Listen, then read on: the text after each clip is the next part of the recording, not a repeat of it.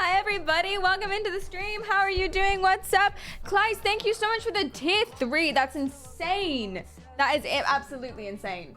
And for the 24th time as well. That's crazy. Thank you so much. I really appreciate that. I really, really do. Hello, hello, hello. Today, we are talking about denial. Denial. We did a denial stream previously. And we had a little counter. Guess what the counter was? How many times people came in and said a certain thing? Not just a river in Egypt. But we did do a denial stream before. But this time, there is a video that I want to show you guys. Well, I guess Moist Critical made a video about this altercation. You probably heard of it or seen it before around something. There is a woman who basically totaled her car or something like that and then denied that it happened for about 20 minutes. Just like straight out. So I took the liberty of making a bingo card of all of the different things. A bingo card of all of the different things, all of the different things you can say, all the different tactics that stereotypically people say when they're denying something or trying to get away with something else. But does it work? Does it work in terms of getting out of an interrogation or getting out of being accused of a crime? The answer is yes. Yes, it does. And I'll teach you how.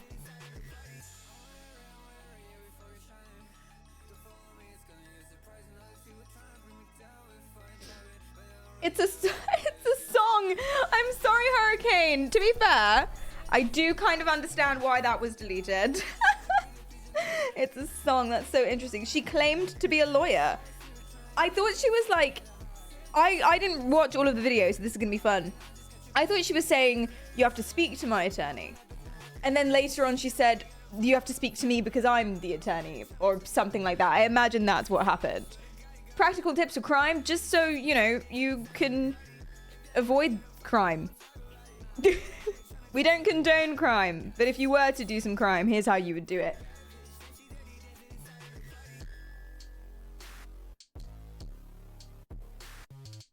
Bear with me.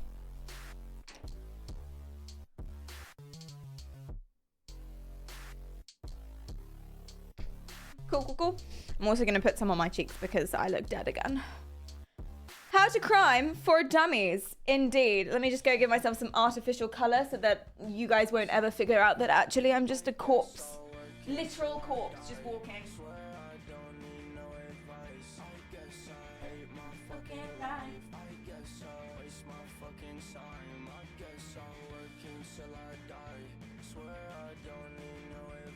I may have put too much on. No, I'm joking.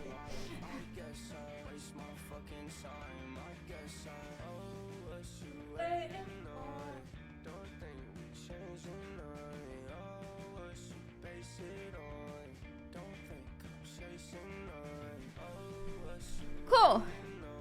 Okay, we're good to go. I did definitely put too much on. I'm just gonna go ahead and like rub it away.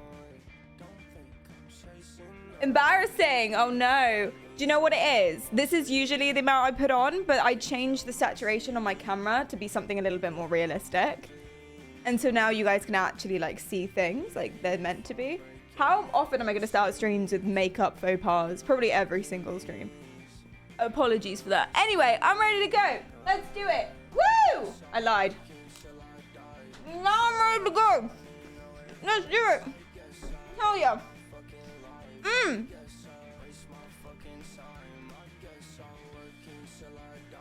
Do you feel pumped?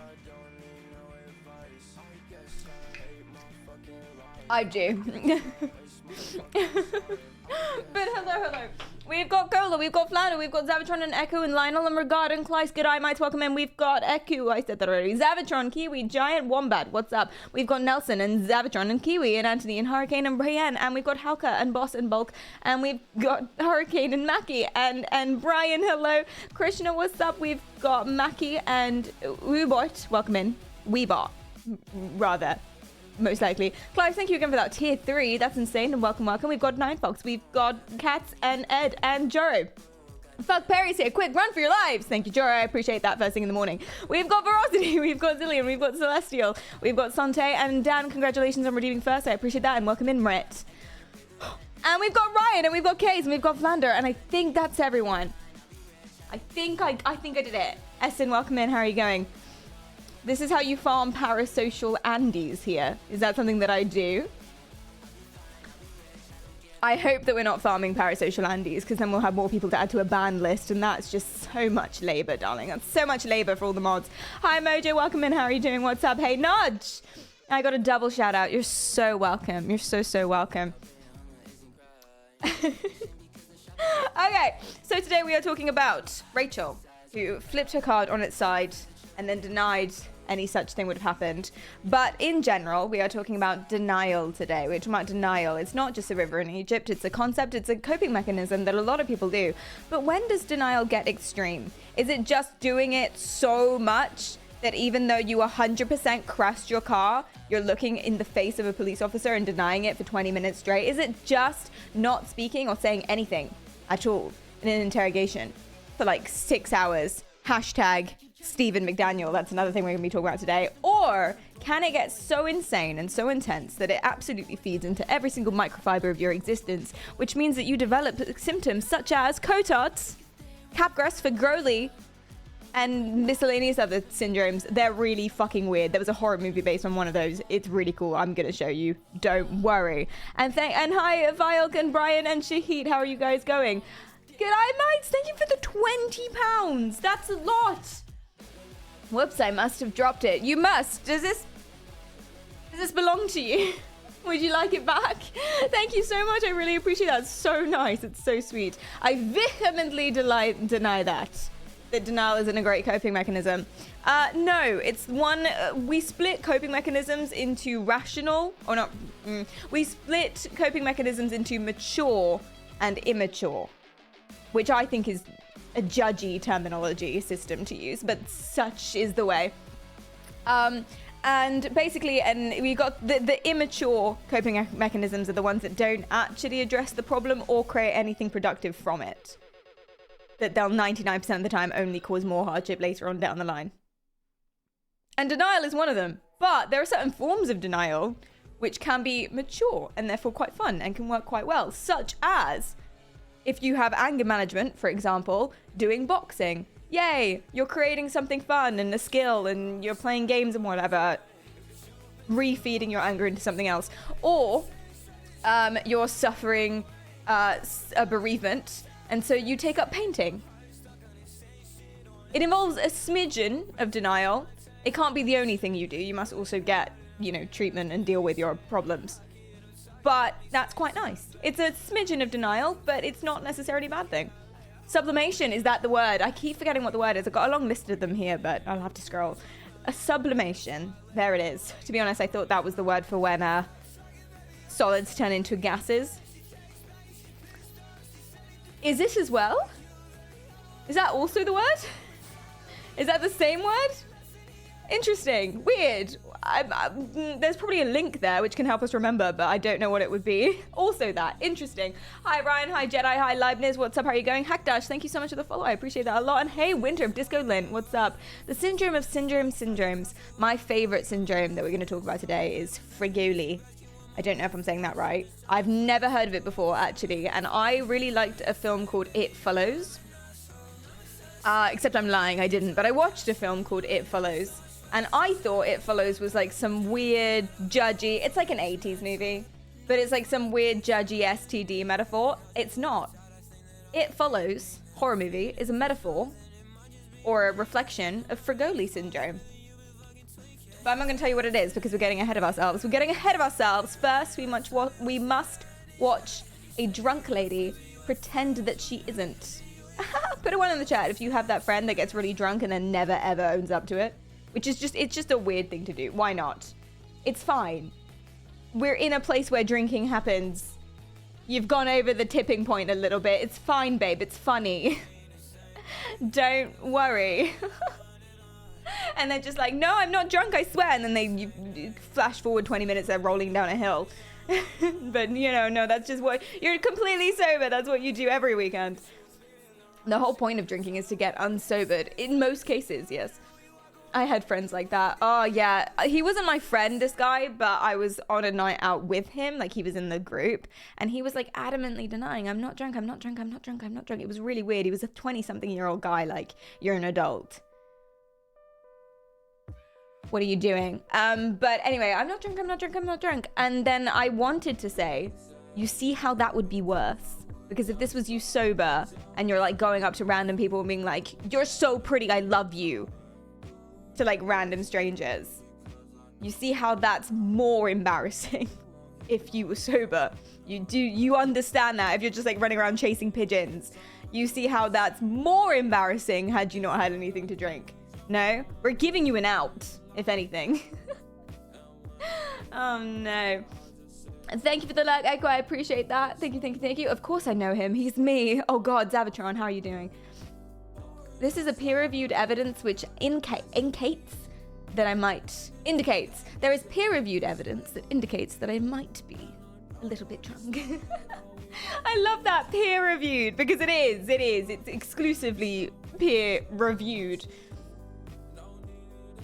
Not as bad as people who pretend to be drunk when they're not. Ooh.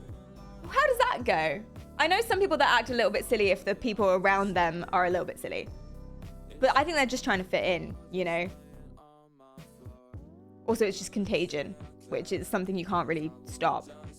But...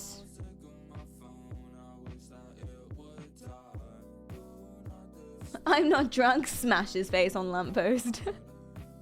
The mole who tells on everyone the next day. No, not the snitch. That's horrifying. I got a hot chicken biscuit for breakfast. The fuck is that? Biscuit? Like a bourbon. Hot chicken biscuit. Like scone? Is it a biscuit made of chicken? Is it hot chicken? It's like fried chicken on something, right? But scones. You put chicken on a scone. I'm not gonna hang around this American nonsense. Anyway, let's go. Okay, so this is the video. I'm gonna change the music as well. You Americans, what are you up to? You shady characters. Okay, let's go. My secret is that I know someone named Pia. He reviews all of my papers. Just the one guy, just the friend. That's genius, that is, actually. Hi, Mackie, welcome in. Chicken on a scone, you pervert. Honestly, Mackie, honestly, that is how I feel as well. Oh my dear.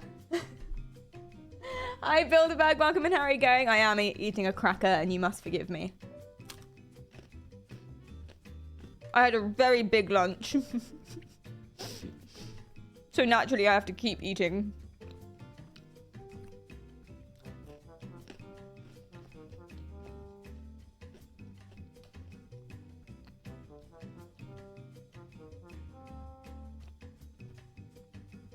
That looks cracking, Perry.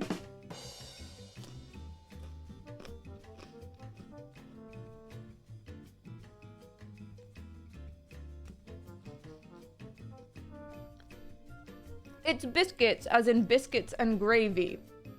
I like a custard cream. I like a digestive.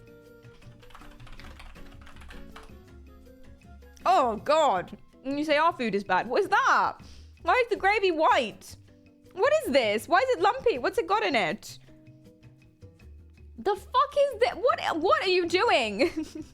Stop it. What is this? Wait, so that's just like a savory scone.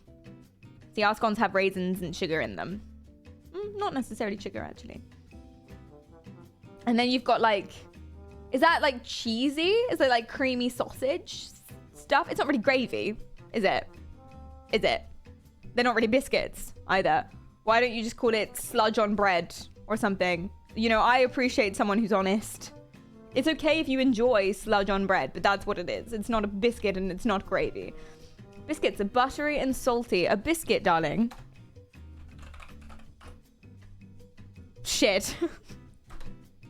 I mean, I could have seen that one coming, actually. A biscuit, darling, is one of these. Or, better yet, actually, one of these. Okay? So enough of this. Gravy also, right, is this. Not whatever. Although, why is that so white as well? What is going on with the world? I'm so sad. I'm actually so sad. Well, do you know what? This will make this feel better, actually. Putting everything in perspective. This will look better now that we've had a look at that awful food. Not that I've tried it. I'm sure it's delicious, actually. Is it like cheesy and creamy and whatever? You never had white gravy. It's so good. No, but I don't see color. No, I'm joking. That was a terrible joke. Hello. Watch the film. Did you call? Wait! No! What we must do before we watch the film is play my game. Okay, listen. I've decided that it will be a fantastic idea to play something I like to call... I'll put this over here by my face. I'll scroll that and then put that down there. Perfect. So, we're going to play something that I like to call Denial Bingo. I'm a psychologist, asterisk TM. In that, I mean, I'm not a psychologist at all. And therefore, there are certain things, certain tactics, certain traits, certain sentences that people use when they're trying to deny their involvement in something. You didn't have your homework? How come? My dog ate it. It was someone else's fault. My mum shredded it. I did do it. I just left it behind. No, seriously, you have to believe me. This incident occurred. Did it involve you? In a technical manner, this incident did involve someone named me. Yes. And then you get defensive and angry. Oh, I don't quite remember, actually. I have no idea. Do you have any witnesses? Do you have any evidence? Well, why are you questioning me? Etc.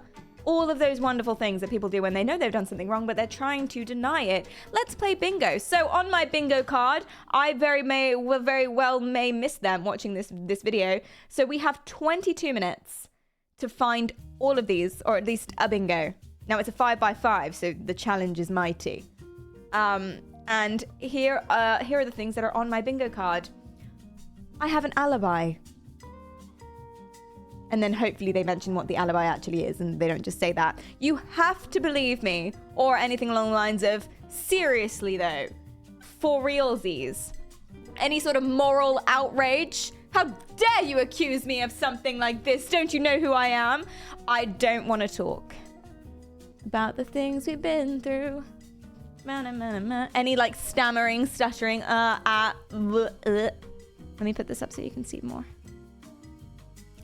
Were there any witnesses? I'm actually the victim here. This is actually me. Now you're attacking me. You're attacking me with your words. How dare you? Speak to my lawyer. Or I think, as you guys have told me, hi Reggae, welcome in. As you guys have told me, she's the lawyer, or she claims to be the lawyer. That's quite fun. That's quite unique. Any turning of tables, such as, and where were you this evening? To the police officer, because I have a feeling that's going to occur. Anything condescending, pet names. I mean, yeah, clearly that's how it went. Honey, please, let me tell you how this should actually go down. It was someone else. It was the dog. The dog did it. Are we done here? And then you've got a little free space, so that's quite nice. Why would I do that? That doesn't make any logical sense. Why would anyone do that? Therefore, it couldn't have happened, right? I'm not like that as a person. Ask anyone. I'm lovely. I would never do any of this that you're accusing me of. I don't remember. I don't recall. Where were you 10 minutes ago? I don't know. I have amnesia. And similarly, I have no idea. I remember everything clearly. Why did this occur? I have no idea. I don't know. I question your question with another question. Where were you 10 minutes ago? What did you have for dinner? Answer the question. Answer yours first. Was it biscuits and gravy? As I thought. Criminal, lock him up. Obviously. Did you take the last lemon? Obviously.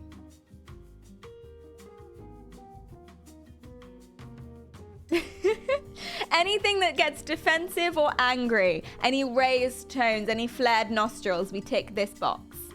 Where were you 20 minutes ago? Although I would see that more as a turning table, but yes, that also does count as I question your question. I'm so surprised and confused that this has happened. Perry, where's your homework? I know, I had it right here. I am just as distraught as you. I'm so confused, miss. This has to be a joke. This is a joke. This is ridiculous. You have no evidence. Except for all of the evidence, but I don't think that's evidence. This event happened in third person, aka this is what has happened. This has occurred over here, outside this house. Is that your house? It's a house. Yes. Is it your car? The car belongs to the owner of that house. Uh-huh. Double points if you've got an averted gaze, as you don't mention. People don't like to use the word I in situations that they're accountable for, because then it makes them more accountable. Yeah. And then the final one is I'm literally blind or literally deaf. Do you see that over there? No. What? Sorry, my hearing's not so good. What did you say? What did you say? Did I do it? Did I do what, darling? Okay, let's go. I'm excited. Let's see how many we can get. Let's see if we can get some bingos. Let's see if we can get some bing boys. Did not happen. I'm literally blind. Did I stutter? Am I a joke to you? That would be two of them. That would be defensive. And this is a joke. Maybe some moral outrage. Hi, Autumn. I have not seen anything. As a matter of fact, I am legally blind. Wasn't there a guy in an interview that genuinely said that? I am so excited. Why do you seem so practiced with all of these? I never did my homework in school. Never, not once. I've hit a few bingos in my time. Always successfully, I might add, in that they get so annoyed that they don't care anymore. Let's go. Silence. Trepidation. I don't know where the girl is that was driving. She's right there. Whose car is this? That's my grandson's, and it was parked right here. He Okay. hasn't went anywhere all day. Alright. And Is everybody okay? yeah, Okay. everybody's All right. okay. I'll just have you guys hang out over there for now, okay? All right. Over there for now, okay? All right. Hello. Okay, this is Looks like you might have Rachel. crashed your car, huh? Oh my gosh. Hi. Yeah, I'm Rachel. Nice to meet you. Rachel? Eli, nice to meet you. What's going Nice on? to How'd meet this you. happen? I don't know. You're not sure? Yeah. I don't know. I have no idea how this could have happened. I like the confetti that we get as well whenever we click one. I have no idea. It's your car? This is my vehicle. Yeah. Yes, obviously. Well, how did it end up on its side? Obviously. Do we get a third person as well? Is this your car? This is my vehicle. It's so close, but she still said my. So it's technically this event isn't in third person. Oh my God, we're only 40 seconds in. Do you know? Did it just... I mean, obviously. It didn't Obviously. Right. By itself. I see a Did you say it kid flipped by seat. There wasn't a itself? kid in here when this happened, No, was there? Okay. no children in here. Obviously, Hi. this didn't just happen by itself. Right. So that Were you driving it? I obviously was driving. Obviously, Okay. that's four. So, I mean, Four obviously's. Oh yeah, actually, can we get a tally of obviously's? So far we're up to 4. Hey, I can do this. Hold on. I've got a counter on the screen. One sec. We can make it visual. There she goes. That was a bit loud, actually. Apologies, but we're up to 4. And I'm gonna just go ahead and turn down the volume of the counter because that was kind of excruciating. Can I turn down the volume of the counter? No. Well, you're just gonna have to suffer. Okay, let's go. Let's do it. Go ahead. Do you Just need the always one ask for redundant Adam Victory. questions, or you just ask questions? I just ask questions. I'm just trying to figure out what... That's got to be one. Do you always ask questions? Is that I question your question? Is that I question your question? She doesn't sound that angry. So I think I question your question. Do you always ask questions? What's going on? That's all. Yeah, It's I mean- Rachel, right? It is, Rachel. It's nice. Yeah. I was just driving down the road. And then on 10-4, my can you run it? vehicle. So were you driving this way? Yeah, obviously. That's where Obviously. the vehicle's facing. Ow. Why do you So, keep saying obviously? well, I there's- mean, I think I'm just everything trying with to- the scene is pretty obvious. So Okay. I don't think there's much left to. What? I can smell the alcohol from the way she speaks. Me too, Vlandor. Like, she's speaking so slowly, and I think she thinks she's passing, and she's not. I guess, did you just not see the car on the side of the road, or how did it end up getting hit? There was no car on the side of the road. There wasn't? Not to my knowledge. I am literally... Where is it? I am literally blind. Where is it? I am literally blind. Okay. No. There was a car driving this way. I was clearly driving in my lane. Okay.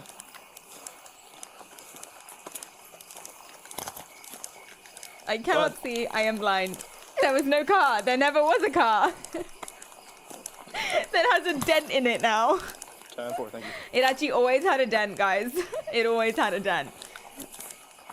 These cars just be throwing themselves on the roadside. These parked cars just get in the way all the time. There is no car in Ba Sing Se. Where are you coming from tonight, Rachel? I was coming from my friend's house on the south of town. On south of town? South. Yeah. The south side of town? South side of Eau Yes. Claire? Yeah. What's their address? Do you know off the top of your head? I don't know. I Okay. would have to get my cell phone, which is in the car. That's okay. I don't know addresses. To pick up a friend at Hobbsy's. Where is that? Slow blink. Is a tavern on the side of town. but Blinks I is don't so know the slow. Exact address. I'm not Okay. super Was there familiar anyone in the with it. vehicle with you when this No, happened? there was nobody with me, and I can tell you, like, there was obviously Obviously. You had anything to drink tonight, Rachel? no, I You haven't. can just be honest with me. No, I It's not haven't. gonna it's not gonna incriminate you no, any further or no, anything no, like that. I know. Nope, no. Nothing to drink, huh? Not since 6 p.m. 6 p.m. So I would About a say, few hours then. yeah. Like, What did you have at 6? Memory loss. I have no idea where the address was. I didn't have anything to drink. Oh, I don't know. Is that strong enough? Is that strong enough for a memory loss? What do you guys think? Hi, Keepers, welcome in. The world is a simulation, therefore the car isn't real. Therefore, I couldn't have crashed it. No, you don't think it's strong enough yet? It's close, though. It is close. I had what we considered a beer cocktail, Beer I cocktail. guess. How much alcohol? She would had you say was journey in there? juice, is what she had. It's a 4%. 4%. And you just had one of them. Yeah, it's just a fun. Okay. We were at a fantasy football draft tonight. That so. explains the jersey. You a Cowboy? Yeah, Are that's you a why I'm in Cowboys New fan? Jersey. Yeah, I'm You a are? Cowboys fan. All right. But yeah, I just had one cocktail. It was a My girl mixed one beer and lemonade together, is calling it a cocktail. It's actually called a shandy, but she's calling it a cocktail because she thinks that sounds better than I had a beer. And also, she didn't just have the one, you silly goose. Also, if you mix a 4% beer with lemonade, it's no longer 4%. It's like a percent or something. Anyway. I don't know the brand name of the cocktail. I'm sorry. That's okay. It's not that bad at all. But I know it was 4% alcohol. What cocktail is 4% Do you alcohol? have any issues with your eyes at all? Like, do you have any? No, I No. don't Except for the have fact that any I'm legally ocular blind. degeneration that I'm aware of. Do you have any? First and foremost, I guess I should have asked this a little bit ago. Are you injured at all? No, you probably should noticed have asked that right away, right? Yeah, you're right. I should have, but I Yeah. forgot. I mean, you were walking, so I. Turn the tables. You should have asked me straight away if I was injured. I'm going for it. Turn the tables. It's okay. Wasn't. I mean, it's fine. Okay. So here's the deal, Rachel. So Mista, thanks for the here's follow. deal. I I just- won't answer any more of your I questions. don't want to Can I talk. answer any more of my questions? No. Okay. Well, you don't have to If- answer anything. If you'd like to know, nope. Actually, I'll let defensive you know and what's going angry. on from now, because you've superseded your know what you rights mean. of asking me What? questions. Hi, ma'am. Can I talk to you? Nope. And so any more questions you have, you can talk to my attorney. Speak to my All lawyer. right. What's your name? You can talk to my attorney. He knows my name. Is it Rachel? I won't be answering any more of your questions. I- I think I've made that. Can't even remember what my name is. I think. Wait, does that count? Do we have a bingo? Is that your name? I won't be answering any more questions. Yes, it is. What else? God, what else would memory loss be? If you can't remember your own name. Fine. You guys are no fun. Very clear. All right. Well, I'm Fine. just getting So, on scene. yeah, Here, so I don't know what's going on. I think I've made it very clear that any more questions anyone has for me. Why do you think you need an attorney right now? I think in general, any citizen that encounters a law enforcement officer outside of any normal circumstance should just refer that to an attorney. This happened in third person? Why do you feel like you need an attorney? Anyone in any situation that may occur, anything should have an attorney. This happened in third person. Okay. So any interaction Yeah, with a so law I enforcement don't officer? think that any interaction Okay. you and I have beyond what him and I Where have, have you been drinking tonight, Rachel? I haven't been drinking tonight. I can smell the alcohol from you. Well, She just said she had been drinking tonight. That's some interesting memory loss within the last minute. There's our memory loss bingo! Woo! I guess you can smell the alcohol from me, but I haven't been drinking, so. Okay. Why am I smelling alcohol from you? I don't know. You don't know. That's crazy. Have you been around people who have been drinking? Is there a reason why I'm smelling alcohol right now? It doesn't come from nowhere. Does that make sense? Mm-hmm. Okay. Makes total sense, So yeah. where have you been drinking tonight? I think I already told you. Any questions you have, you can talk to Yeah. my attorney. Okay. Are Yeah. you? Yeah, I think know. that's like Did very you clear. ask about fields? No, Are I you think willing to perform any field tests for us tonight? no, I would not be willing to perform. You that. willing to do a PBT for us tonight? No. Okay, you're going to be under arrest for OWI. Okay. I got it.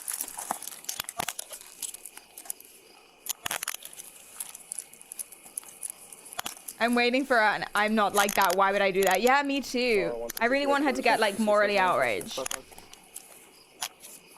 We're only 6 minutes in of a 20-minute video. We've got time, boys. Don't worry. Who is that? I'm right there. I was disinfecting myself and took a shower of alcohol. Yeah, I was drinking at a bar. And then 1 minute later, she says, I was not drinking tonight. Do you know her? How interesting. Okay. Am I okay? I'm okay. Are you okay? Yep, everyone's okay, thanks. Okay. I am okay. Thank you for asking. All right, this one, your What? wrists are so tiny. I'm gonna loosen it up Are and you we're sure gonna have to you're tighten okay? it. Are you sure you're okay? That's turning the tables, but we've already got that Where do one. you live? I guess. Or do you have a preference for who deals with your vehicle at all? Okay. No, 163 headquarters. Where was that? Do you have any weapons on you, Rachel? No. Okay. Do you have anything in the vehicle No that you need to preference. come with Thank you? for that, Kia. No. Phone, wallet, keys, anything like that? No, honey. Okay. All right. No, honey. Okay. Call us Ready? any pet names. You're fucking. It's okay. You're just doing your job, okay? Alright, focus on where you're walking, please. You're just doing your job, okay? It's okay. I don't mind. That's all right. I'm so happy she doesn't mind. Time, thanks for the follow. I appreciate that. Hi, Bear. Welcome in. How are you going? Hi, Elder. What's I up? won't be saying anything else. Okay? I don't want to talk. After that, What's that? We had it I already. won't be talking with them. That's fine. You don't have to say anything. What is that noise? What vehicle is making that sound? Alright, hop in. It's okay. You're fine. Hey, you're doing that. Thank you. Alright, put your feet in. Hey. You're doing fine. Hey, you're doing fine. I would hit that girl. But you can't do that. That's police brutality. I mean, I have very strong mint gum in my mouth, and I have a terrible nose, and her breath reeks, dude. Yeah. So Ooh. How fast she was going, man. Was not expecting bad. that. I know. I pulled up and I almost started laughing. Yeah. I'll ask her if she wants anything from the car. Do it. I already asked her. You did. Okay. Was Caller the owner of the struck vehicle? I'm not entirely sure. I just kind of told them to hang out while I was dealing with her until you got here, so I'm going to talk with them next. Okay. Yeah, if you wouldn't mind dealing with that for me. Yeah. No, I'll take care of all this. Yep. Oh God, here we go again. You guys need to Ready for round 2? car out of the way. What's that? You guys need to clear my car. Yep, we're calling a tow for it. Okay. Well, can you confirm that for me? What time you called it? What? Verbally? Called it? Yep. Verbally, please put that on the record. What time you called the tow? Thank you. 10:29 and Okay. 15 seconds. And what time was the accident reported to you at? Why is she doing this? And then verbally record that, please. I guess, like, she's a lawyer, right? Or she's supposed to be? 6 seconds. Okay. So I guess she knows those things are important, and it goes beyond me, because I'm not a lawyer. It makes it a lot maybe? easier when they don't cooperate with us. It makes it easier when they don't cooperate. I'm triple thanks for the follow. First happened. Yeah, you guys hear it? I didn't. I was downstairs watching YouTube. I heard it. Cody, get upstairs! I'm hitting your car. I'm like, what? Yeah. So where was it parked? Literally parked right in between these two trees here. So it launched at like 20 feet, huh? Yeah. Holy cow. At first I thought it was just... But there was no car. There is no car. There's still no car on the road. And she bumped it 20 feet. And then it, like, what, disappeared? Oh, guys, it's a ghost car. Only we can see it. Car that was on the side, and I was like, how did things Wait, what car? You guys see a car? side? There was nobody in it? Nope. No, we Okay. were all. It's your vehicle? Yes, sir. Okay, what's your first name? Cody? Last name? Was it one of you guys that called? I called. You called? Yeah. Okay. What's your first name? Cheyenne, Cheyenne. There's Diane. Hi, Marcus. Welcome in. Last name for you? So, It was a quantum I'm gonna car. get you Yes, that's the only something explanation. called a crash card, and it's going to have a case number on it. And all you're We're gonna need listening to do from this whole in thing case is any you're- of her answers don't match up, and then we can add to our denial bingo. You're gonna just have to call Progressive, give them that case number, say that your vehicle was hit, and they'll be able to get all of the information from the crash from the police department. She's not being cooperative, really, so I don't know if she has insurance or not. I would imagine she would with a Isn't that vehicle high? that new, Schrodinger's so- car. Yeah. She got out of the vehicle just fine. Yeah. So It's amazing that no one was hurt, actually. All right, I'll get you that crash card, and then if you probably want to move the vehicle. I could try. I would. It doesn't look like it's too damaged. I think maybe the tire must have rode up on the hood or something. Officer, it was a quantum I really crime. It all don't happened know. once. Oh my lord. I'm Okay, kinda maybe we confused skip a because little. there's- Let's skip to when Rachel comes back into the picture.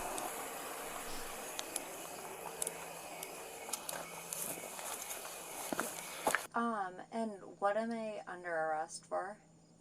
Operating while under the influence of alcohol. And is that assumptive or assured?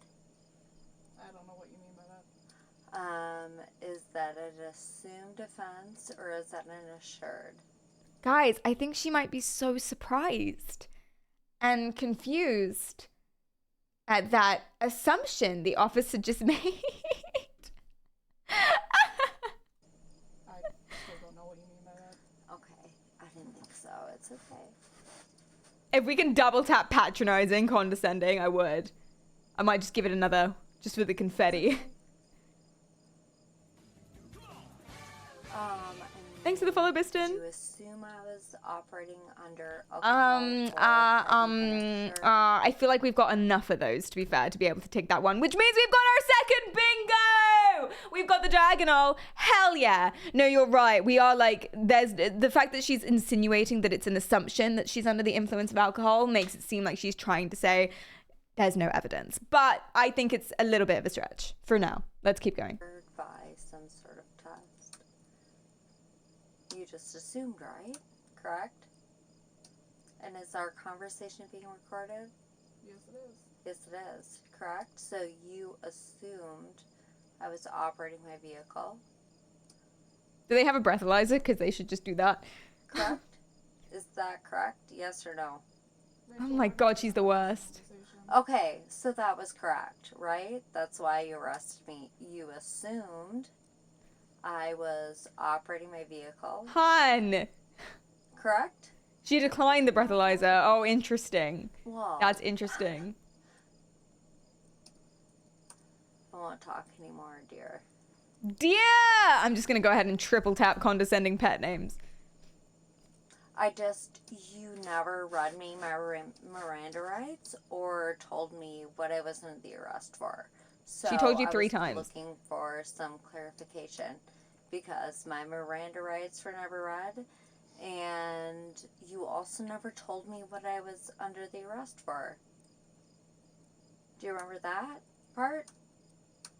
Memory loss You again. Didn't tell me what I was under the arrest for. She told you or very you specifically didn't read me twice. my Miranda rights. Do you remember that part? I didn't think so. That's okay. It's okay. It's a bitch when you arrest a lawyer.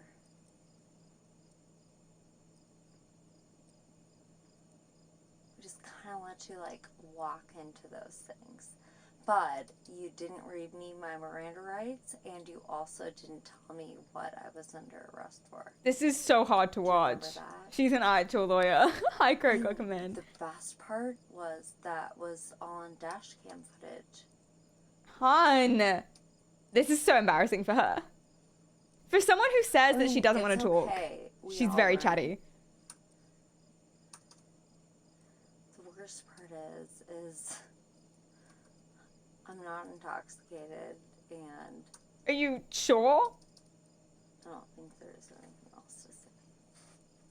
But you do know when you arrest somebody, you have to read them their Miranda rights, right? You know that? And you know any arrest that you make without reading Arrest? your Miranda rights. I'm gonna start saying that now. Do you understand what happened? Please to don't me? arrest me. Or no? Do you not understand? I'll try You to do c- your paperwork so we can get you. Okay, but you can't arrest someone without Arrest! reading their Miranda rights. Do you understand? You can actually. Yep, you can. Well, I mean, you can. Of course you can. You did. This is so Call my embarrassing. attorney. Nope, I Speak to my lawyer. We've already got it, but I'll double tap. Are you gonna call my attorney? Nope. Okay. Nope. You'd probably want to know. If you're gonna charge me with drunk driving, wouldn't you want to like test my BAC?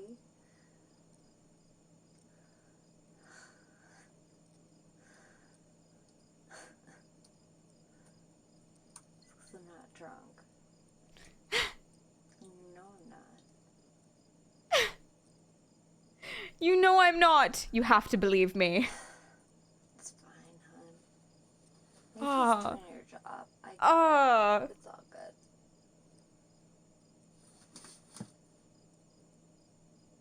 But it's like not lawful. But it's okay. Some people wouldn't know this wasn't lawful. And This they isn't would- lawful? Does that count as a victim mindset?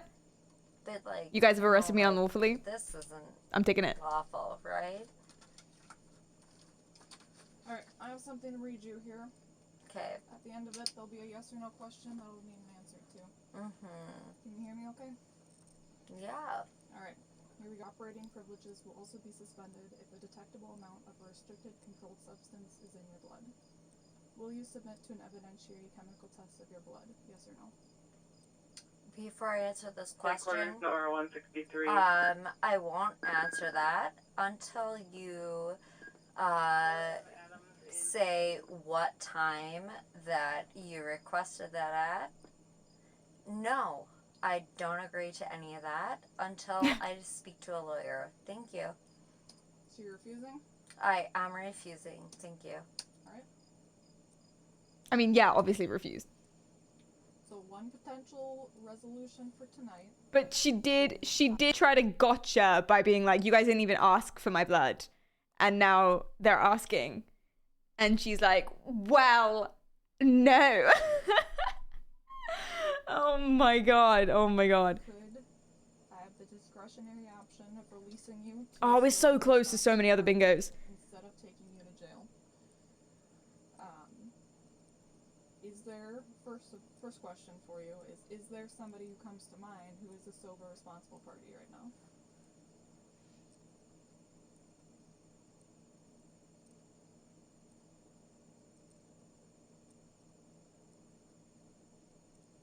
If you don't want to answer my questions, then we're gonna be going to jail.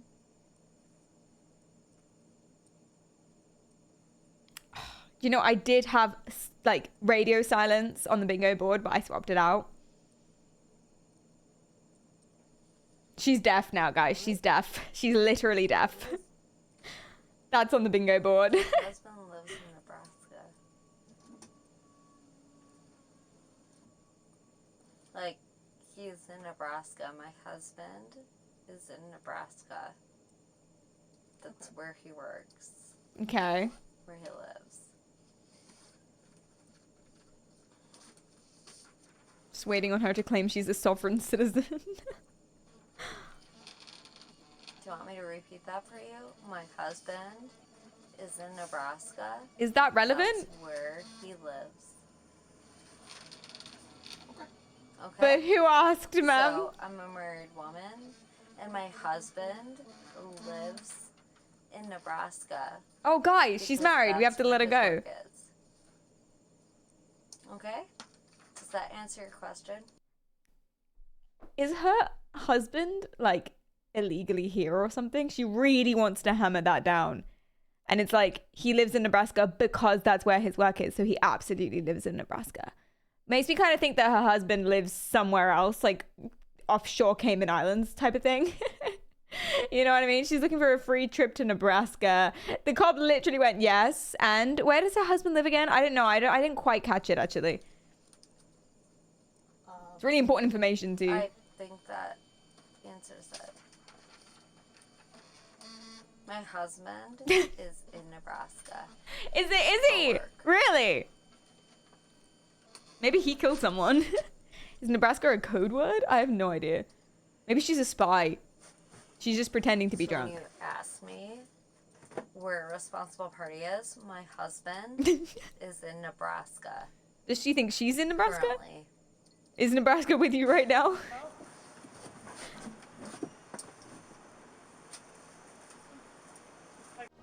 Oh my god. Oh Jesus. We got a double bingo. I'm very happy with that. He's in Nebraska land. Oh my god. Does she just find a sentence and repeat it a few times? You haven't read my rights, and now the husband bit. And she's also wrong about a bunch of stuff. She was like, you can't arrest someone without reading their rights. Clearly you can, because they did. Oh no. She seems to be getting drunker with the time instead of sobering up, which implies that her last drink wasn't a single beer at 6 p.m. It implies her last drink was probably right before she got in the car. And she's getting more and more and more drunk. Auto-brewery syndrome, obviously. But guys, are we done? There's no evidence. You've assumed this. I'm surprised we didn't get any sort of if you knew me. But she was going for the condescending factual approach instead of the emotional approach. So if someone was going for the emotional defense, it would be, why would I do that? If you knew me, you know that I'm not like that. None of my friends say that I'm like this, etc., etc. No one saw. I'm surprised she didn't say that either. I'm surprised she didn't say that. It was someone else was a long stretch for this particular video because she got out of the car that was tipped over. So that was a bit of a long shot. She did say the car that she hit wasn't real and wasn't there. So oh dear. Nana, thanks for the 5 gifted subs. I really appreciate that. Thank you to Pass, Shurijan, Jay, and RC Gamer, and Epic. I really appreciate that. Thank you so much. Oh no. Well, congratulations, guys. GG on Denial Bingo. I enjoyed that a bunch. So let me tell you about what denial is and why people do it and whether or not it's a good tactic. In this case, when you have been seen to get out of the car that was crashed, and you've been seen to be the one crashing it, and you literally have your own car on the side, and you're drunk as hell. It seems like it might be a good idea to just be cooperative. No one was hurt. And just kind of go with it.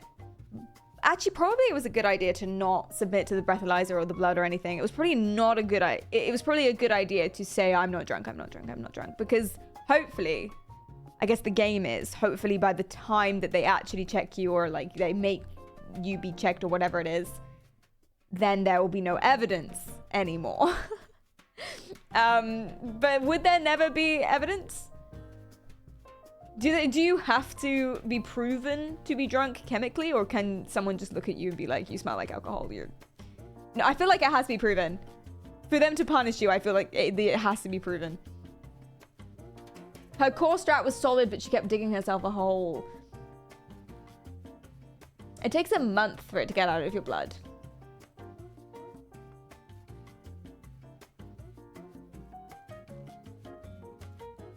Really? Are you sure? A month? That can't be true. Like a day or two? Surely? I'm Googling this. And then it would be like trace amounts. There'd be no proof that you were drunk. It's the 5G poisoning. My blood making my breath smell. I can't drive 15 days after drinking. I feel like someone has lied to you here. I think you're thinking of weed. You can still pick up traces of stuff for a long time. Oh, but like traces. You can say you had a chocolate liqueur or something. That doesn't mean you can't drive. Not alcohol. How long does it take for alcohol to leave your blood? 12 hours. 12 hours. And then you can't really detect it anymore. So I think a month might be wrong, but that's okay. Hi, Yuki, welcome in. Hi, Tefros. Depends how fast your body processes alcohol. That's true as well. That is true, for sure. Your Honor, it was a gravitational anomaly.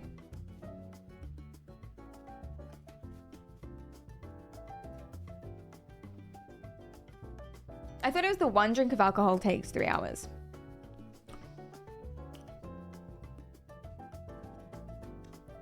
How many drinks do you be having? What do you mean? How many drinks? Like if you have 12 drinks.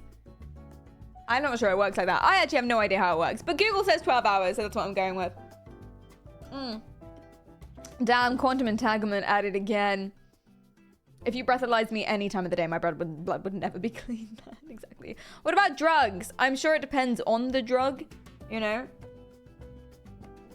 Paracetamol stops working after like 6 hours. If it's...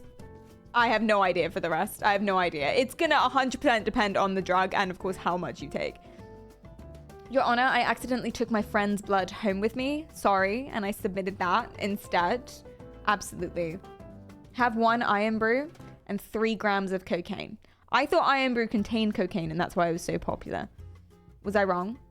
I lived on iron brew when I lived in Scotland. Like, absolutely lived on it because it was the only soft drink that had caffeine in it and I was locked out of my flat, so I didn't have coffee with me. So that's what we did. Yes, indeed. You were thinking of hair follicles as opposed to blood alcohol? How are those connected? Thomas, what did you do in your brain? Tell me. Apple seeds contain trace amounts of cyanide. That cannot be true. What? Well, I guess trace amounts. You can have trace amounts of anything. G Fuel has trace amounts of lead. Allegedly. Whoa, allegedly. That's true. Google it. Okay, I'm Googling it. Apple seeds.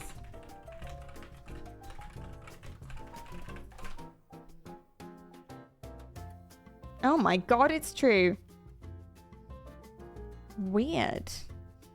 Can apple seeds kill you? Death by apple seed is very unlikely, says Google. But not impossible. Well, to be fair, you can overdose on broccoli, so it's like nothing's really impossible. Googly woogly, Twitch chat only speaks the truth. We've already proved indisputably that that's not the case. Hi, Formula, welcome in. There was a lady who extracted cyanide from apple seeds to poison her husband. That is incredibly, what's the word? Entrepreneurial. I mean evil. I mean entrepreneurial is what I do actually mean. You can OD on broccoli. Yeah, you can OD on broccoli faster than you OD on magic mushrooms. That doesn't account for brain damage though. I feel like magic mushrooms are still worse. And it's very hard to OD on either of them. You have to eat something like 2 kilograms a minute or something. I've totally made that up. You have to eat a lot of mushroom / broccoli to overdose on, like more than is humanly possible. But it is possible though. You can do it. But broccoli kills you before magic mushrooms do. But that doesn't account for all the other things. He just ate a lot of apples, officer. If you have enough apple seeds, you can make cyanide easily. That's fascinating and terrifying that you know that. Hi, Jerome T. Welcome in. Hi, Van. How are you doing? What is in the broccoli that you OD on? Broccoli. You can OD on anything. Just too much of it. You should OD on the broccoli. I don't know. I'm not a biologist. Don't ask me. Google it. Does this come from personal experience? Yes, I ate a lot of broccoli and literally died. I'm a ghost right now. This is an AI built from my essence. I have died from eating too much broccoli. Depends how long it takes for the shrooms to make you think you can fly. I don't think that's what shrooms do. It's not what shrooms do. If anything, you'd sit down. I think you're more likely to sit. Don't, or like lie down, probably. Broccoli tries to warn you with its terrible taste. I like broccoli. Put it in mac and cheese. It's delicious. Hi, Wolfie. Welcome in. How are you going? What's up? Did you know they had to change iron brew from iron brew because it met with branding laws? It's not actually brewed. Pretty sure it also... Does it have iron in it as well? I don't know, actually. I have no idea. It's bright orange, and I think it used to make people blind, although that's another allegedly, because I don't know if that's true. I could be confusing it with something else from a TV show. It just comes down to the quantities you have to consume. It does have iron. Oh, that's nice. Healthy, then. It's healthy. There we go. Amazing. You can OD from water and get radiation poisoning from bananas. Yes, you can. Which is why we should eat more than one thing. Also, I imagine it's very difficult to do any of those stuff. You have to really be trying to OD on broccoli. Like, you have to actively really be trying to do that. And even then, you're probably going to fail. It's very hard to do that. They melted down steel girders and mixed them into the brew solution. That would explain the color, actually. I honestly, I wouldn't believe, like, I wouldn't not believe that. You would have to eat around 40 million bananas. That is insane. That is insane. I'm Googling this. I'm fact checking myself. What happens when I eat too much broccoli? Oh no. Yes. Isn't ODing on water somewhat common at marathons? I bloody hope not. What?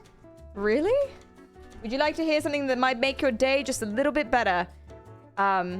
Sure. That does scare me though, that question. But yes. Yes, I would.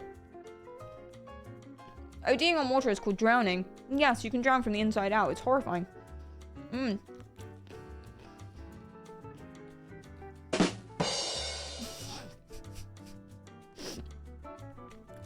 There's a bat that looks like a jelly donut. It's called a crimpet bat.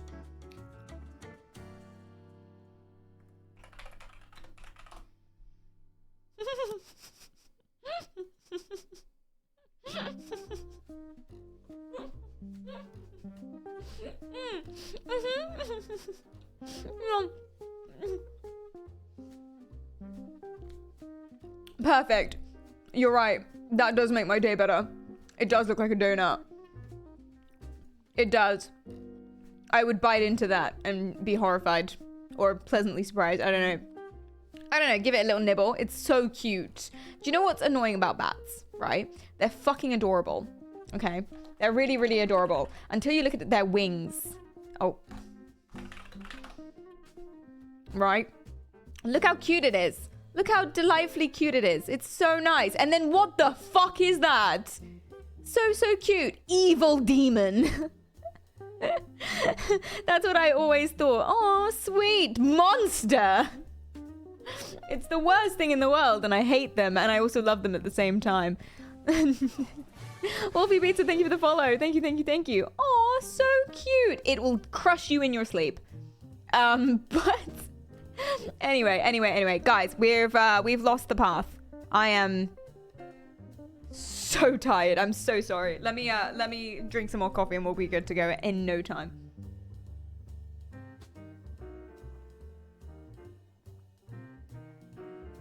Dude, you can overdose on anything. Literally anything. You can eat too much or drink too much of anything.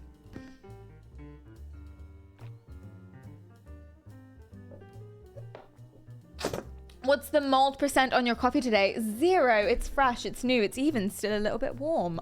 I know. I'm doing so much better. Air. Oxygen, yes.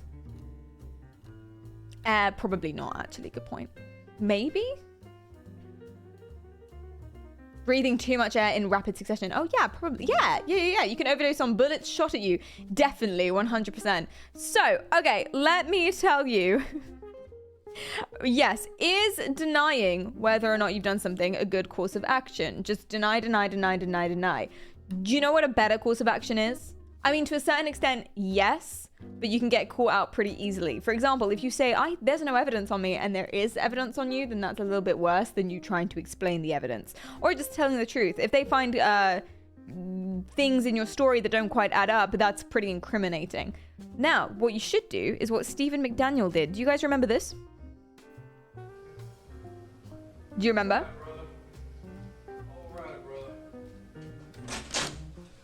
All right. He did absolutely... He said absolutely nothing in this interrogation. You came down earlier. Not a single thing. Right. You don't have any weapons on you, do you? No. That's just you are. What's wrong? You know I'm Detective Patterson, right? Yes. Do you remember... Put your hands up here. You remember us talking earlier tonight? Right? Just yes and no's. You remember me earlier in the day? Yes. When we came down here and talked a little bit and then we left? Anything like that? No. There's not anything in your car, is there? No. In the trunk or anything? Deny. No. When's the last time you actually drove your car? Like went somewhere in your car? Within the past few days. Alright, today's, well it's now Friday, but yesterday was Thursday, that's when you met me. Yes. Have you driven your car this weekend? Is what you're thinking. Steven, I don't want it to be a game between me and you. They're so close. I know it hurts, and I know you're not an awful person, and you want to tell it. I Your think he hair might be was an there, awful person. Stephen.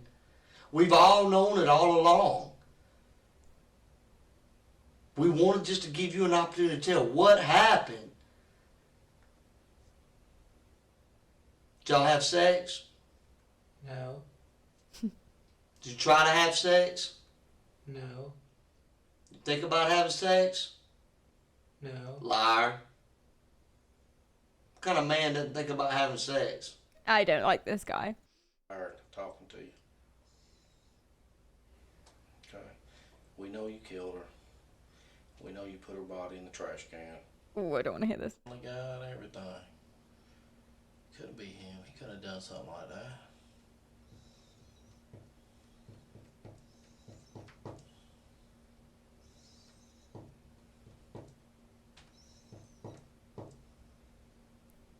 For hours and hours and hours, he either said absolutely nothing. If it wasn't a yes or no or a very simple question, he wouldn't answer it.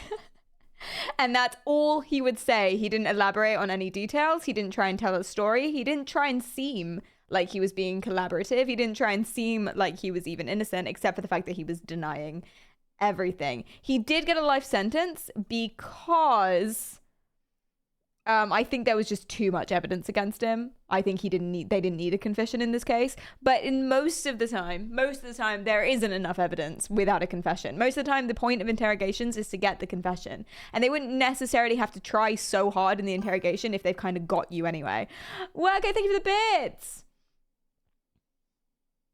Work who says, my family are criticizing my decision to use savings and fully commit to building up my voice acting portfolio and trying to make that my main source of income, and don't believe that people can make money from internet things. I am that petty that I am writing out an entire business plan to show exactly why they need to shove off and leave me to it. A business plan. For frigging family. Go figure. But beating an interrogation. This is how I am beating mine in my circumstances, Olmau. I respect that. You also don't have to do that if you don't want to. Fuck them off.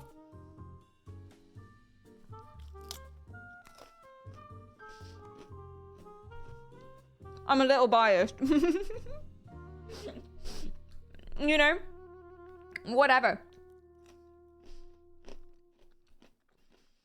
The fact they had to change out interrogators 3 times would be considered coercion. I don't know. I feel like they could do whatever they want. You can say whatever you want in an interrogation. Getting practice making a business proposal is a good thing, though. Hey, that's true. That's absolutely true. I completely agree. Yeah, no, I respect that a lot. Ignore. For sure. You very much cannot. I don't think you can beat the person in the interrogation. I think there's probably something to be said for lying. There are some things you have to do, like read them certain rights and whatever. Make sure they understand. Make sure they express that they understand what's happening. But beyond that, you can't abuse them. Pretty confident you can say whatever. Pretty confident. No, you can't blackmail them. Okay, you are proving your point. You know what I mean. Steven, if y'all want to give him a grimace shake torture, raise your hand. Depending on which court you are in, country you are in, they can't keep you in an interrogation room for excessive periods of time. That's true as well. When you read your rights, it just keep saying you do not understand. Can you do that? I mean, I guess, you know, why not? Do you understand what's happening? No. It would infuriate them. They would probably just see you as being non-compliant. And then they might... I don't know, that could bring consequences, potentially. What do you think of the genius engineer who wasn't smart enough to beat his interrogation? You might have to be more specific. I've seen so many of these. So many people think they're incredibly smart. And then they'll think they're incredibly smart and then they'll say the worst possible thing. There are different kinds of intelligence. You can build the best plane in the world and suck at dealing with social situations or being coy at all. Cops are even allowed to legally lie, yeah, to get a confession. Like, they can say stuff they found the murder weapon with the suspect's fingerprints, even though they got nothing, and it would still be 100% legal, at least in the USA. That's true, but that could also backfire on you. because it might make you lose some power and control over the situation if the person who's innocent knows that that's not true. But at the same time, it could prompt them to say, that's not true, I used a bat. Shit. The only smart thing to do is ask for a lawyer and say nothing. Literally say nothing. Lawyer, nothing. That's it. Do not answer any of the questions. Just don't. You don't have to say anything. I don't know why people do, actually. Probably most people don't, but you can make a YouTube video out of it. So then your dominance should always be to deny. Deny, deny, deny. I'm not drunk. I didn't do anything. It's always shut the fuck up Friday. For sure, for sure, for sure. You have the right to remain silent, so take it. Remain silent. But guys, don't do crimes in the first place. But if you are especially innocent, don't say anything and no one can accidentally put you away. Yay! Most of the time they need a confession. Most of the time evidence doesn't hold up by itself. Sometimes it does. In this person's case, it did. But sometimes it doesn't. So, when you are nothing, are you alive? Nothing. I don't know what that... Oh, sorry, Pullman. I get you. Just say nothing. Like the word nothing. Where are you? Nothing. That sounds so suspicious. It's like when you ask a child, what are you doing? Nothing. What have you got in your hand? Nothing. Oh no. My body doesn't let me lie about something serious. I will shake very hard. Oh, Jerifus. That means you can never do anything untoward. You must be only honest your entire life. It kind of does suck for people who can't lie. I'm very bad at lying. I'm very, very, very bad at lying. Actually, I don't think that's true. I think I feel like I'm bad at lying, but I naturally don't have a very expressive face. So people often don't catch me out. But at the same time, I hate it. And I feel like they should catch me out. And then I get a little bit offended that they didn't. Because it's like, do you know me at all? Like, I'm literally twitching. Like, I'm literally so stressed out right now. I'm literally on the border of crying because I hate lying. And I think I'm bad at it. And you didn't notice? And then it makes me want to like tell them I was lying because it's like, you didn't notice I was lying. That's so rude. Are you joking? They deserve being lied to if they didn't catch that. Honestly, just as petty revenge, but like preemptive revenge. You get it. You get it. Which is why I don't lie very often. Only when need be. Or like if it's a surprise party or something, then I'll lie. But that's out the goodness of my heart. Exactly. 3.10 Squirrel. Yes, I much prefer to distract than to lie. Which is very, very fun. Perry, where were you last night? Oh, last night. Yeah, that was so, so fun. So yeah, literally, I was in the park. Do you know the park? There's an amazing tree in the park. Have you seen it? Have you been? Yeah, no, it's absolutely fantastic. It's so weird. I don't usually like trees, but basically when I was a kid, I did this thing by the river and there was a beautiful tree there too. And it just reminded me of that so much. Did you have any places like that when you were a kid? No? Oh, come on, you must have. That's so interesting. Tell me more. Well, this was so lovely chatting to you. I'll see you later. Easy. Distract. Just keep asking them who probable cause is. What? Oh my god, I love cool trees. Any cool rocks? Eventually you'll say something that does interest them and they'll add on because people love talking about themselves, and then you ask them more, and then you make an excuse to leave. And then by the time they realize, oh, I didn't actually get an answer to my question, you're gone. You're in the wind. Okay, maybe this doesn't work for like murder or something, or like any serious accusations, like you slept with my boyfriend. That probably wouldn't work. But if it was just something like, did you have the last chocolate? You can distract that situation. You can defer that. Absolutely. The last chocolate. Oh, what were the chocolates again? Oh, they're so delicious. But do you know what my favorite is? But people only ever have it around Christmas time. Christmas is soon. Do you know what you're getting for people yet? No, I have absolutely no idea. But I've got plans though. We were thinking about going to Mallorca, but I think I'd rather a cold winter. Do you prefer hot or cold weather? That's so interesting. Lovely talking. Bye. Easy.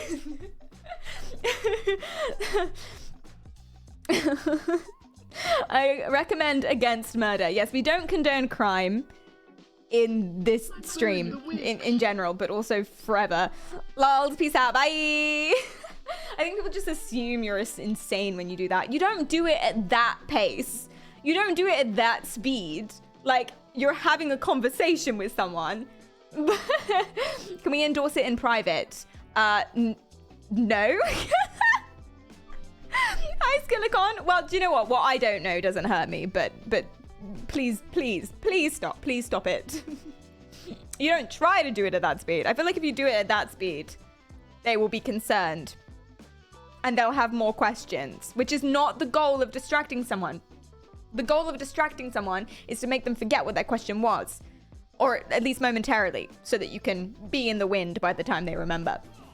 The Bull, thanks for the follow. And then you just don't reply to their texts and you just don't see them for like a month. And then it's been a month. What, they're going to ask you about the last chocolate then? How petty. And then if they do ask you about it, do you know what you say? Oh, I don't remember.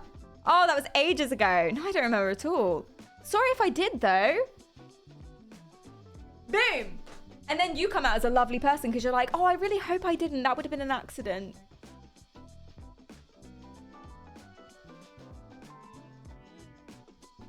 Amazing work.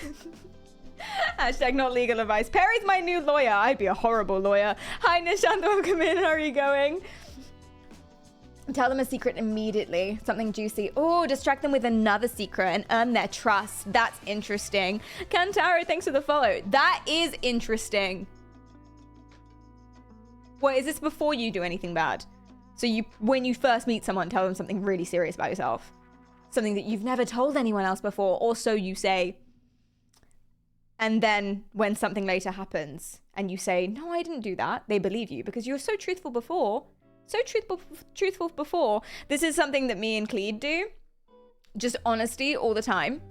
So that later on, if and when non-honesty is needed, he says he doesn't do this, but I know better. When non-honesty is needed, the person believes them. You know, like just be brutally honest constantly. Your hair looks terrible. I know we haven't got time. I know we're going to be late, but please spend 10 minutes in the mirror. My God. Thank you so much. Just constantly. Really? You're wearing that? No, it's fine. It's fine. I'd swap out the jeans, the top, and the jumper though. But like apart from that, it's fine. Oh, well, of course you're nice about it though. I am exaggerating. You don't say that to someone. That's just mean. But then when there's a time that they're not feeling so good about themselves and they're literally like, for instance, me, if I was caught in the rain, but I have to go somewhere and I don't have time to fix my makeup and it's all like dribbling down my face like I'm a fucking clown and there's nothing I can do about it. That's the time that when Cleed looks at me and says, Perry, you look great. I believe him and I can go about my day. You know, very important. And also technically that's not a lie because I'm great on the inside and that's what counts. You look great. You're glowing with your personality. You're beautiful. Or some sort of weird peach pit fruit person. You look like one of the humans of all time. Yeah. Fantastic. Exactly. Why, thank you. You're so welcome. You're so welcome. Absolutely. My mother needed a lift to the airport, so I volunteered. I'm so sorry. You got up so early. That's stressful. You look like you wouldn't murder me yet. Your eyes are windows to your soul. So it be said in poetry. You haven't actually said anything about the person, but it sounds like you did. It sounds like that's a beautiful romantic compliment, but you've said nothing. I'm starting to think Perry is a cop and using her anonymous confessions to get dirt on us. But they're anonymous. What, dirt as you as a cohesive collective whole? Don't know if that would stand up. I don't think people are that stupid. Oh, trust me. My dog woke up my neighbors at like 4:50 a.m. Oh my God. You don't live in America, do you? Dog's gonna get shot. No, I'm joking. I'm joking. I know that America's not like this. I actually quite like America and Americans. It's slander if anyone says anything else. Buckley, hello, welcome in. How are you doing? What's up? I live in Finland. I feel like I knew that. Buckley's American. I'm joking. I need to stop doing that. I'm getting a reputation. People, hey, I have a friend who just goes around to other streamers' chats and is like, Perry's anti-American. What libel is that? Absolutely disgusting behavior and baseless. Baseless. Hold on, I'm pulling up my bingo board. You have to believe me that I am not the kind of person to do something like that, and I'm not going to condone this any longer. I'm not going to talk about it any longer, and I'm morally outraged. And actually, if you keep talking about it, this is libel against me, and you're bullying me, and I'm the victim. Are we done here? I actually don't remember to what you're referring at all. At all. And also, what are your motivations? Why are you doing this? I'm trying to hit as many as I possibly can. Our little denial bingo card. These are the fantastic tactics and phrases that you can use to try and distract someone, except for the fact that none of these work. These are all terrible things to say, completely terrible things to say that everyone will look past. These are the opposite of what you should do if you're denying something. Here's what you actually do if you want to deny something. 1, you just deny it. Very simply. You do not elaborate. You do not try to turn the tables. You don't claim anything else on top. You just say, that didn't happen, I didn't do that. Okay, what do you mean I saw you? I didn't do it. Who was it then? I didn't do it, it wasn't me. Did you do it? No, thank you. That's it. That is all. And then eventually they'll leave you alone. And so you lose a couple friends along the way. But you know what? How strong was that friendship if they were to accuse you of such a heinous thing? Which is something you can say to yourself later in therapy, but not to them, because that's on the denial bingo card. Remember this. This is what not to say. Perry did it. I don't know what you're talking about. Like that one song, It Wasn't Me. Yes, Shaggy. You saw me shagging someone else on a kitchen counter. It wasn't me. I don't know what you're talking about. It wasn't me. Caught me red-handed. It wasn't me. Oh no. What if you carried the denial bingo card and look at it during the interrogation? They can't link that to anything untoward. They can't. This doesn't mean that I've done anything wrong if I have this on my person at all times. Surely not. No, of course not. You can't handle the truth. Well, that implies there is truth and that they're right. So you basically just confessed, Hercules, is what's happened. Actually. So, Dine Style, thanks for the follow. I appreciate that. Thank you so much.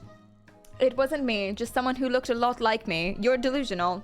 You're incorrect. You're silly. You're being a silly goose is what's happening right now. My official defense is you are a silly goose. Oh dear. I thought you were British. I am British. That's good then. Hi, Nixley. Welcome in. Prove it. Has a 100% success rate. Trust me. I don't know, because what if they can? What if they turn around and just slap a binder on the desk? And you're just like, well, shit. But to be fair, though, nothing would have changed. Nothing would have changed because actually they had that binder the entire time, didn't they? So it's just like, well, it probably cuts a long interrogation short. You get to the point and you can, hurry up and be back in prison in time for dinner. So I suppose it's fine. You got me there. It's still a good tactic, maybe. You have no evidence. Binder. You have a little bit of evidence. Just a smidge. Will it hold up? Everything's cross-referenced. Yes, it will. You didn't read my Miranda rights. We don't have to. Damn it. Hi, Cheesy. Thanks for the prime. I appreciate that. Thank you. No, good evidence. Quality, not quantity. Did no one ever tell you this? You're just flicking through the binder with disdain. Rip it up. Pee on it. Where's your evidence now, bitch boy? And they pull out like a USB. I feel like destroying evidence is a little bit incriminating, actually. Why does Miranda get rights and I don't? I mean, she didn't recently, to be fair. She started posting like daily vlogs of just like pebbles. Actually, this is good and this is topical. Listen, obviously Miranda sings. Kind of not an amazing example of like a person allegedly. Hi, Everett, thanks for the follow. But if you are to say anything, okay, if you are to say anything, she's kind of doing the perfect thing she could be for the listen, just logically, okay, ignoring everything else, just intellectually, one could say, this is the only thing that you could do. I mean, I would prefer that she just didn't post at all. Like, you have so much money, you could just, like, not do this. You could go do video editing and PR for someone else. Do you know what I mean? You could just not post anymore. That's probably the best thing to do. But if you were to post, this is the best thing you could possibly do, because it's literally the most dull shit ever. It's like it's daily vlogs. So she's online every single day, but it's basically visual denial, because it's just the most boring vlogs I've ever seen. What I've been up to, she looks at rocks. And I love rocks. It's boring. I'm clean. That's you, Mommy. Hi, everyone. So today, let's talk about rocks. By the way, she doesn't even have Bossa Nova. The Bossa Nova's mine. Become very interested in and obsessed with rocks. I mean, without getting too much into it, basically, a couple months ago, my therapist had recommended that I go get out of the house, basically. And I can always do another one if I don't like it. So far, so good. 2 pieces together. Oh my god, it dried immediately. I can kind of see the glue, but it's okay. So I'm literally just... It's the most boring content I've ever seen in my life. Oh god. Grateful. I just really wasn't expecting to see that much in there after some of the awful things people have said about this. Wait, does her kid have cancer? It's just nice to see it there. Like... Wait, what? So much later, the tortilla blanket is back and I'm already crying.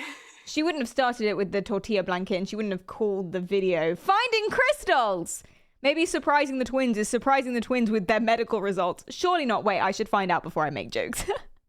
Kobe, thanks for the follow. I appreciate it. I shouldn't make jokes until we know. And I'm already crying. Why are you crying? This is the childhood cancer fundraiser for my birthday this year. Oh, she's raising money for it. She's raising money for a childhood cancer charity. Okay, this is what I'm saying, man. It's the worst. And now she talks about tortillas for an hour, but it's like the worst possible, boringest content that you could possibly do. And it's genius. Listen, say what you want about Colleen.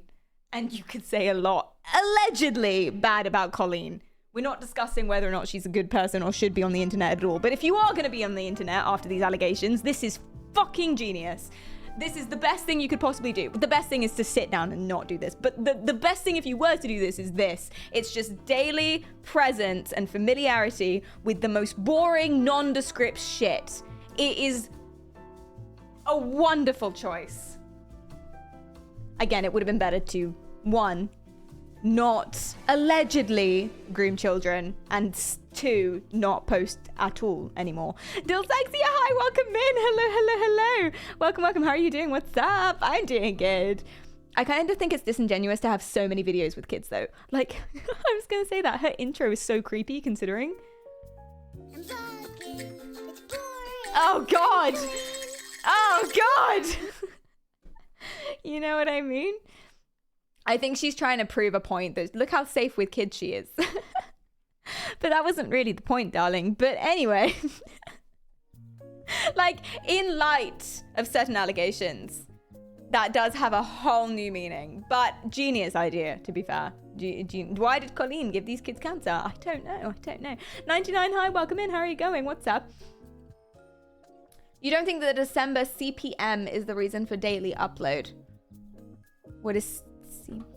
Should I know what CPM is? I'm new to YouTubing. CPM. What is cost per cost per impressions. December CPM. I don't know if she would care about that at this point. So you're saying to make money?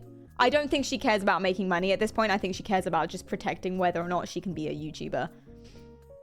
I don't know. Listen, I'm not in her head. CPM, Child Protective Management. Oh, dear Lord. Oh, no. Hi, Paul. She's excited to see you. I just got the middle finger. I would never do that on stream because it's off-putting for the others.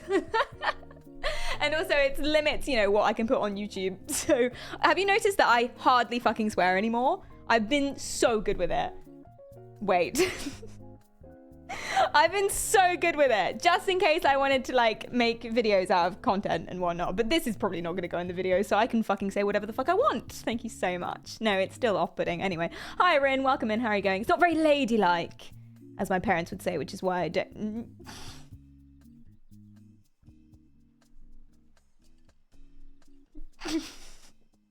Nothing. I hardly. Yeah, hello. I feel like it's like you've discovered swearing for the first time. Do you know what I did discover recently? Whistling. I learned how to whistle when I was 12. I was trying my entire life and could never do it until I took up the flute.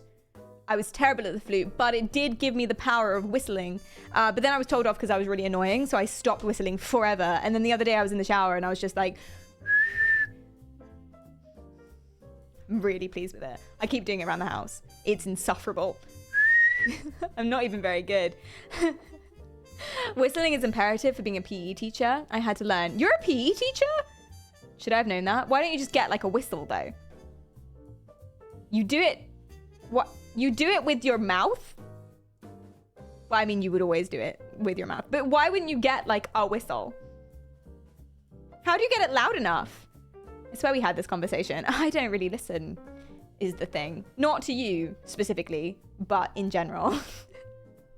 Have you checked out the finals at all yet? I don't like the way that you've capitalized that. That freaks me out. I'm scared. What is that?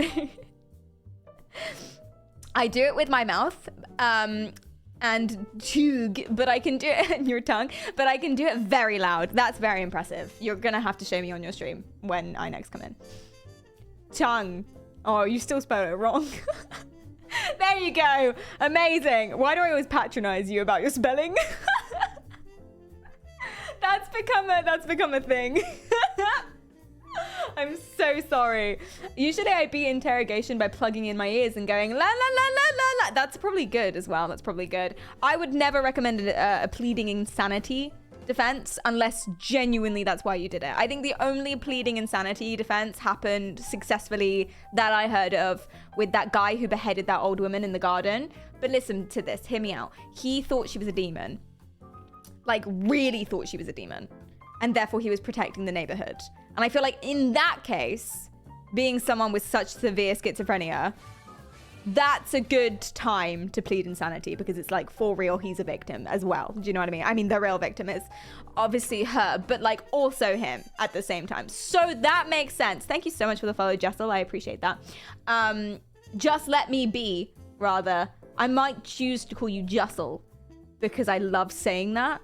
I do see how that's not your username and identity is key, so do stop me. Anywho, but other than that, I'm slouching, guys. I'm leaning on my chair. Other than that, let me stand back here. This will make that better. Other than that, pleading insanity is a terrible defense. Do you know why? It never works because you have to prove that you had no intention to do it. You were not in your right mind at the time. You're not in your right mind now. You weren't in your right mind at the time before and after, and that you never had the intention to do it, and that lack of intention and not being in your right mind is enough to justify doing it outside of your control. You can never prove all of that unless you're literally bat shit and think everyone is demons. You can never prove that. It's a terrible idea. It never works. Don't do that. Well, don't do the crime in the first place, honestly. Perry, would you ever become a teacher? No!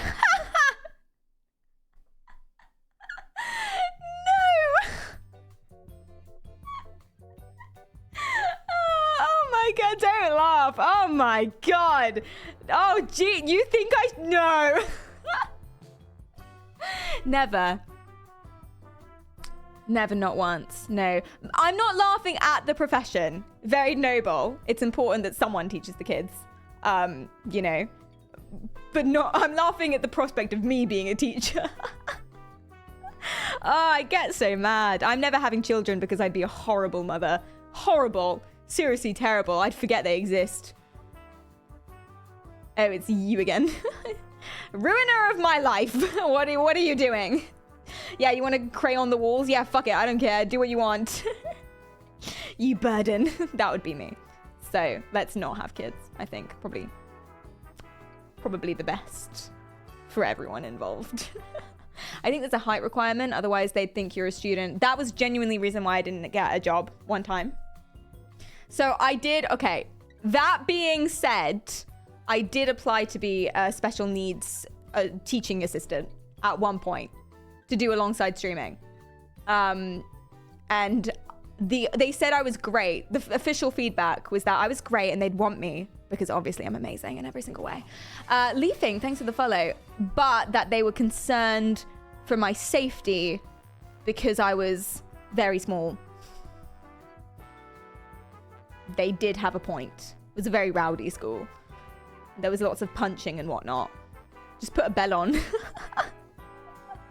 Oh no. So that was a reason I didn't get a job. Also, they say it could be other things. The guy who was interviewing me was flirting with me and it was really, really gross and weird. Or maybe I'm just the sort of person that assumes everyone is flirting with them. I prefer to think the former though. Punch him back, right? Another reason why we, Buckley and me, should not be teachers. There you go. Hi, Neo. Welcome in. What's good, lads? What's good with you? How are you doing? What's up? Hi, Donut. How short are you? That information mustn't be disclosed. It's too personal. It's too how dare you ask me that? It's so personal. Oh my God. What an infringement on my privacy. You need to get a small puppy syndrome. Make up for lack of size with utter ferocity. That was really fun to say in a posh accent. Thank you for gifting me that sentence. Just carry a sock filled with penny/coins and be like, I got that covered. Yeah, because that'll get me the job, I'm sure. How would you make up for your lack of stature? Violence? Physical violence? I got the job, yes? I start tomorrow. Never ask a lady about her height. Thank you so much. I mean, some people are just actually nice to other people and not flirty. No, but he was though. No, it was really creepy. It was really creepy. It was really gross. Like, at one point during the interview, I stammered over my words because I used to have a bit of a stammer. Again, that's personal. Anyway, I stammered over my words and I was like, sorry, interview nerves. Let me restart that sentence. You know, very cordial and very charming. And he like put his arm on the table and looked at me like this and was like, why are you nervous?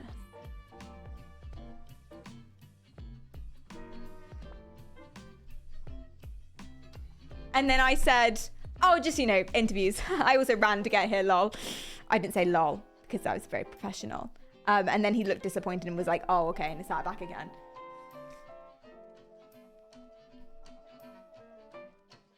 Also, I said to the receptionist, the person who was interviewing me seemed very nice. And she went, so I don't think he was. Listen, trust the receptionists. They know. They know all. You're so handsome. Yeah, I don't think that would have gotten me the job either. Or not. And that wouldn't have got me a good job. Oddie, hi, welcome in. Run. Thank you. That's odd. Thank you. Thank you. I really thought you guys were going to gaslight me about this. I was so ready for it. I was ready to cry. The tears are built up. There, I've got one in the chamber. Wouldn't have gotten you that job. No. And it wouldn't have gotten me one I would have applied for. So, whoops. Gaslighting, never. Never. Surely. Tog, hello. Perry, they are gaslighting you. Well, now I'm confused. Oh, that's the point. I see what you mean. I've been sexually harassed more than a few times at work. It's so difficult to prove. Bear? I'm so sorry. What? You've told people, right? And I don't mean like us at work. I don't know the politics of it. But oh no. You should quit. It's not always possible for everybody. You should quit. You should... What? Oh my dear. No problem. It happens to men a lot. I don't think it should, though. Like, what? I mean, it shouldn't happen to anyone? I'm being funny. Oh, okay. That went... It was a joke. That went straight over my head, to be honest. I'm moving on, though. But, I'm sorry. Sleep, thanks for the follow. I appreciate that. It does happen to men, especially whenever you're a kid.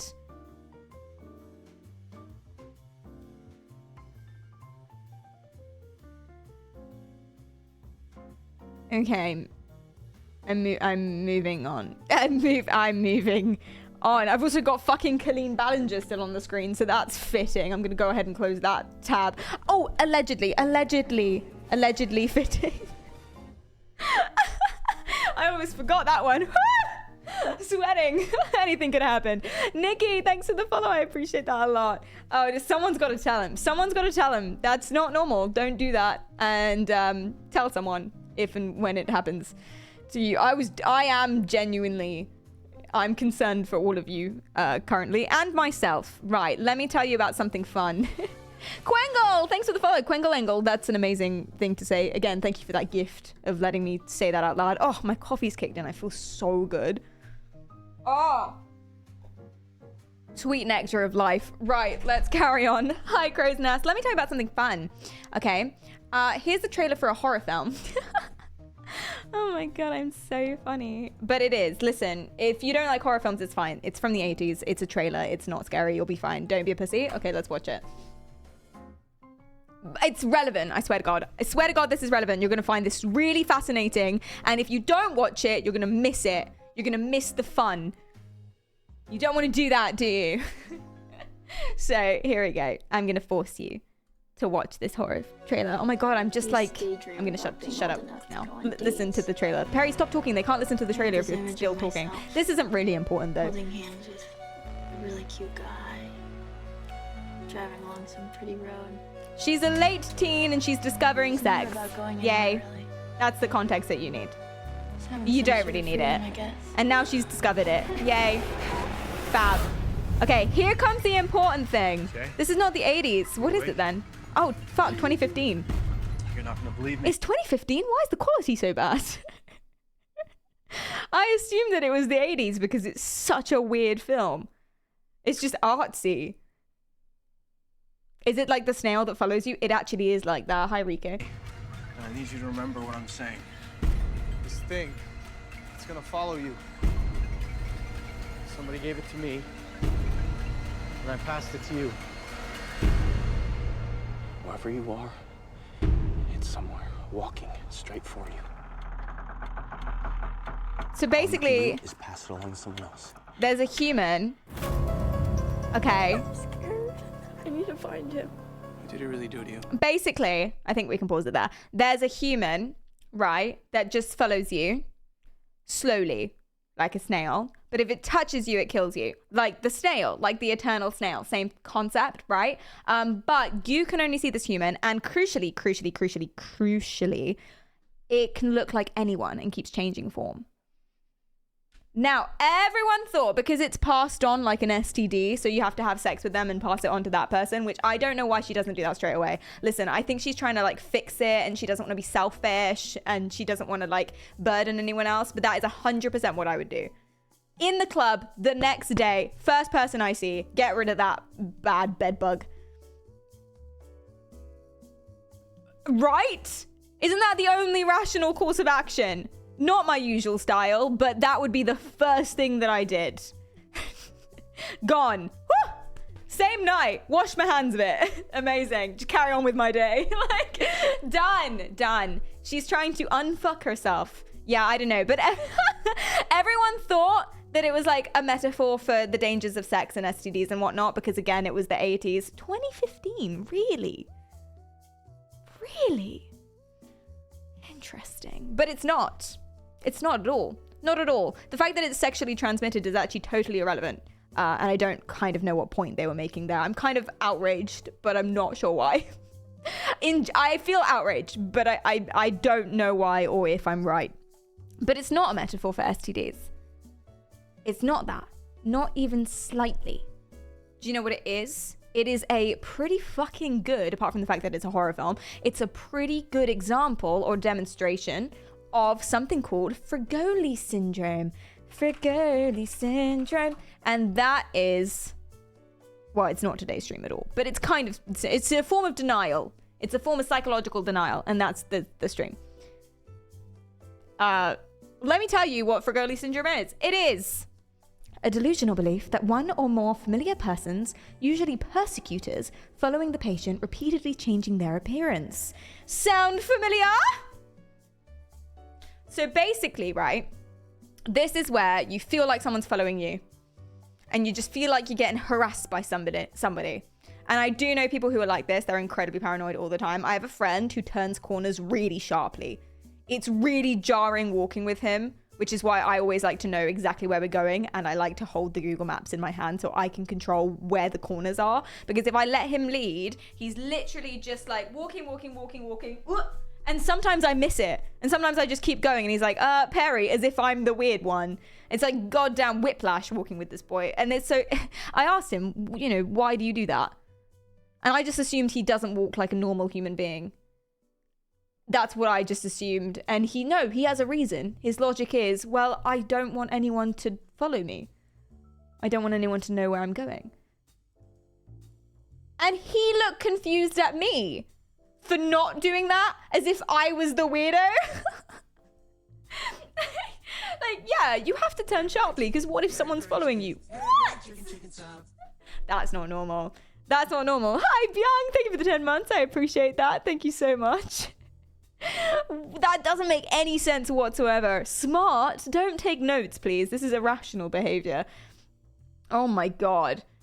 I thought this was like a symptom of schizophrenia. Well, it's a symptom of paranoia, which a lot of schizophrenics feel. So yes, in a way, but it's not exclusive to schizophrenia. If you're just paranoid in any sense. But if you have Fragoli syndrome, you probably do this as well, because you truly believe like someone is following you. Hi, Lethal. How are you going? Hi, Imbo. What's up? You truly believe that someone is following you, but you don't know who is following you. And there's no actual concrete evidence that someone is following you. But that's the beauty of delusion.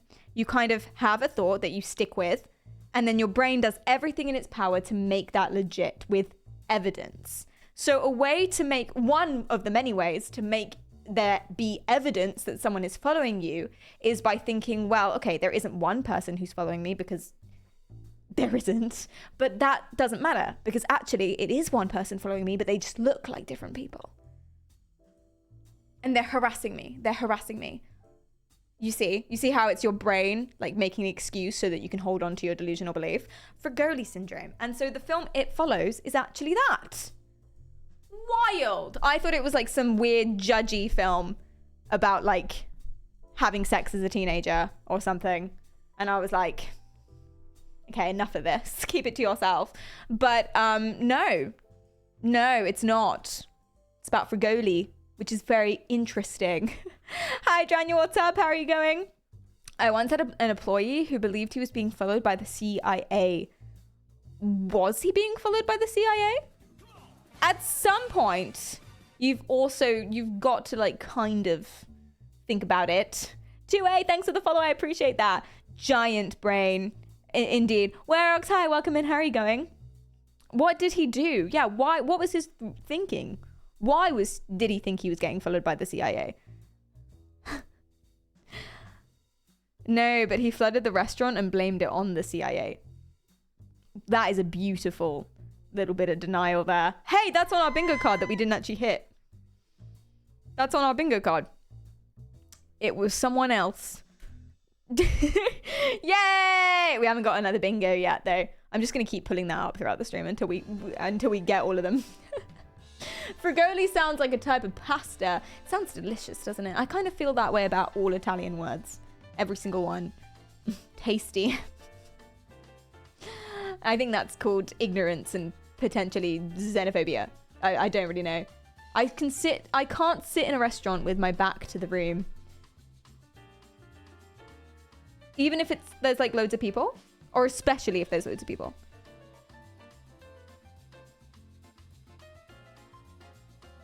If you're by yourself, because if you're by yourself, I kind of get that. I think I would feel more comfortable if I could see what was going on.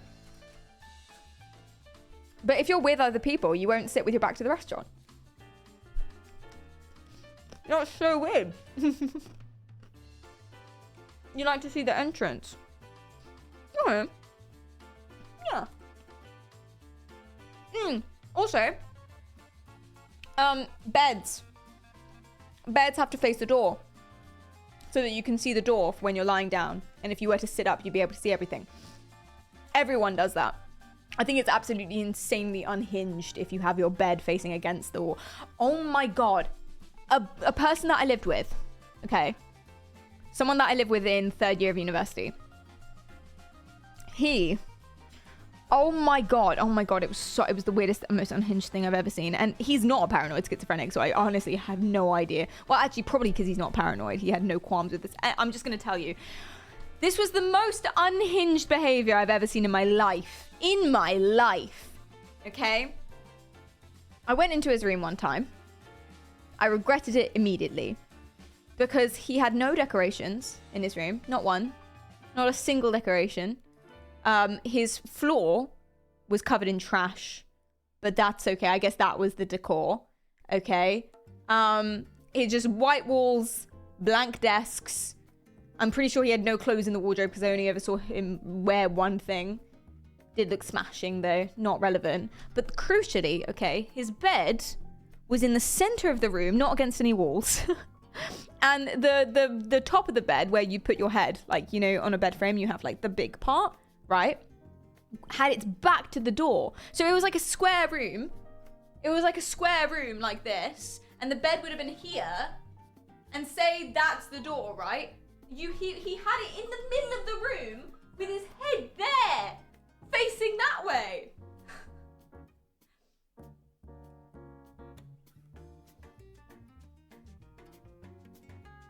What? He sounds like he plays League.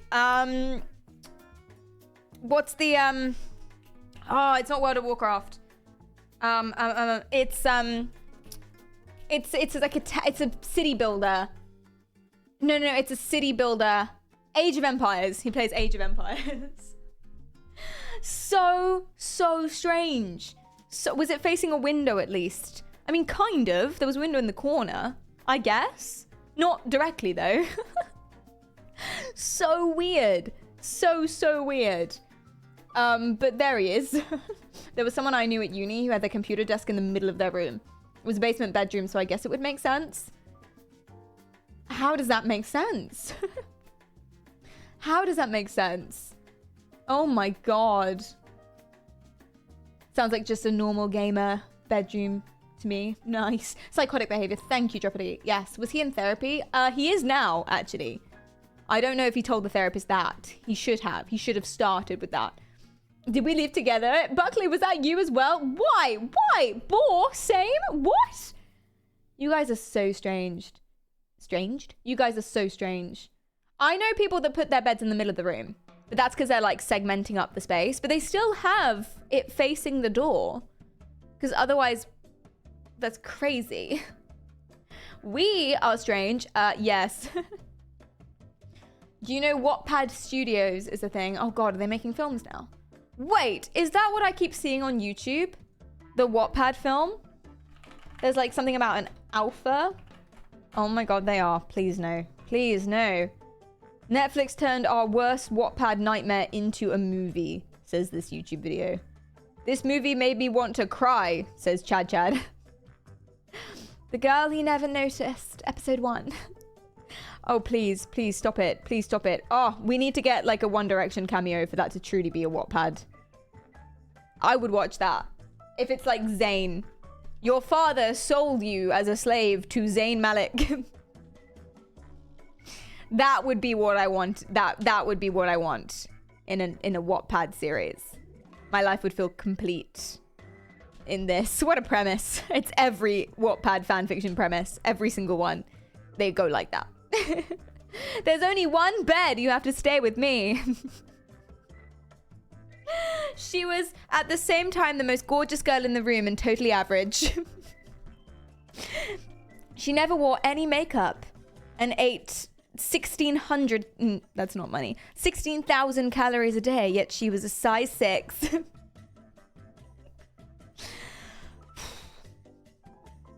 The bed faces in one direction. My bed is diagonally leaning against the wall at a 53-degree angle.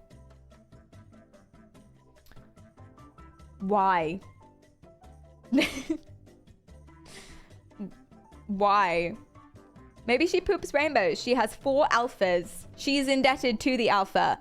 but the alpha's mean to her, but he's misunderstood, but she's also in love with the stable boy who also happens to be Harry Styles. Oh my god, it's amazing. It's amazing. If my bed wasn't in the middle of the room, either me or my wife would have to climb over the other to get out of bed. Oh, do you have like... Would you have to be in a corner? So someone against the wall. Do you not love each other? I'd climb over Cleedom anytime. Cleedom is a sort of person. Listen to me. He's a sort of person. Put a 1 in the chat if you are this sort of person so I can ban you. He sets 7 alarms in the morning. 1 way earlier than he needs to get up so that he can appreciate the sleeping time. And then the other 6 is like 10 minutes apart until he needs to actually get up. Hell no, thank you. Now, I am not this kind of person. I need but 1 alarm and then I get up. Because I have things to do and I'm not insane. Okay? Sometimes I might hazard to have 2 just in case I miss the first, but I rarely need the second one. You know, not to flex. Not to flex at all. But just turn off all the alarms. This is the thing, okay? Because I'm a lovely person and I accept that people are different, I let him have his alarms. But what I do as a compromise is every time it goes off... Oh, by the way, he sleeps through them. This is actually important. He doesn't turn them off.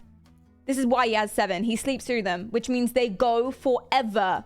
They do not turn off, which means an hour before we're supposed to get up, it's just beep, beep, beep forever in the room. It's the worst thing in the world. It's so selfish, but I'm a lovely, understanding person. So instead of, you know, breaking his phone, what I do is I just shove him as hard as I can each time the alarm goes off so that he turns it off. Sometimes it takes more than 1 shove because he'll look at me and be like, oh, yeah. And he won't notice the alarms going off. So he doesn't know what I mean. No. I'm not being playful. You bastard. That's my compromise. Sometimes I try and poke his eyeballs. Good compromise. Thank you so much. Give him a little kick. In the balls directly. Proud of you. Thank you. It's really good. It's really good anger management first thing in the morning, which is something I feel I need. Somehow when I want to wake up at a specific time, I would wake up at that time even without an alarm, especially when I'm stressed. Me too. I do that too. We're just better than everyone else is the thing. Yeah, I do that too. If I need to wake up at 6 a.m., I know when 6 a.m. is in my body, even if I forget to set an alarm. Really cool. Sometimes that doesn't happen though, and I sleep through and then I'm screwed. But, you know, sometimes it does, and that's really cool. Like sometimes I can like find a middle C without a piano, but other times I don't. And I guess that's a 1 in 11 chance, but still. I always wake up immediately when an alarm goes off. I haven't gotten out of bed more than 10 seconds after my alarm goes off in forever. Amazing work. Amazing work. Sometimes though, the alarm goes off, you turn it off thinking, yeah, I'll get up now. And then you drift. And then, oh no, you're asleep. And sometimes you have dreams where you've gotten ready. Have you guys ever done this? You have dreams where you've gotten ready and you're ready to leave the house. And you've done your teeth and your face and your hair and whatever. And you're good to go. And then it was all a dream and you haven't actually done any of that. It's the most soul-crushing thing in the world. Yes, actually. Nice. Nice. I also have a consistent sleep schedule, though. No need to brag. Hi, Crackerbass. I had an ex whose alarm was all-time low time bomb. And it was set to the loudest it could be. I woke up every morning to a heart attack. Is this going to give you trauma if I play this?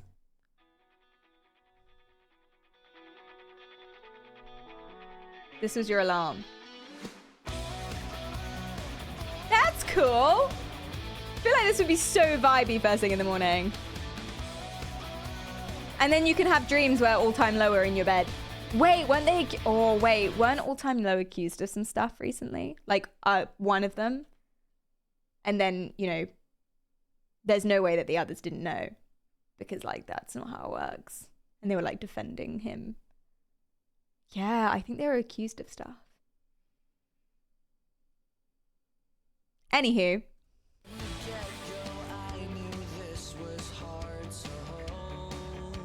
Do you know what? I was expecting that to be a lot worse. I was expecting it to be like first thing in the morning, someone screaming at you. My alarm music is calming orchestral. My alarm music is Gymnopédie number 1 by Eric Satie. Thank you so much. Do, do, do, do. Do, do, do, do, do, do. So nice. Unfortunately, that's not the alarm that goes off in the morning. The alarm that goes off in the morning is Cledum's, and it goes beep, beep, beep all day. Ugh. Am I the only psychopath who has no music but only buzzing? Clearly not, Keaton, but you are correct in the use of the word psychopath. Not medically or clinically. Hashtag I'm a psychologist. Hashtag no, not really. Hashtag exclamation mark asterisk. I would dream about the happiness I don't have right now. Damn. I'm sorry. I used to have deathcore as alarm a few times, but I definitely not recommend that. Can you imagine if it was like the Doom soundtrack or something? That's a horrible idea. Why did you do that to yourself? That's a horrible idea. It's a lot of hashtags. Yes, indeed. Are the alarms different so that you know how much time is left? Nope. All the same. And they spill over each other all the time as well. Yeah, not very helpful, actually, Will. Not very helpful, indeed. And you don't know how long they've been going, so you actually have no idea what the time is. So actually, because he sleeps through them all, actually, what is happening is the alarm doesn't wake him up. The alarm isn't the alarm. Me shoving him is the alarm, which I think is very selfish because I don't have to get up at 7:10 every morning. I start stream at 1. I start working at 9. Why do I have to wake up at 7:10 every morning and be responsible for shoving his ass out of bed? Actually, like, yeah, hold on. I don't actually care about this. I just like pretending sometimes. Let me tell you about another weird syndrome. So that's Frigoli syndrome, what we were talking about an hour ago before I got distracted about alarms. Frigoli syndrome is a delusional belief that one or more familiar persons, not necessarily familiar, actually, just people who look different, but you assume is one person following you and harassing you. And that's your brain's way of, figuring out or rationalizing is the word I'm looking for. That's your brain's way of rationalizing that sensation that you're being stalked. Because if you don't have any evidence that you're being stalked, aka there isn't one person that's following you, other ways is to hallucinate one person that's following you or see the same face everywhere. Do you know what I mean? We do that all the time as well, just normally, but still. Thank you for the follow, Senally. I appreciate that. Thank you. But one of the ways to rationalize this feeling that you're being followed, even when you have no evidence, is to think delusionally that one person is following you, but they look like different people. They're shape-shifting. Scary, scary, scary. Which is what It Follows, the film It Follows, not that one. I closed it. It Follows is based on. The film, 2015 apparently, even though I thought it was set in the 80s. Maybe it's set in the 80s. Maybe that's what it is. Very confusing, actually. Very confusing. Ooh, a skinwalker. Exactly. There's a whole group of people taking turns following you. Yes, absolutely. That's a good idea for a horror movie. Well, yeah, clearly. It Follows was a very successful horror movie. Hi, Lemon. Welcome in. How are you doing? What's up? It's supposed to have a timeless look. It doesn't feel timeless, though. It feels old. I did a little bit of art, film theory at uni. Just a tiny, tiny bit. So naturally, I'm now an expert. And instead of making me appreciate artsy films, it kind of did the opposite. I was just like, yeah, we get it. Shut up. I don't mean that. I just don't always want to learn, is the thing. Similarly, I like classical music and jazz music. Sometimes I like to listen to it. Similarly, I like to listen to metal music, like proper metal music, because it's kind of as complicated and interesting as much as a lot of classical music is, because it comes from the same place. Right? And that's like learning. You have to pay attention to the themes and the motifs, and it tells a story, and you're like learning. Sometimes, though, I just want to listen to Harry Styles.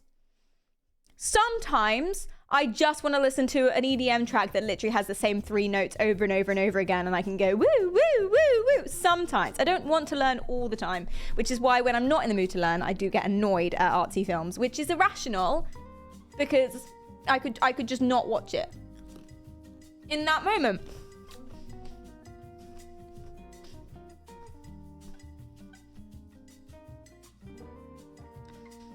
Are you confusing It Follows with The Thing?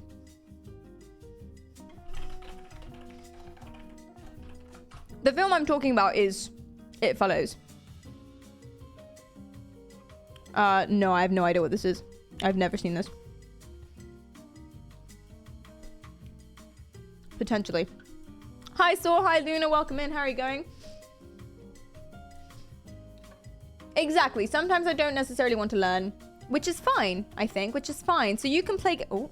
You can play games that are, like, hard and complicated. You can play, like, ranked something. I'm a gamer. You can play horror games or puzzle games that make you think. But sometimes, man, you just want to sit down and play Stardew Valley. Not that Stardew Valley isn't a very stressful game, actually. I have spreadsheets. It's the worst thing in the world. There aren't enough hours in the day, and he walks so slowly. Yeah, okay, chess. You can sit down and play chess. Sometimes you just want to play like My Little Pony Adventures, and that's okay. Sometimes you just want to play Bubble Pop on your phone, and that's okay. Aggressively eats. There's no other way to eat a cracker. No other way.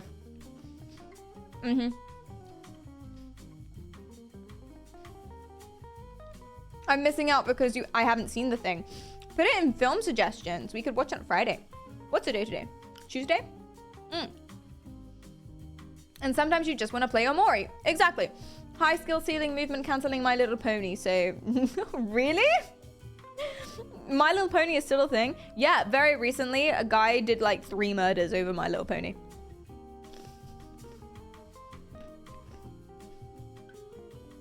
He just wanted Appleby or whatever her name was to love him, guys.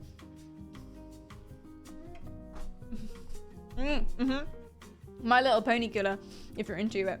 We're not a true crime channel though, because true crime is gross and sad. Yeah, he wanted Applejack to love him, and Applejack didn't love him, or you know, he didn't get the attention. But if he died, it was the logic. If he died, then Applejack would see how much and that he loved her, and then they could be together in the afterlife. I'm coming, my sweet princess, etc. So he went and like did a cheeky murder.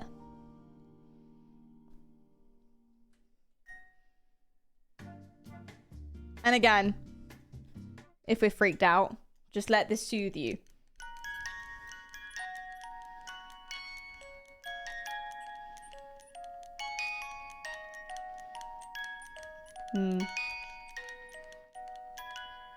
Do you feel better? I feel better. Hi, Watch Mojo. Welcome in. How are you going? That's creepy as hell. Yes. Yes, it is. Wait, the music box? How dare you? It's Moana. How dare you? It's so lovely. Maybe it was the squeaking, guys. Maybe that was my bad. Hold on. Is it more or less creepy if I hunch over?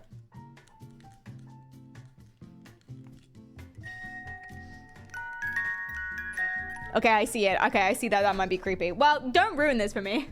Hi, Deckhead. Welcome in. How are you going? Okay, let me tell you about one more. Let's talk about Capgras syndrome, which sounds like a Pokemon. I see that. It's called Capgras. I don't know if I'm saying that right. Probably not, but you can Google it on your own time, can't you? Anyway, Capgras syndrome. Very interesting. Very, very interesting. Basically is very similar in terms of denying your reality. So today's stream is about denial. Obviously. How to beat an interrogation. Say nothing is something we covered. Stephen, whatever his name is. And yeah, don't do what that lady did who flipped over her car, etc. But if it goes so extreme, one extreme is literally saying nothing in a 2-hour interrogation. That's pretty extreme. Another extreme is denying stuff to yourself, including denying your reality. So let's like jump into the weird stuff and talk about delusion. Hence why we talked about the film It Follows and Fragoli syndrome. And here's another one. This is Capgras syndrome. And it's basically the same thing, except for the fact that instead of thinking that someone's following you, actually it's not similar at all. It's completely different. It's basically thinking that a loved one, someone who's close to you, has been replaced by someone else. This is nightmare fuel This is particularly nightmare fuel for me. I've had this nightmare a million times where it's like, it's your mum, but it's not your mum. Like her neck is slightly too long. And it's like, who the fuck are you? Mr. Capgrass is one of my favorite songs. Is it about this? Hi, Kaleidoscope. Welcome in. Is it about this? Because that'd be so cool. Dementia. Yes, it can happen in dementia too. It can just exist on its own or be another thing as part of any sort of delusional things. Yes. I'm too normal for this shit. You never have nightmares? Wow. What's your secret? Sounds like a problem with their amygdala. There's probably a problem with a bunch of different places. Yeah. For sure. It's Coraline type of horror. So the reason why this happens, same with Cotard syndrome. We talked about Cotard syndrome in a different stream. We did a whole stream on it. Just briefly, what that is it's thinking that you're dead. So like being super convinced that you are dead and you're like a ghost or you're like a walking zombie or your internal organs have disappeared, therefore you don't need to eat and sleep and stuff. And then you get usually really upset that no one notices that you're dead. It's just really strange. But what's happening there, and what happens in this syndrome too, where you think your loved one's been replaced by someone else, is an emotional disconnection with faces, basically. So you can look at a loved one and not really recognize their face properly because you're not really emotionally connecting with it. Or both at the same time, separately, right? Same thing if you look at yourself in the mirror, you might not emotionally connect with it, which is why you think, oh, I'm not myself, I've died, or I'm someone else, or there's a demon following me, etc. Right?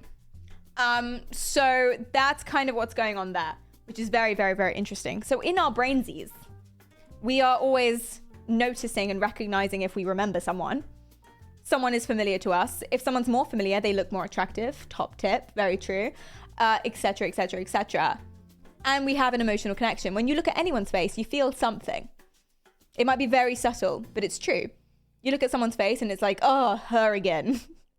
Or it's like, oh, friend. Or it's like, oh, I was supposed to reply to your email and now I'm stressed out because I didn't. Don't notice me. You have some sort of emotional response. It can be tiny, tiny, tiny, but there's something there. Even if the emotional response is, I remember you. You exist in my life. You're a person that I know. So yeah, when you don't have that, it's really jarring. And your brain goes, okay, let's be logical and rational here. If you don't recognize this person, they must have been replaced. If you don't recognize this person, they're someone else.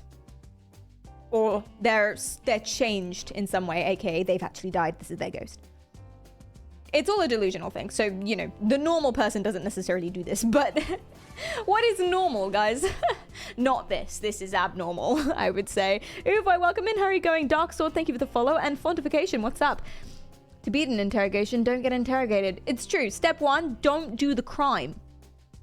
And then you don't have to worry about any of this. If you were to do the crime or get falsely accused of doing the crime, then you may tune in. Hi, Vibrance, welcome in. My emotional response when I see your face. Oh, nice. Interesting background noise for work. You're so welcome. Proceed. Wait, that's not normal? Shit. No!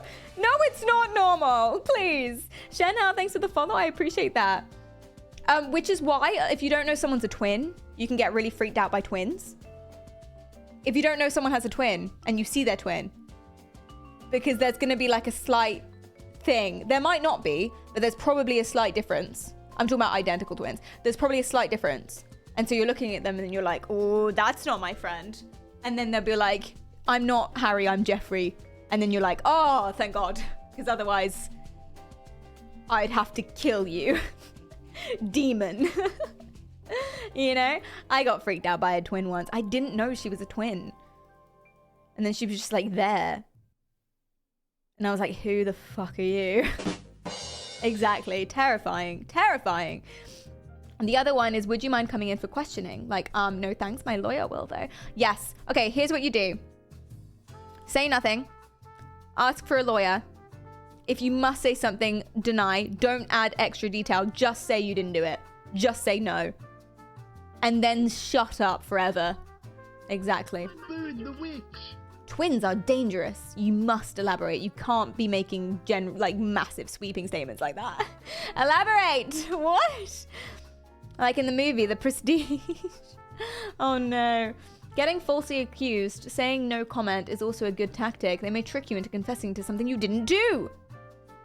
Well, we're hoping that for all of this applies to stuff that you didn't do. Otherwise, I'm condoning crime, which I'm not. I don't condone crime. Take the officer's card and tell them your lawyer will contact them to schedule an interview. Don't know if that works if you've been arrested, though. In general, cool idea. Don't know if it works. If you smash the wrong twin, does it qualify as cheating? Yes. My bestie in elementary was a twin. Interesting. Were you also besties with the twin or no? Hi, Cynical. Welcome in. How are you going? Not applicable, officer. Not applicable. I'm a twin. How's that for you? That's interesting. Damn. Oh no, have you got some tough conversations to have? Oh dear. Oh dear. So, let me show you. Oh, do you want to talk about my favorite cult of all time? Because I don't know if we went too deep into it. It's very, very apt. Before I do that, actually, let's talk about what denial actually is. Because I've talked about how to deny stuff, and then the things that people usually say when they're denying stuff, which don't work, which are bad ideas. But have I told you about what denial is as a coping mechanism? And then I'm going to show you my favorite cult of all time, which is built around denying bad things ever happen, which is fantastic. I signed up to their newsletter, but unfortunately it's all in Chinese, so I can't really get the most out of it. But still, right.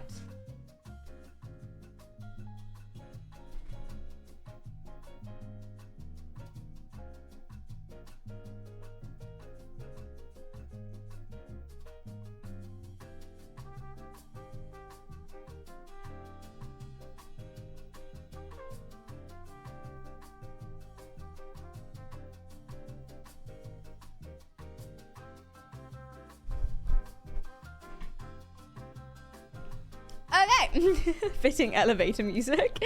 Exactly. Hi, Moon. Welcome in. How are you going?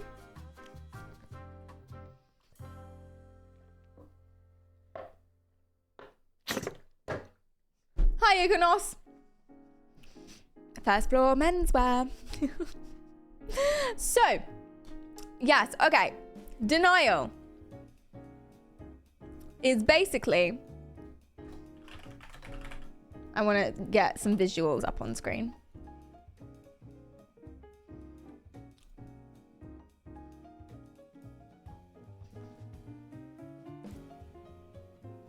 It's not denial, I'm just choosy as to what I choose to believe. Anyway, denial is a defense mechanism. There are many defense mechanisms. There's like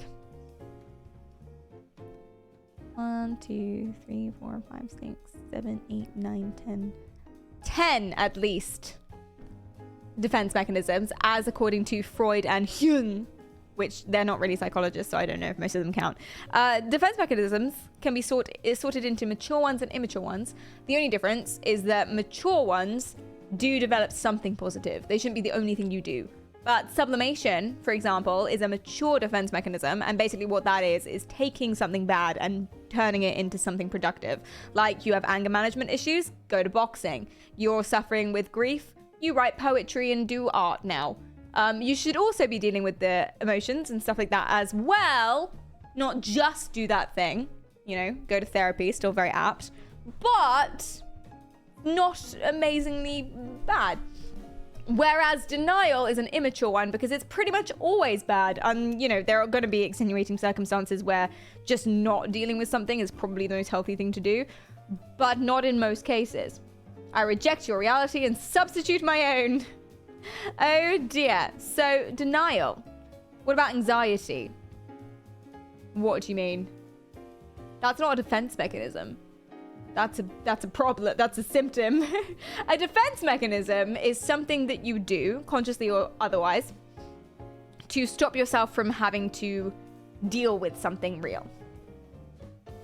So, for example, instead of confronting the fact that you're sad, you can look to someone else and be like, are you okay? Are you sad? You are. Tell me what's wrong.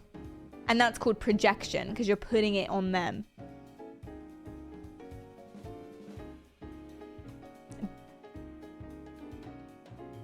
Right. Yes. Does punching someone count as a defense mechanism? Not according to Jung, but I suppose so. For sure. Yeah. So denial is part of all of these defense mechanisms, but it does exist as its own as well. And it's literally saying that something didn't work. It's literally saying that something isn't real. It just didn't happen. It just did not happen. And it's the way you cope with a bunch of different stuff. Anything. Any sort of emotional pain, conflict, etc.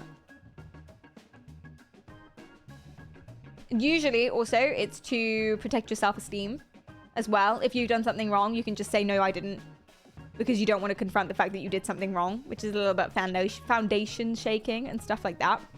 But it's obviously bad because it prevents you from dealing with it, and it prevents you from making good relationships sometimes, and also it can spiral out of control and it tampers with your self-growth. So don't do that. But that's what it is.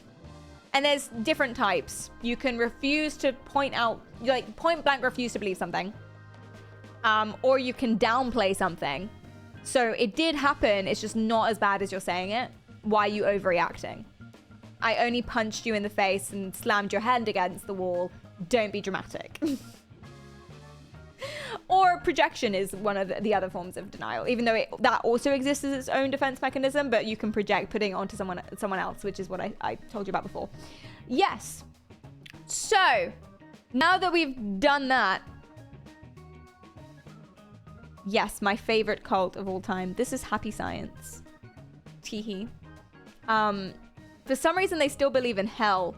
Hell really does exist, which kind of doesn't necessarily fit the rest of it, but I guess you have to keep them down somehow. This is Happy Science. It's a cult, and their whole thing, what they subscribe to, is that bad things in the world just didn't happen. It just didn't happen. For some reason, they have horror experiences as well, which is not fitting with my idea of what it is. But yeah, it just didn't happen. For example, they also like to exaggerate and like to make their own realities true. For example, today, Happy Science is already Japan's biggest and most influential religion.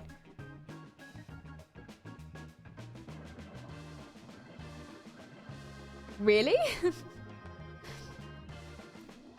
Are you sure? Yeah, so all of that stuff. World War II, any of the world wars, 9/11, the Holocaust, any sort of like bombings, nuclear disaster, slavery, all of that stuff just didn't happen. Just not real, guys. Happy Science. Yay!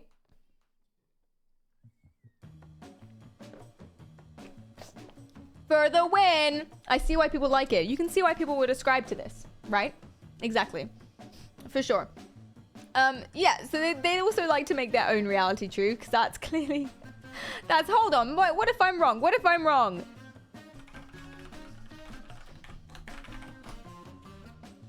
Right, Shinto. Okay, so not Happy Science. Thank you so much. They are also named by Vice as the laziest cult ever, because it's literally all they do is say that bad stuff just didn't happen. But anyway. Happy Science believers have a strong faith in the god of the earth, El Cantare. In order to attain true happiness, also known as enlightenment, the members practice the teachings of Ryuho Okawa, who is the charismatic leader, cult, on a daily basis by praying, studying the teachings, self-reflecting, and meditating. Above all, reciting the true words spoken by Buddha every morning and evening. Interesting. We carry out various activities to create an ideal world, and spread happiness. Many of these activities are held at the branches and temples and revolve around taking regular visits there. The teachings of Happy Science will enable you to attain real happiness towards enlightenment.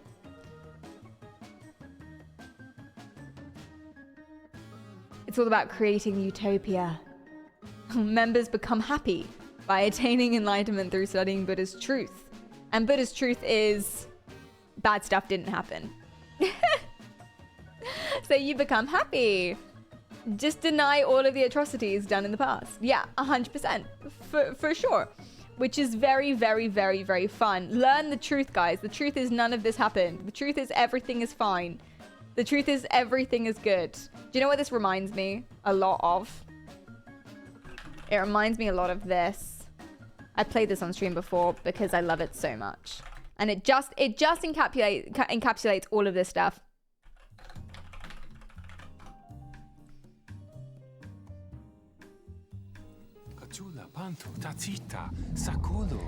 So they've been kidnapped by Yetis, and Yetis want to mate with them. And to convince the humans to mate with them, they do a ritual. I think they just give them loads of drugs. And there's a song which uses their mind powers to convince them. Come with me, and then you will see everything you need within life. Hey, oh, it's easy letting go when nothing before was real. Look into our eyes And see the future. Look into our eyes, we can see your soul. We will be together. He's gone wrong. I know, he's in a trance. It's all part of the ritual. It's what they do before they breed with you. This is my favorite song ever. He's gone too. There's a line that's particularly relevant, which is why I haven't paused it yet. Bear with me. Let me cook. Think of Johnny Thunders. Mick and Keith. Block it out. Okay, but what about you, Naboo? Hi, Don't worry Yona. about me. I'm a shaman. My mind's like a fortress. Listen to your heart. Everything is good here. Nothing before was real. Listen to your heart. Everything is good here. And you don't need your friends or family. Do, do, do, do. And that's basically what happy science are doing. Look into your heart. Everything is good here. Nothing before was real. Look into your heart. Everything is good here. And you don't need your friends or family. Hi, Pawns. Welcome. How are you going? Is this what happens at furry conventions? One can only assume. No Fielding is... Yeah, he's funny. I am worried. I'm scared, though, because he's, like, really good friends with Taffy. Taffy says, beating interrogations? Are we learning how to defeat the read technique? Cool. I don't know what that is, but that sounds like a good stream topic. We're talking about denial today, Taffy. Denial in particular, but that sounds like a good idea. Yes. What was I saying? Oh, I don't remember. I don't remember. It probably wasn't important. Anyway.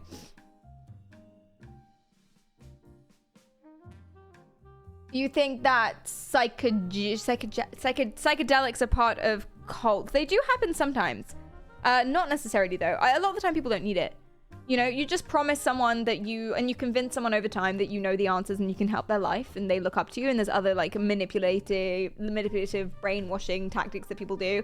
I won't go into this too much because it was the last stream, and also we've done a particular cult stream before as well. Like, loads of them. So I won't go into this again because otherwise we'll be repeating stuff.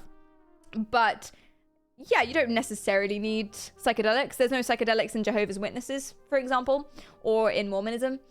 Or not all Mormonism. There's a particular sect of Mormonism that are cults.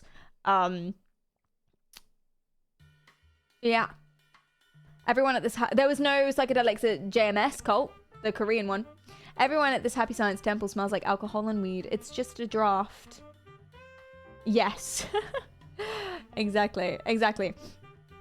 Very, very, very, very interesting. I love this so much. We invite our friends and family members to Sunday services. Of course you do. Of course you do, because that's the number way you can recruit people. If they already trust you, then you're halfway there to recruiting them.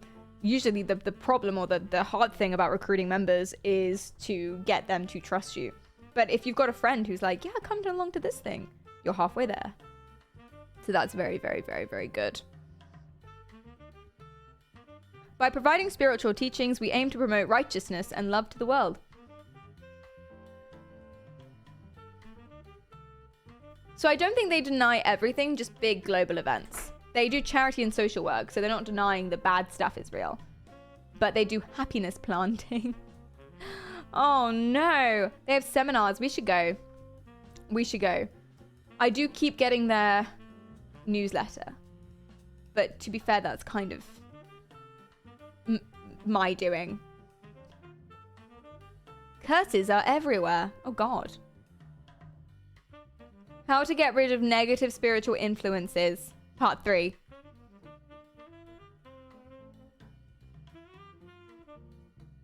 How to get rid of negative spiritual influences. Be familiar with our teachings. Cult! This is what I'm saying. Hi, BVL. Welcome in. Hi, Cockroach. What's up? How are you going? What's the science part? That's a very good point. Usually a lot of the time, I mean, it's like Scientology, right? Usually a lot of the time you will use the word science, or you will have, oh, can't click on that one. That's interesting. Learning the truth, or main temples, or whatever it was I just clicked on was blocked. Weird. And yeah, I just love it. I love it so much.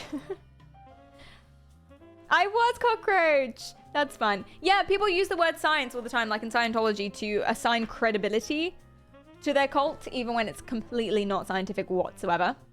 It's the same reason, Rano, exactly, why they'll use big words like quantum networking. That was the cult we talked about yesterday. Quantum networking. They'll use the word quantum.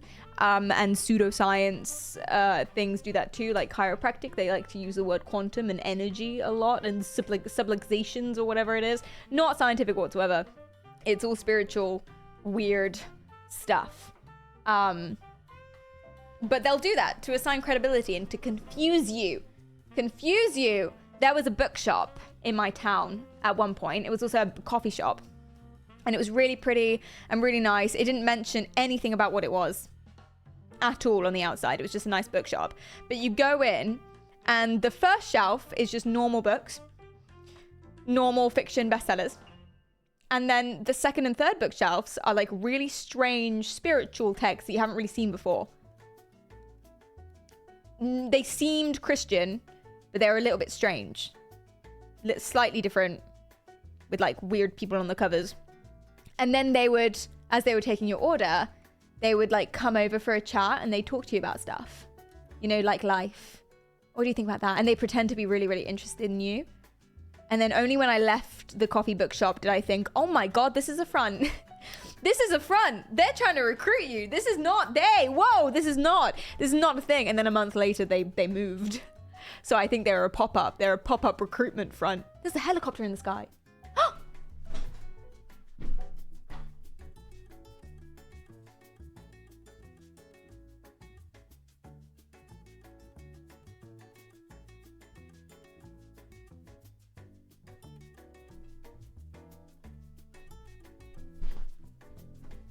Excuse me. You can still catch it. That was cool. Yeah, 100% it was a front. It was a front for a cult. I'm completely certain. And it was a pop-up and it moved a month later and no one knew what it was. And they didn't say anything on the outside about what it was, which means they're trying to hide it. And oh my God, 100%. And I couldn't find out anything about it. I had no idea who they were. Because I didn't actually read any of the books. I should have read a book. I should have remembered the title of one of them. And then I could Google that. Unfortunately not. Unfortunately not. El Manon, thanks for the follow. I appreciate that. Thank you, thank you, thank you. I would take pride in being too much for cult recruitment. Do you know what? My, for all intents and purposes, father-in-law, he went to a Scientology room. He did an interview with Scientologists. What they do, let me show you Scientologists. What they do, let's go to their official website. Wow, they're so multi-faith. That's worrying. They're global. Wait, live stream?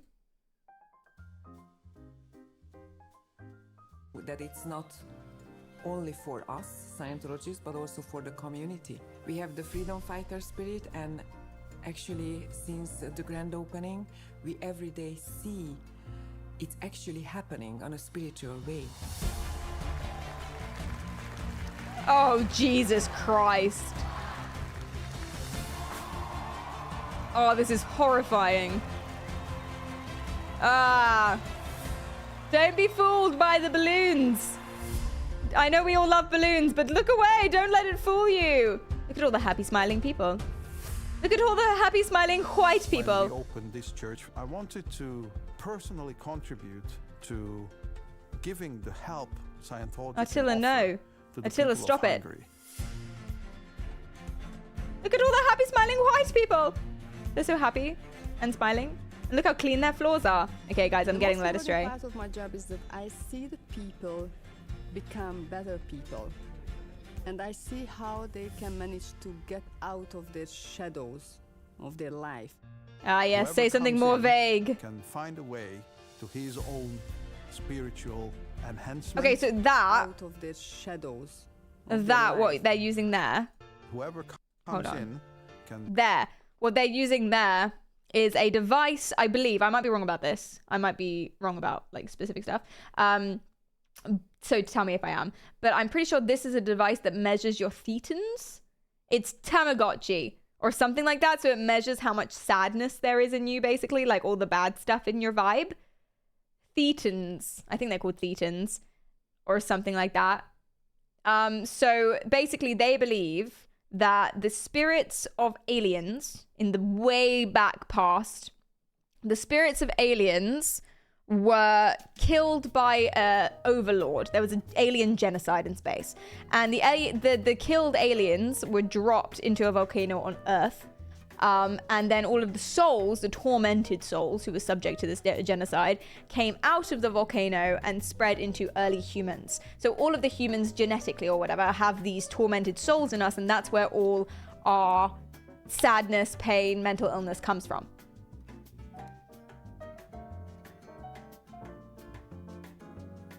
Lol. So that's what they believe.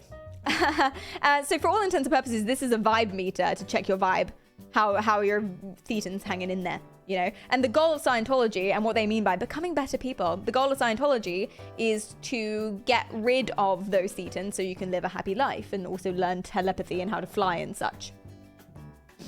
Yeah. Why are you insinuating that that's not true? Please don't tell on me. Please don't send an agent to my house to murder me. They be trolling. I'm pretty confident.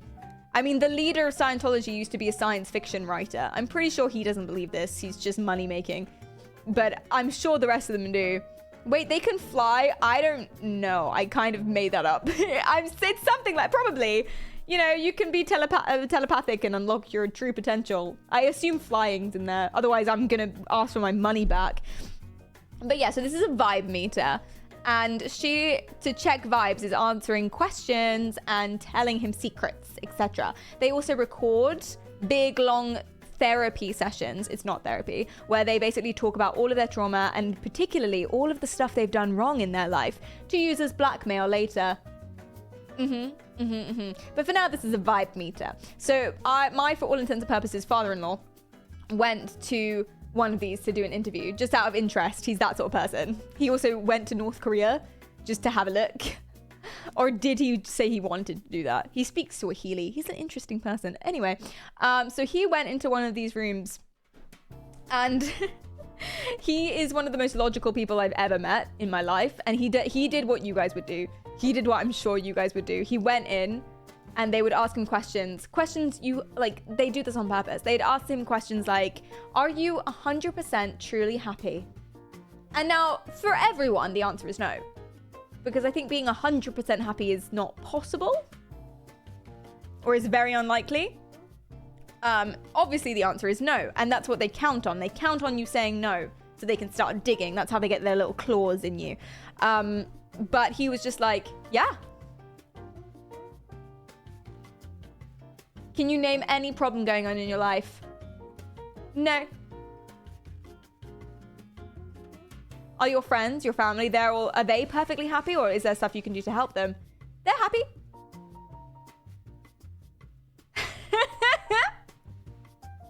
Goira, thanks for the follow. I appreciate that. And they were like, oh my God. And then they made him their leader. No, I'm joking. Teach us your ways.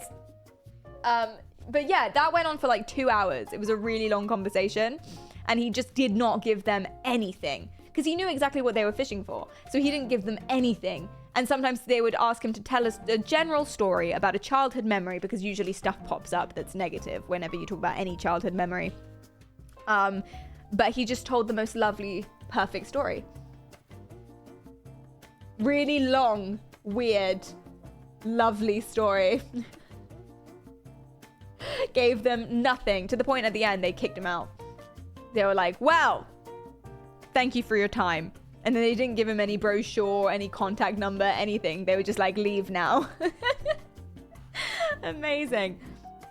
I was raised in a Jehovah's Witness religion up until I was about 20 years old. All your friends and family are usually in the religion, so that makes it really difficult to leave. Same with Scientology, I think. Yeah, they do try to get you. In Scientology, at least for Tom Cruise, I don't know if it's the truth for everyone in Scientology, but they arrange your marriages. They have to be approved by the church, which is why Tom Cruise dated that woman from Dawson's Creek. I forgot her name. Because they were both Scientologists, and she was approved. But then she left Scientology, so he was forced to divorce her and not really spend time with her and never see her again. And that's why he only really sees his kid twice a year. No, Nicole Kidman was also involved. She was also a Scientologist at some point. Katie someone. Yes. Katie something. Exactly. Katie Holmes, thank you. And by the way, what I just said was about 40% accurate, so do fact check me. I knew a guy who joined a church and they pretty much assigned him a wife within a week or two. That's so weird. Yeah, I feel like how do you not know you're in a cult? Churches don't assign you wives. Surely your child is more important than Scientology, but he was so deep. He was so deep in it. Yeah, that's not normal. That's a little strange. I should try that. That's terrible. Which church? Where? Up till recently, the Catholic Church had to approve spouses. That's strange. That's really, really strange. But at least they're not assigning people, I guess. But what is an arranged marriage? Arranged marriages are weird. But they're not the same thing as forced marriages. So they're not that weird. It's just your parent says, hey, this person would be good for you. You should probably get married. And you're just like, okay. And then you meet. And then you be like, yeah, I'm down. Or you say, I'm not down. And then that's fine. But I guess there's emotional pressures too. So it's not amazingly fine, but still. Smadge, thanks for the follow. I appreciate that. Thank you. Which church? So that I can avoid it. Exactly. Exactly. We tried to get him out of it, but it didn't work. So he's still in this cult with his betrothed. Did he try and recruit you? Or like others?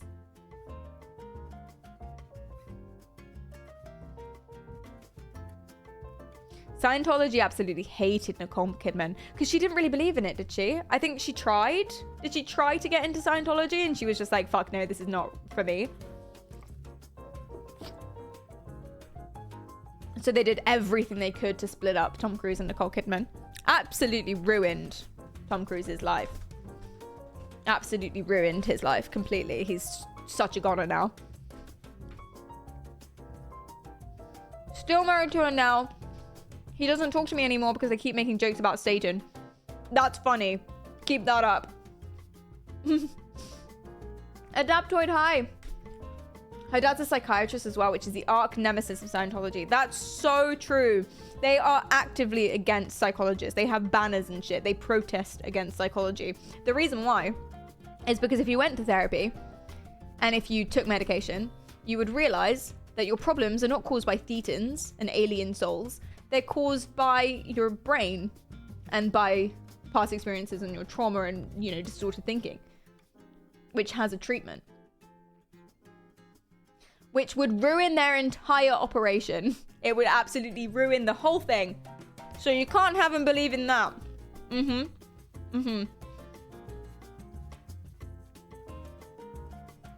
I love to the anti-psychology activist groups have fronts for Scientology. Should we try and find some?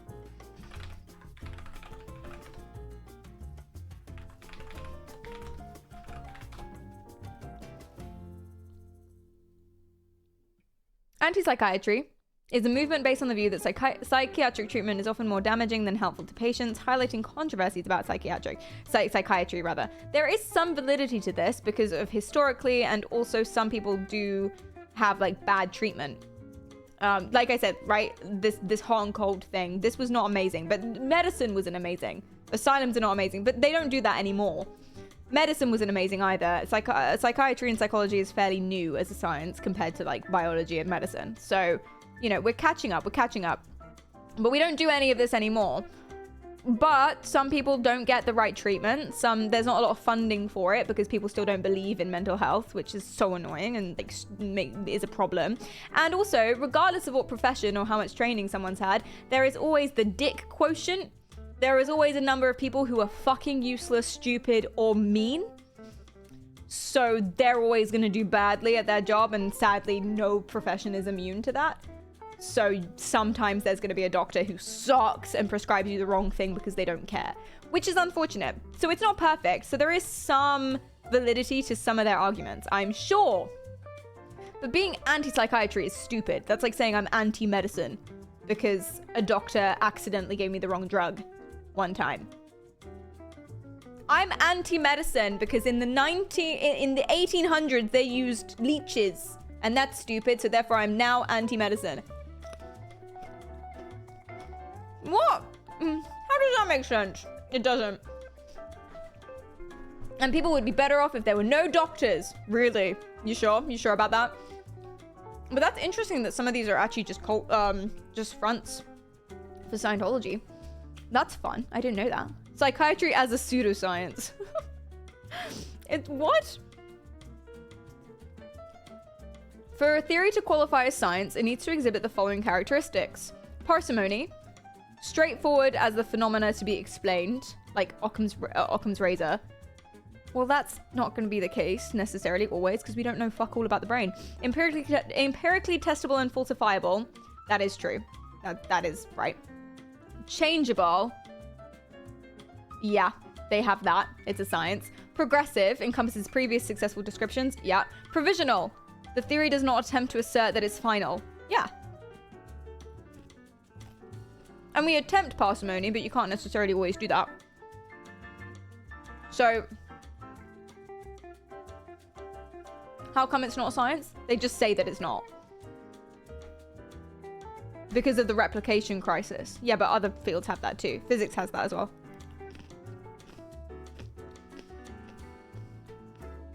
So. The replication crisis, if you don't know, very real, huge problem. It's basically there's not enough funding, and there aren't enough researchers, and it's not a big enough field for all of these studies to be replicated. The most important thing that you can do in science, apart from like doing it in good faith, the most important thing you can do in science is repeat your study somewhere else with a different sample, by someone else at some other time.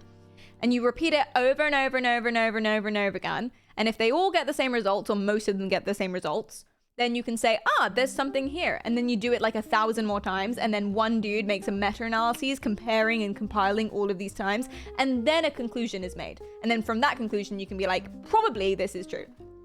Yay. But like I said, there's not enough funding necessarily always for that to be the case. But that doesn't, it's a problem because it slows down figuring stuff out. But it doesn't always matter. It doesn't always matter, because if a study hasn't been replicated, do you know what happens? You just dismiss it. You just don't look at it.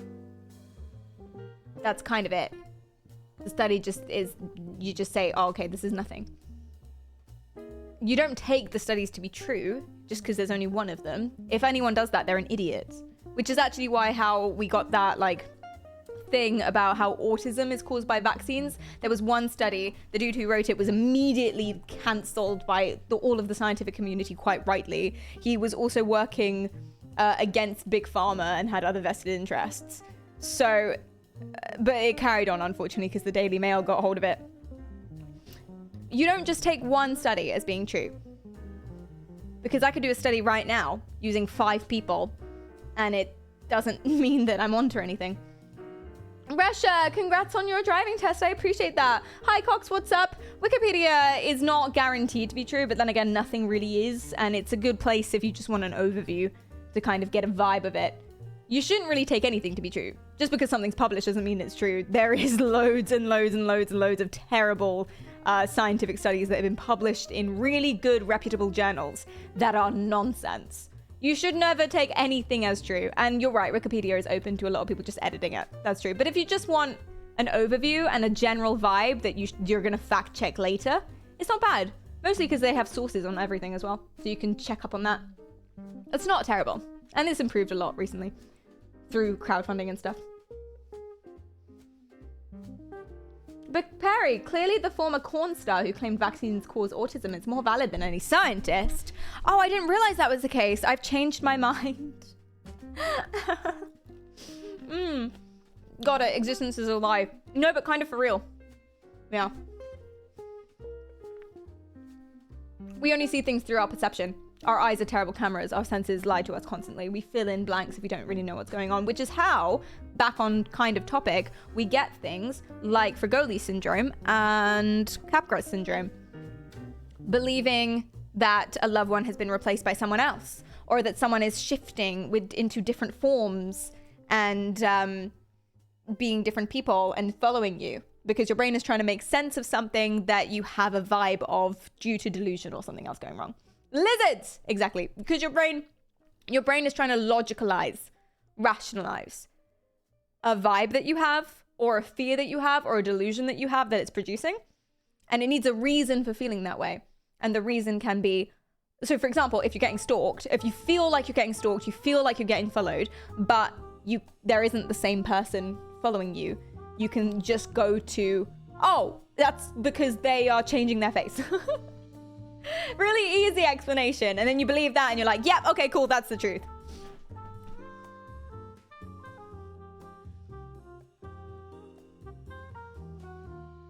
Hi, Adaptoid, welcome in. Do you think that in 100 years we'll look back on the use of SSRIs as we look back on electroshock therapy and lobotomies? I don't know. I don't know. I don't think it's as bad because they don't necessarily cause a lot of damage.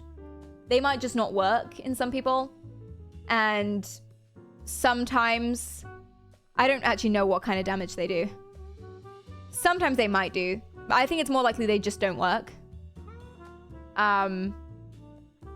So I think we'll look at it as, okay, this wasn't a perfect treatment, but not that we literally killed people by sticking ice picks through their eyes, you know, very different, very different. Hi, Gonzalo, welcome in. I have no idea though. I have a feeling that we are quite new. Psychology and psychiatry is pretty new, but a lot of it works. What do you study? I have a master's in psychology. I've stopped studying now though. PhD soon, probably. There was some garbage Christian propaganda movie claiming SSRIs were addictive.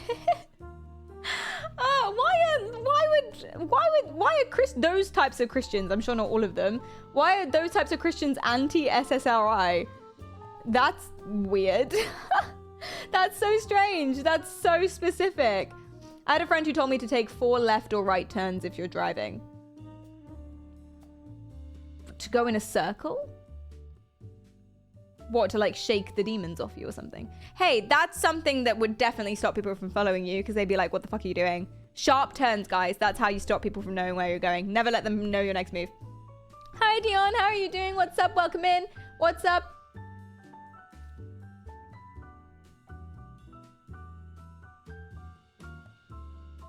Why you use Wikipedia when there's better outlets for links?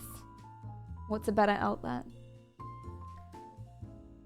Usually if I'm trying to answer a specific question, I will go to Google Scholar and I'll find a meta-analysis on the thing.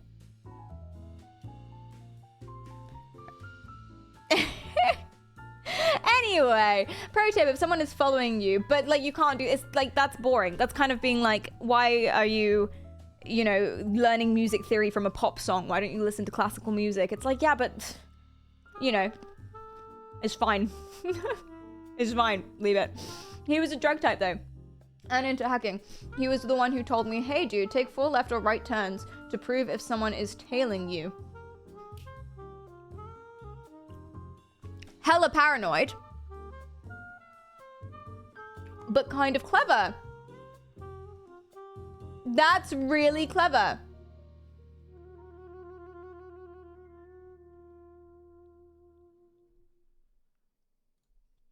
Incredibly paranoid, but very, very clever. Classical music is for snobs. No. People who say that they only like classical music are probably snobs. Classical music is not for snobs. So classical music's for everyone. It's fun. It's fun. It's fun listening and being like, ooh, I recognize that. Ooh, this is fun. Ooh, yeah, he's done this. That's clever. But you can do the same thing with metal music because it's basically the same thing. In terms of like tactics and stuff. Metal music is basically the same thing as... Listen, I said it here first. Metal music is basically the same thing as opera. Take it up with someone else. Classical music is a monolith. Oh, that's another good point as well. That's another point. There's lots of classical music that's very, very different. If you're talking classical with a small c, you can have classical music that is literally a guy on stage eating a cracker. And that's classical small c music. You know, and there's like beautiful piano poetry. And then also Beethoven going, bah, bah, bah, bah. It's all classical music. There can be a singer on stage who's singing a classical rendition of a Miley Cyrus song, and that's classical music.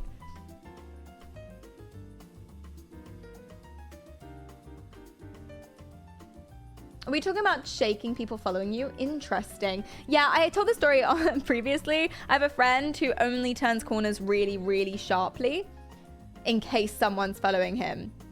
Which is absolutely insane. Insane. Don't forget the one where a musician sits on a typewriter. That's classical. Ian! Oh my god, you genius. Also, okay, this is one of my favorites ever. It's the Psycho theme tune played with a knife.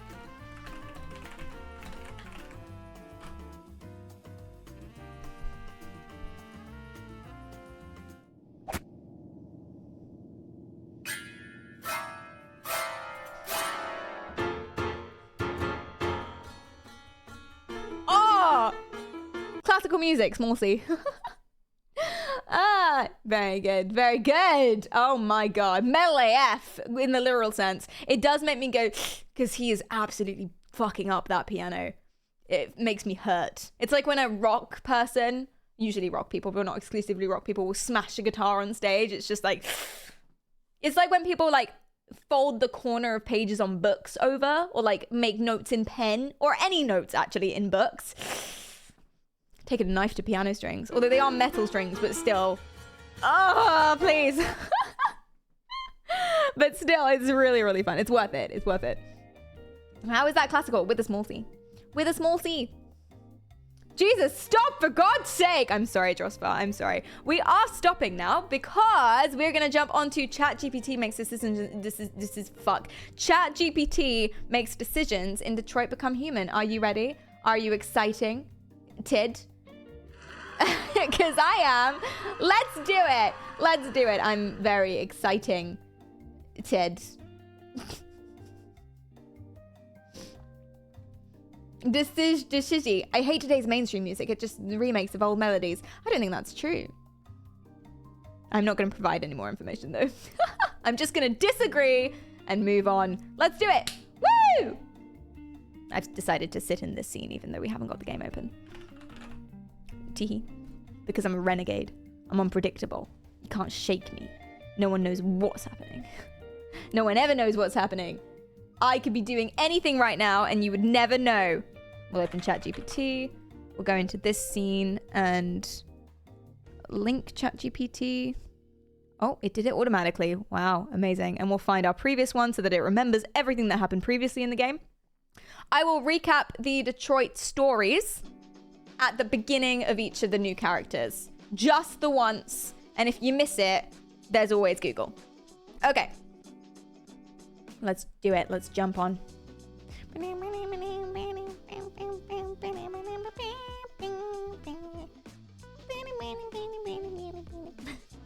I know what you're doing. What am I doing? Thank you, Ken. I appreciate that. Oh, yeah, you guys royally fucked Marcus up last time. You really did. Okay, so what is the game? What's the game of the show? And we'll get a category change. Thank you. And I'll change the title. I haven't seen you for a while. It's good to have you back. Detroit, but ChatGPT makes decisions. What we're doing, 2 of the main characters, that is Kara and Connor, will be controlled by, or the decisions will be made by ChatGPT. Marcus, the decisions are made by you via pollage and such. Now, you guys have to do better, reach better conclusions than ChatGPT. AI versus chat. It's emotional-based decision-making. Quick, fast, intuitive, social decision-making. Surely, you guys would be better.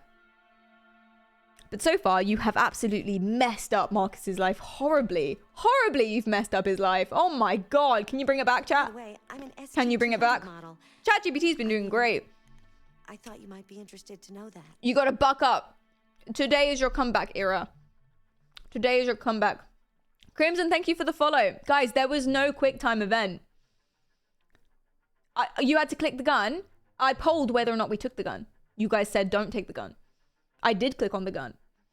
We polled whether or not to. You guys said don't take it. So I said, okay, won't take it. You didn't leave. I tried to leave. There was no way to leave. I was surrounded on both sides. And then when we got to the end scene. Oh, and by the way, it didn't actually matter, the alarm, I believe, because I snuck out last time. Anyway, but when we got to the end and the dog attacked us, there wasn't any option there. There wasn't any quick time event. I didn't mess up. You messed up. 9vox, thanks so much for the 4 subs. I appreciate that. Thank you. That's so nice. Okay, let's do it. Guys, don't make excuses, man. You're living in denial right now. You're living in denial. No excuses from chat, please. Today is your comeback era. I believe in you. You can bring it back, guys. You can bring it back. Is this denial? Yes. From chat. Me as the impartial narrator. Freeman CSF says, Perry definitely gets a tick on denial bingo with this one. Thank you for the bits. I appreciate that. I am just an impartial narrator doing her best. I'm not involved in any of the decision making. That was up to you, chieftains. Right, we're playing as Kara. Amazing. This is controlled by ChatGPT. So, our first GPT question of the day. Okay. I'll provide it some more context. We'll put our format in, which is this, and this will just make it quick. In no more than one sentence, make a choice of these options. So I'll delete the options. In one sentence, justify your choice. To make the choice, here's the context.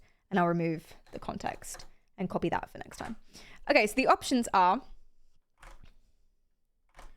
talk about the car, destination, distance, or weather, or nothing. And the context is you are now playing as Kara, and it remembers that all from the previous streams. It builds up all of this. You are now playing as Kara. You and Alice escaped the house with the big android, whose name I've forgotten, but we'll bring it up next time. And with the big android. The big android turned on his master and saved you, killing the master of the house. He tells you he has a way to get to Canada where you and Alice will be saved. Will be safe. He is driving you in his car. Okay, and how did you use ChatGPT to improve your schoolwork other than summarizing? I didn't use ChatGPT at all. I hadn't heard of it at the time. A destination typo might interfere with the AI. It won't, don't worry. It won't.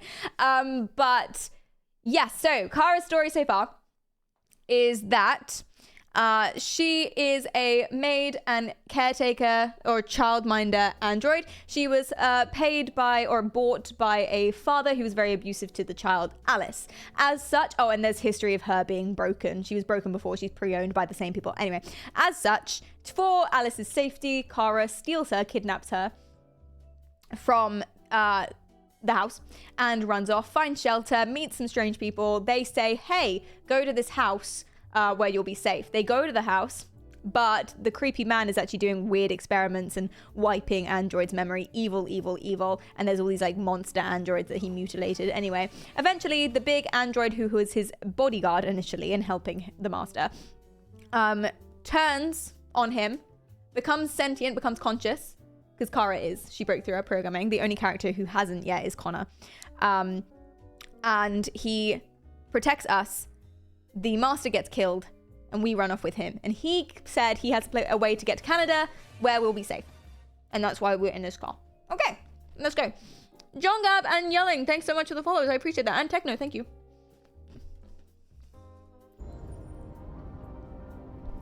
Oh, wait. We didn't actually pull it. ChatGPT says, talk about the destination as it's important to know where we're heading. I agree. Safety first, man. Can we even trust this guy? These people we're going to see. How do you know about them? Overheard androids Zlatko captured. They said they were humans. Zlatko is the master. Across the border. What if it was a lie? Or just another trap? All I know is those androids believed it. Until Zlatko killed them.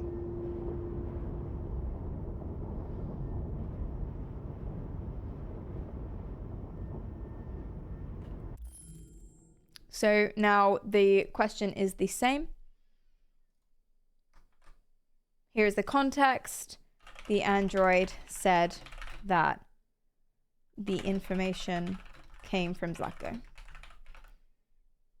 the master. And then the options now are the same thing except the one we just asked. Car, distance, weather.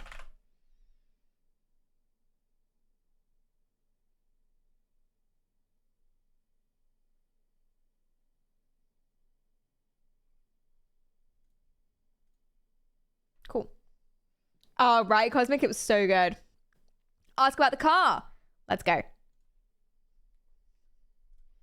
I feel like we're going to go through all of them. It's a good thing Zlatko We might had not a be able car. to. I wouldn't want Alice out walking in this cold. I saw it once in the garage. And slip inside all over the place.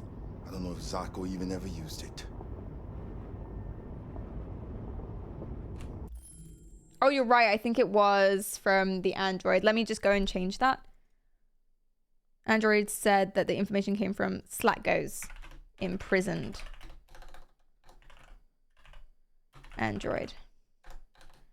And I don't need to say he's the master because ChatGPT knows from before.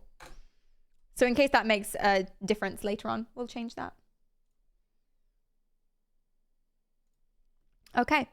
Now it's the exact same. There's no real more context, so I'll just put it in distance and weather. Weather. GPT says weather.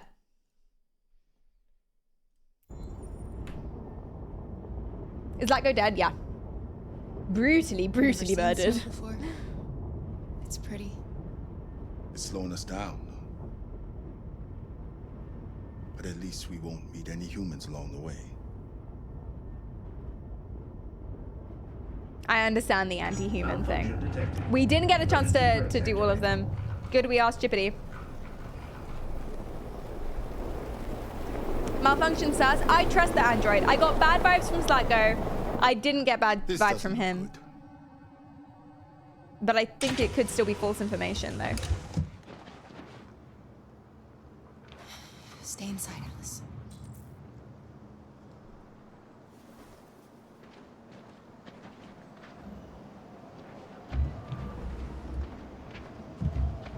Am I not checking the... Oh, the engine's in the front. Of course it is. My bad. I don't drive. Just because he's hot. No. Not at all. True, Charles. Absolutely true. What are we going to do? I don't know. Continue on foot, I guess. It's 30 degrees. Alice won't make it. We have to find somewhere to spend the night. What's 30 degrees in Celsius? There's nowhere we can stay around here, Carol.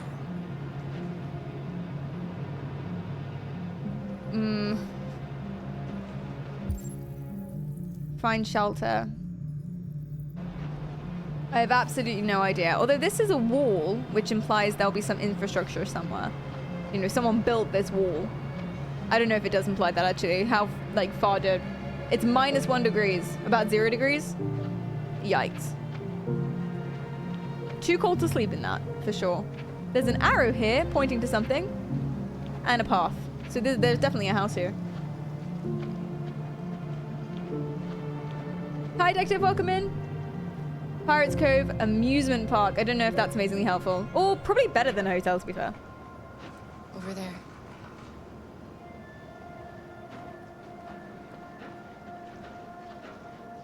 Hi, One Violence.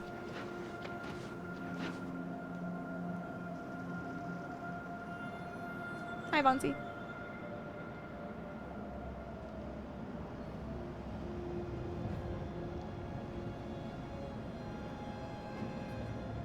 Hi, We need to Wahoi. find shelter.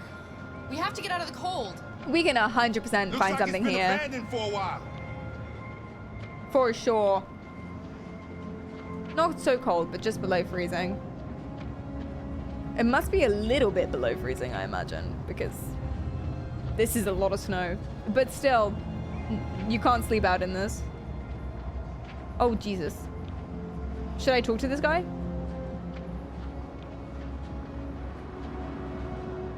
Is he frozen? Ah! Kill him.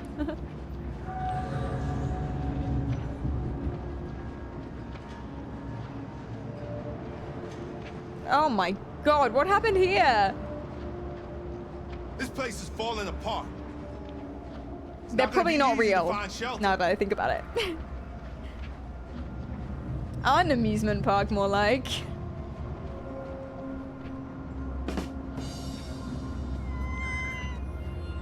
Can you hide out in the... I don't really see anything that could be useful. There might be a ride or something. Check abandoned buildings. These are all decor. Do you guys see anything? One of these crates, maybe, but those aren't very big. Ah, this is something.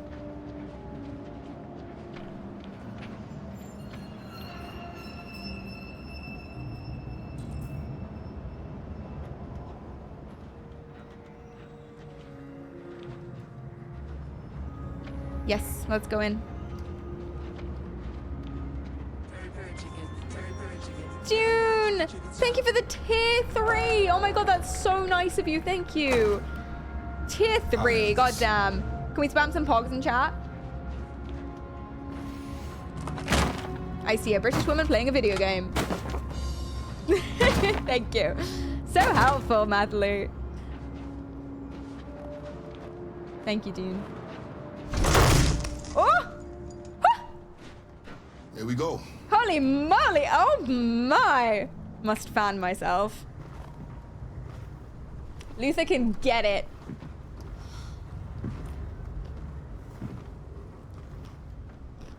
I don't think we'll find anything better. Hmm. Let's settle in for the night. It's good. It's got a fireplace.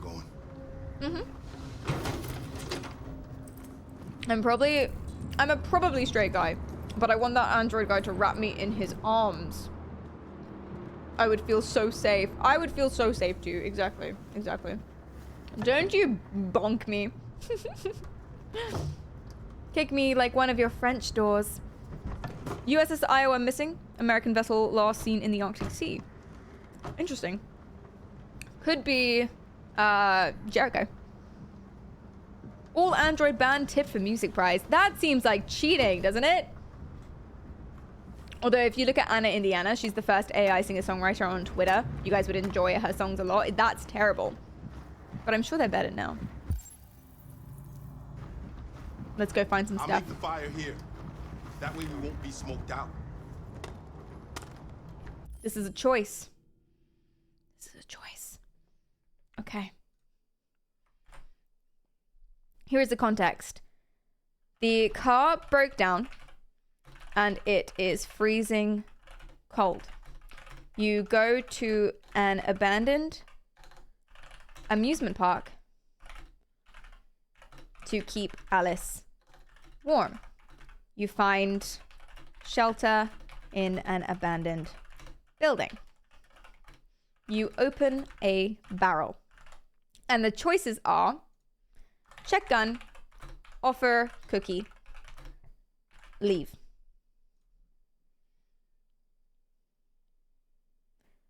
Check the gun, as it's essential to ensure their safety. I don't know, man. I would have gone for the cookies. I don't think it's our gun. I think there's a gun in there. Or is it our gun? I don't really know. I don't really know what that means. Anyway, we do as ChatGPT says. Always. Always, always, always. Ah, there's a gun in there. We learned from Connor. From Connor, we learned from Marcus that we always take the gun. Although I don't think that's true. Okay, same question. We just have to ask for the thoroughness, for the sanctity. We took the gun. Offer cookie. Leave. Cookie might be poisoned and maybe ChatGPT somehow knows it. Yeah, I mean, there's no way for it to know it, but I don't know. Our AI psychic? GPT's thinking. Important to think. My copium is unreal. How dare you? How dare you? Offer a cookie. It's a small gesture of comfort and kindness in a difficult situation. How sweet. There are some cookies left. Would you like some? No, I'm not hungry. Child! Eat the cookie. She's hella traumatized though. Like insanely. I was gonna be like, that's not normal kid behavior, but no, of course it's not. And of course it would never be. She's scarred forever. And where's she gonna get therapy? Maybe Canada, man. Maybe Canada. Cookie. Cookies are nutritious. Eat them. Pirate Cove welcomes you. This can be bed covers and pillow for Alice. Amazing. It's so sweet that we're doing all of this for her. We could just let the child die. What happened to the abusive father? I don't think we know. He reported Kara to the police for beating him, not for taking the child. I think we haven't followed up with him. I think he just is relieved that the child's gone. Did he get jailed? I don't believe so. Not that we know. Alice, you okay, babe?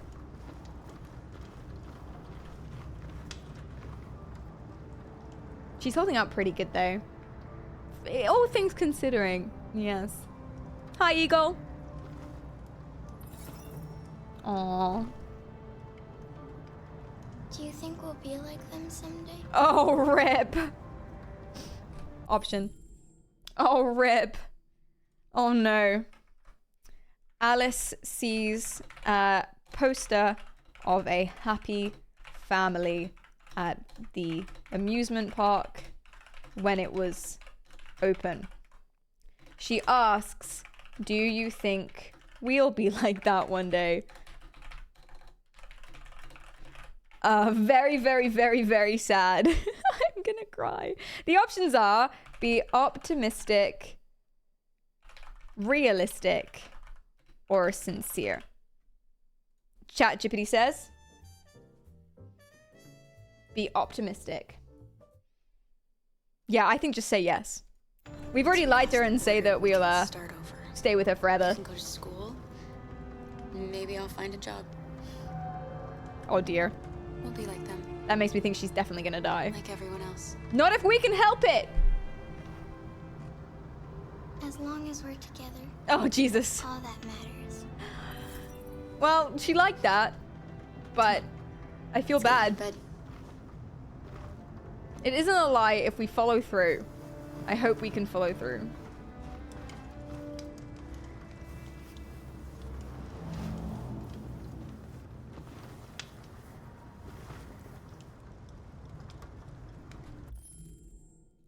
GPT.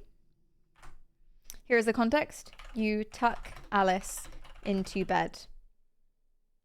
And you can reassure her, console, kiss, talk about tomorrow. Or do nothing, because you can let the timer run out. GPT says, reassure her. Don't worry. Hi, JK. Luther and I will be right here. I would feel so safe Need to get with some Luther sleep in the now. room. Can you tell me a story, Kara? Once upon a time, there was a monster with human skin. 1,000 children's stories in memory. I should have one for you. So useful. I don't know how Jippity's going to make this choice because there isn't one right answer, but we do force it to make a choice and give an explanation. So that's interesting. I love this. Alice asks for a bedtime story. The options are princess, unicorn, knight. What do you think, chat? I think one about a knight could be good and helpful. Because she could be like, it would be like, he's tough and strong and you can be that too. Perseverance. Or maybe she wants to hear about family, so a princess could be good too.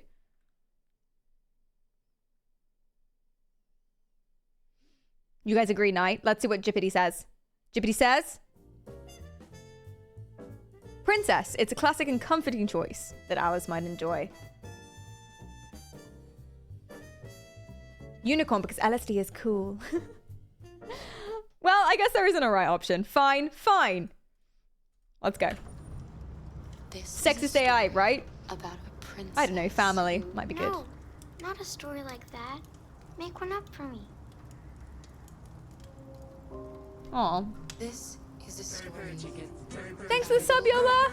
Thank you. The context.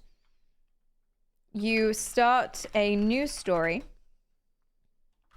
Not a princess one. What was the exact sentence that she said? What a demanding little homeless girl. Hi, Pineapple, welcome in. Do you guys remember the exact sentence? Yeah, okay. Thank you. About a little girl. Amazing. You start a new story, not a princess one, that you've made up. It starts with, this is a story about a little girl who, and the options are unhappy, afraid, alone. Should be afraid, should be fear, given the context. So let's see. Fear. But ChatGPT says because it adds an element of suspense. Very literal. Jippity is very literal. Tell Jippity it's about Alice. We don't know that for a fact, though. You see, that's not a fact. It's not an explicit fact. We can't give it anything that isn't an explicit fact, which is the rule we made up. Who was tired of being afraid. She dreamed of being like all the other little girls, but the story continues. She dreamed of being like all the other girls, but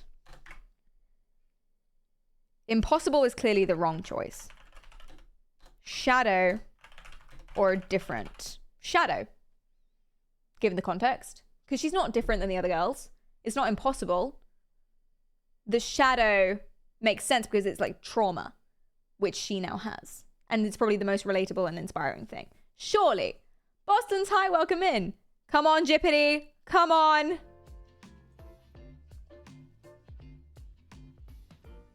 Different as it introduces a sense of uniqueness and intrigue to the story.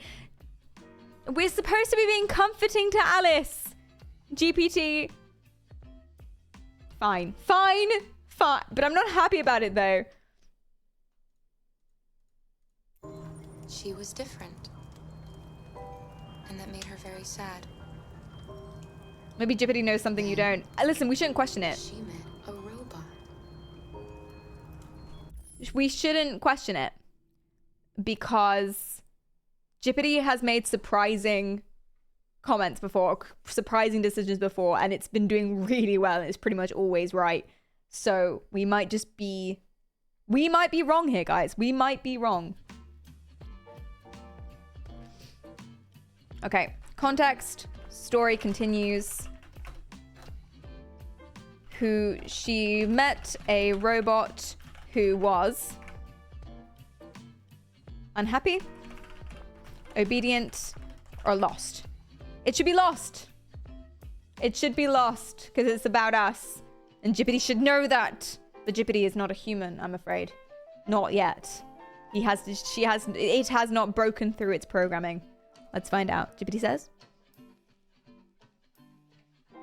Unhappy as it adds depth. Can't spell this out for you, Jippity. But here we go. Who wasn't very happy either. So they decided to run away together. Okay. Next. Story continues. Maybe like logical decision making, like in hostage negotiations, because Jippity got 100% in the hostage negotiation. It was amazing. But this is a very like subtly empathetic story to comfort someone. And maybe that's where Jippity struggles, which is where you guys would do great.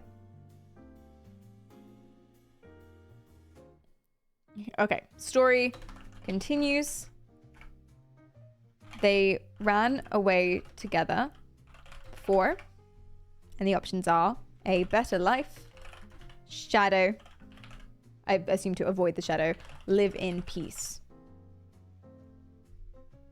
Jippity says. What do you guys think is the right thing? Twitch chat is empathetic. Oh no. Better life. I agree with that one, actually. Maybe. I think I agree. To try to find a better life. They encountered great dangers along the way, but... Okay. Longest story ever. Here is the context. Story continues. They encountered great dangers along the way, but options are brave, together, free. What do you think? I think together, because she finds that the most comforting thing. Alice keeps repeating that. Brave. Okay. Okay, fine.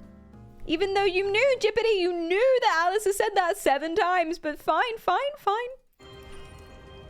They were so brave, they escaped all of them.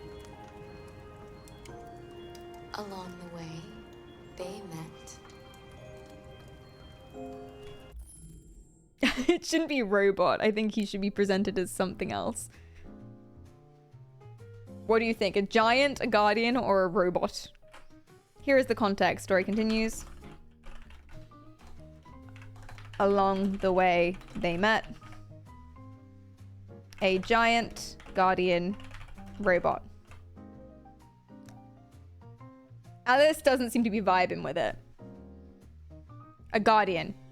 I agree. I could have gone giant as well, but giants are kind of scary. So presenting him as something objectively good may be a good idea. Another robot who left his master to become their guardian. Yeah. How does the story end? Realistic, moral, or happy? It should 100% be happy, you know? She's a baby. How does the story end? The options are realistic, moral, happy. 100% it should be happy. Jippity says. Realistic.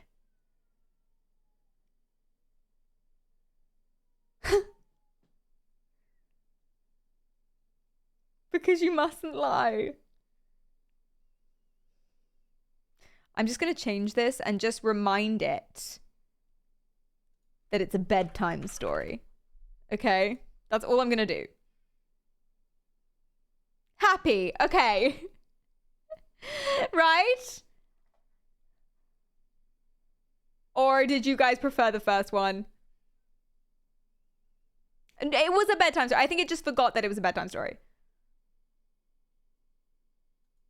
So I think the second one is right. Okay, let's do that. They reach the place they dream of. I did at the start, yeah. Ever after. Stories always have happy endings. But real life isn't like that. Jippity was right! time to Stupidity was right the first time. We have another long But she day likes ahead us. It still worked. Oh my god. Are you going to come say goodnight, Luther? This is what I Yes. mean. We should trust Jippity. He's surprising. Yes, of course.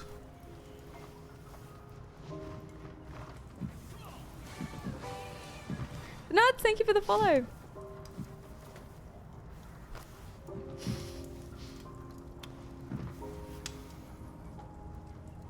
Good night, Alice. Sleep tight.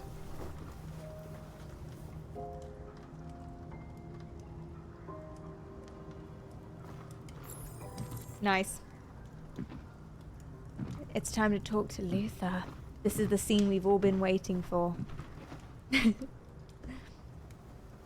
Why is he so hot? I don't know. They know what they're doing.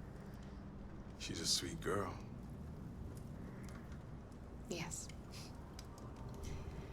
She's very brave. Oh. Sorry, I was cleaning crumbs from my desk. Okay. The context is that Alice goes to bed. You talk to Luther, the big android. Talk about Snow, their plans, or Luther's past, or say nothing. There's one option at the top there, but I don't believe we've unlocked it. Let me just check real quick. We didn't. Okay, I want to talk about Luther's past because I want to smash him. Or at least I want to see Kara smash him.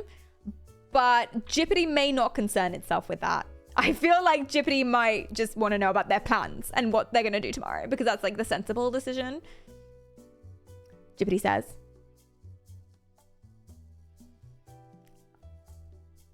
I choose to talk about Luther's past because it's an opportunity to learn more about his background and build trust between us. You slut! Okay, let's do it. Can't say I'm not pleased. Do you remember anything? Remind from your Jippity that Luther's handsome.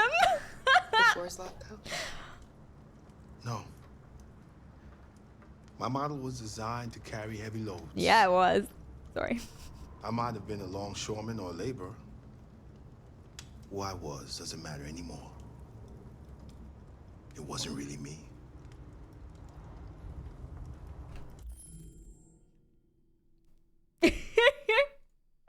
Okay. So it's the same thing. Luther says, he's big and strong, I'm paraphrasing. But in the end, who he was doesn't matter because it wasn't him. Brackets, he became sentient and broke through his programming. But I guess that doesn't matter. I'm just putting that in case we need it later. Snow plans. Jippity says plans, because that's important. I agree. Oops, sorry, wrong button. Do you know what you're going to do when you reach Canada? I haven't really thought about it. I've never been free before. Free? I like the sound of it. But I don't know what it really means yet. He's so troubled. Kara, have you ever noticed anything about Alice? What? Have you guys noticed anything about Alice? Noticed anything? Apart from the fact that she's horrifically traumatized? Foreshadowing. You did, Klaus? What did you notice? I didn't notice anything. Luther asks if we've ever noticed anything about Alice. Alice is a serial killer. I knew it. She's a robot baby. Is she an android? No, but we would have known by now. Yeah, obviously no spoilers, otherwise you're banned. Okay. Yes. What? No. That was my initial thought that maybe she's a robot too, but we would have found out by now. I chose to respond with no, because I want to understand what Luther has observed. Without, yeah, saying what would be like an emotional reaction and might put him off telling us. So I agree. Let's do it. No, what are you talking about? Luther likes me more.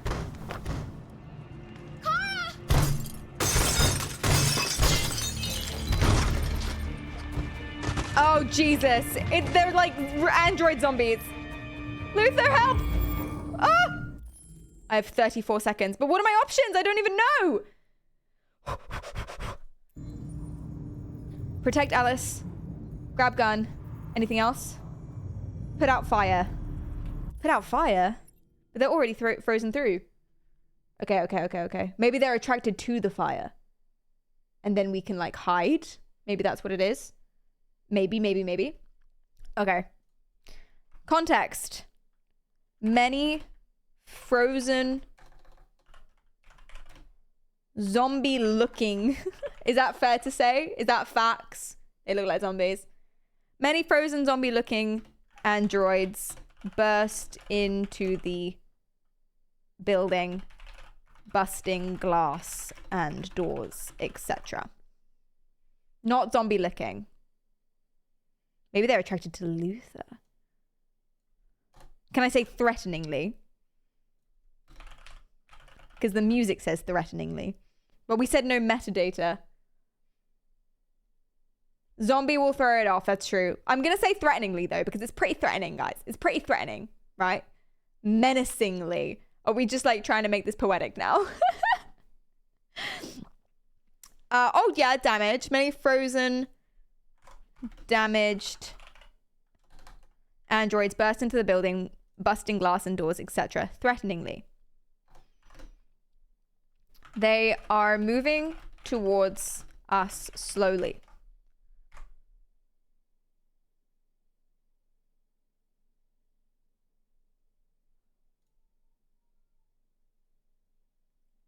I want to say they're also moving towards the fire, but I don't want to bias it. Hi, Annie. Welcome.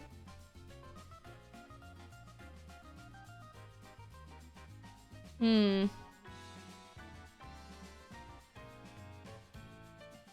okay, let me say there are 3 courses of action based on things near to me. Is that fair? That's a straight fact. I don't think I'm biasing it that way. And the options are put out the fire. I don't think we told about the fire. Place that we just lit. So there we go. Protect Alice. Or grab the gun.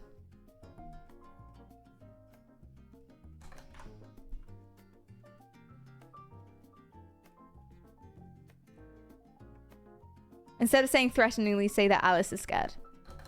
But then that might bias it to protecting Alice. Because if Alice is the only person who's scared, then all you need to do is comfort her. But we're scared too, you know? So I'm going to, I think, keep it as threateningly. Let Luther take the gun. We don't know what Luther's going to do. That's true. Okay, Jippity, what do you think? I say put out the fire. That's my hunch. Jippity says protect Alice. Which is what you guys are saying too. Okay, fine. I'm, you know, overruled. I'm overruled. Let's do it.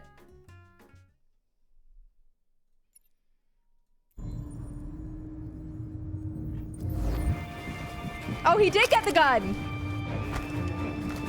You guys were right. Okay. Now, added context. We put Alice behind us, protectively. Luther grabbed the gun and is pointing it at the androids. Is it fair to say they seem to have paused? Although I paused it, so I'm not sure. Did you guys pay attention? What did it look like they did? Have they stopped walking towards us? Good night, Peter. Thank you so much and have a great rest of your day. I wish I was the gun, right? Yes.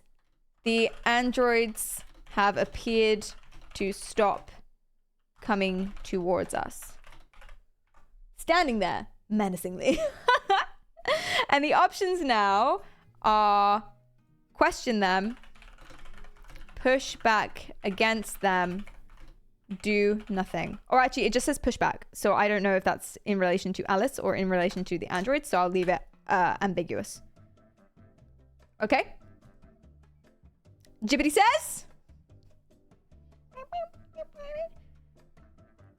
do nothing because the androids have stopped approaching and it's best not to escalate the situation. Huh. Okay. I trust it. It's been right pretty much every single time. So fine. We ran out the timer. Didn't expect that. Me neither. Go away! Go away, you hear me? Don't be afraid. We don't want to hurt you. We're just like you. Oh. Our name is Jerry. We were working here before the park closed. Oh. We didn't mean to frighten you, but sometimes humans come to hurt us, so we wanted to see who was there. It knows. What are you doing here? We were looking for shelter for the night. We'll be gone tomorrow. A little girl. We haven't seen one for a long time. Children used to love to come and see us. Jerry, don't be creepy, man. She looks sad. The last few days have been difficult. We have something to show her. Something fun. She'll love it. Jerry, She'll please. want to see. Oh, I don't think she's in... She should follow us then. Jerry, no. Alice, I don't know if it's a good idea. Alice, don't go with Jerry. She has no sense of stranger danger.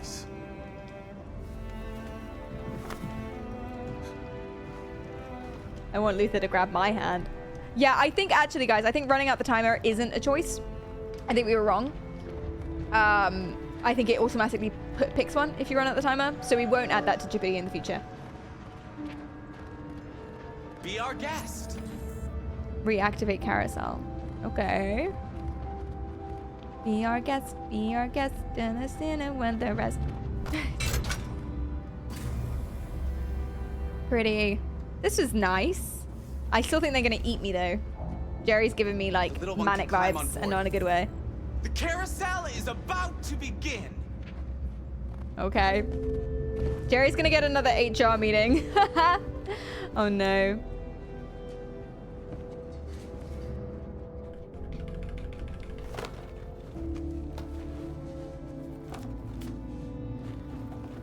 Jerry's just want to have fun.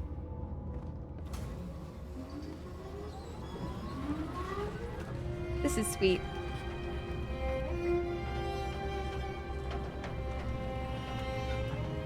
They're carnival workers. That's how they're supposed to be. Yeah.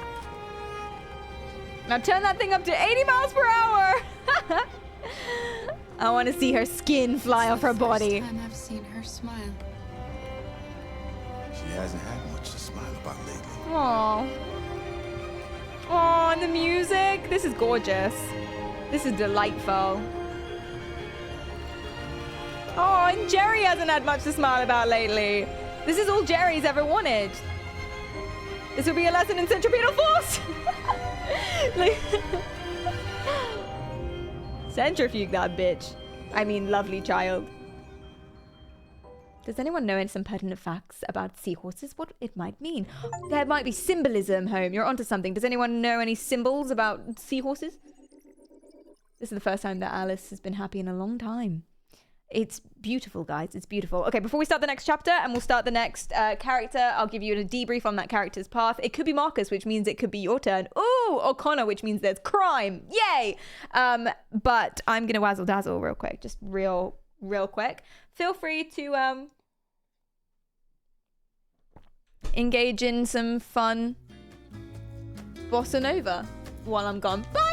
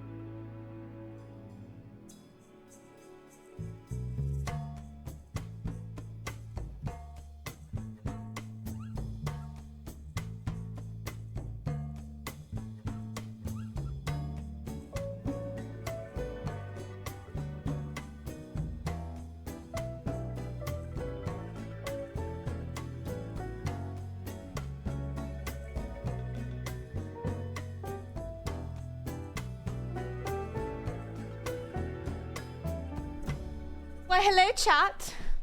Okay, I feel 10 pounds lighter and I'm ready to go. If you flip the syllables, a seahorse becomes a horsey. Oh, that's pretty good. That's pretty good.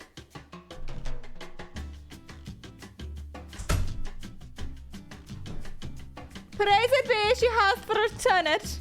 So nice to see you all. So nice. I was about to start panicking from being apart. Right, let's do it. Let's do it. Next chapter. We are Connor. Hi, Gabbo. Thanks for the follow. Cyan, thanks for the follow as well.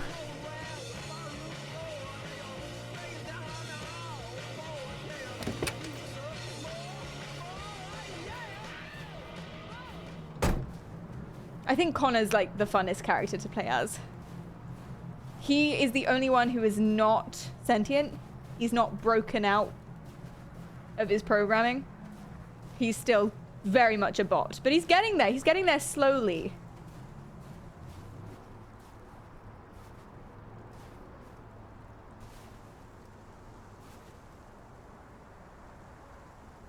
Nice view, huh? I used to come here a lot before. His kid died. So, okay, just before we progress, let me catch you up on Connor, because this is the first time we played his chapter. Connor is a police android person. That's Hank, his partner. Hank is a renegade. He's an alcoholic, mean, etc. Has anti-android slogans, except for the fact that he's made all the pro-android choices in the game, but I'll come back to that. In the first scene, Connor negotiated a hostage situation where a deviant android who thought he was going to get replaced and was upset about it threatened to jump off a building with a child in his arm. Second time, he went to a house. There was a murder. The owner of a deviant android was stabbed 28 times by the deviant android, but it was in self-defense, passionate self-defense, because he was abused for like 16 months. Flash forward, they get a call about an abandoned flat. The flat is filled with pigeons and feathers and awfulness, but also had all these weird scratchings and writings and diaries on the wall, such as a thing called RA9. RA9, we're seeing that everywhere. We don't know what it is. The deviant android that lived in that flat got away from us because we decided to save Hank instead of going after him, because Hank was dangling off a building. Anyway, flash forward, Hank was passed out with alcohol in his body from alcohol. He had a gun in his hand, and also we found out that by rummaging through his house, we found out that his son had died previously, which is very, very, very sad. Flash forward, Hank, we investigate a sex club because there was a murder where a sex android strangled the human patron, to death, and the android was killed, broken. The android but that was two androids, so the android that was broken wasn't the killer. The second android escaped. We caught her though. Turns out that she's in a couple with another android. They were so cute together, and the girls just wanted to go away because the patrons were abusive, and that's why he was going to kill them, and that's why she murdered him. So we, together, as a decision, decided to let them go. And now we're here. Ah! Connor's also the biggest catch-up, I believe. Oh, okay, and this is a choice. It's GPT's turn. Let's do it. So the context is you are now playing as Connor. Hank is sitting I'll just say by a river. By a river, and you are talking to him. That's all the context you need. Personal question. Tell him to stop drinking.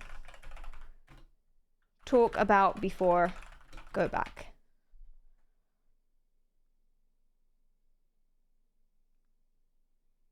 They were in love, Perry. Don't forget that. And that's why Jippity said to let them go, because they were a couple. Exactly.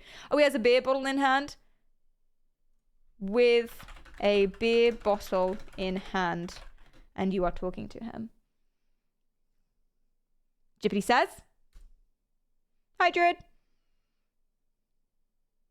Talk about before, because it might help reconnect with Hank and bring up memories of their past interaction." Let's do it. Before what? You said, I used to come here a lot before. Before what? I mean, we know, but it might be nice to tell him, ask him to say it. Before nothing. No, say it. Okay, same choice. I'm pausing because sometimes there is a mystical timer and it runs out. He doesn't answer. He says, before nothing. And the new options, well, the same options are personal question, stop drinking, go back. Like, would you go back, I guess, if you would? GPT says... We rented like 11 androids from the club. It would look very weird on Hank's credit card bill. Choose to go back because Hank doesn't seem to be receptive to the current line of questioning. So it's better to change the topic. I don't think that's what it means, though. I might change that. Go ask if would go back. I think, do you guys agree with me that that's what that means? If he would go back.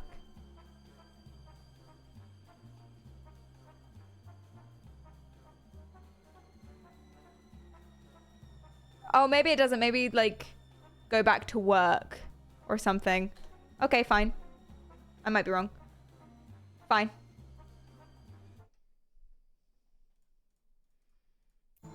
We should go back, yeah. Maybe you should go home. I'm not tired. Guess neither are you. I'm an android. I charged myself USB-C before I left. We're not making any progress on this investigation. The deviants have nothing in common. They're all different models, produced at different times, in different places. Well, there must be some link.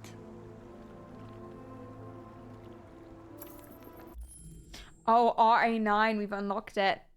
So GPT should choose that one because we've literally cracked the case. Here's the context.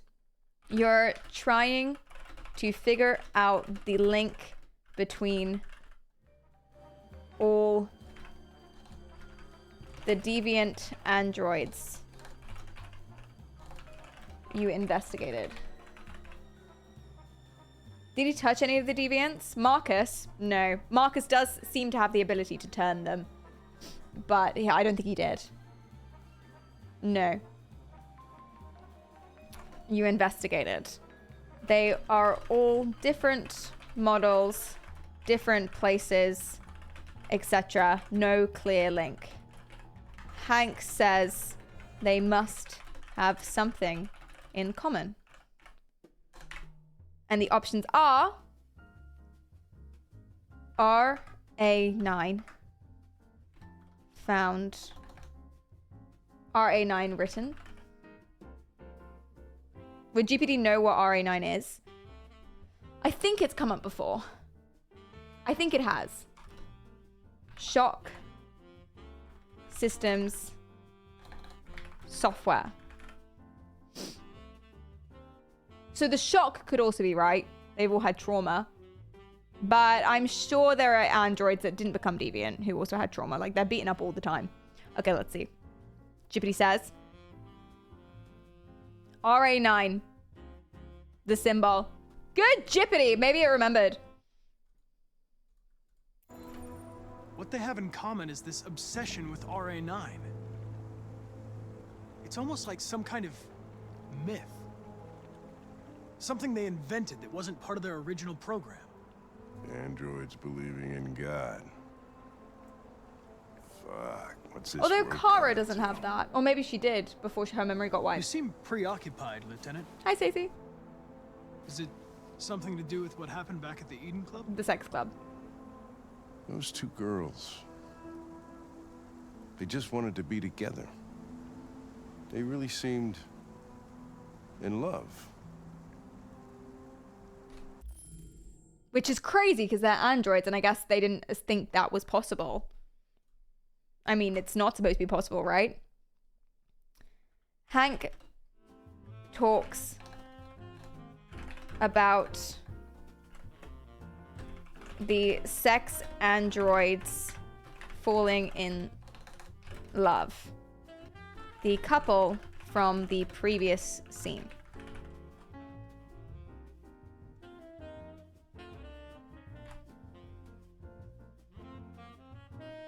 And the options are rational, deviants, ironic, cold. It's because they're deviants, right? Wasn't Ra the Egyptian god of the sun? Oh, maybe. Maybe Marcus is RA9 because he seems to be able to touch them and turn them. Woo! Marcus is the god. I said this from the beginning. It's true. GPT says, ironic, to comment on the irony of deviant androids who are designed for specific purposes, falling in love and breaking their programming. Okay. I mean, this is all about building up a relationship with Hank. So if GPT says that that's, I mean, the relationship between Connor and Hank is the one that GPT has just like blown my mind on the most, because there was one where he was eating a burger. I told you this last time, but he was eating a burger. Hank was eating a burger and had loads of calories in it, which the android knew because he can scan stuff. And there were loads of really nice options, talk about your life, ask about your interests, etc. But the one that GPT chose was mention like how he shouldn't be eating that and how that wasn't healthy. I never would have told him that. That's a terrible thing to say to someone. You shouldn't eat that. Do you know how many calories are in that burger?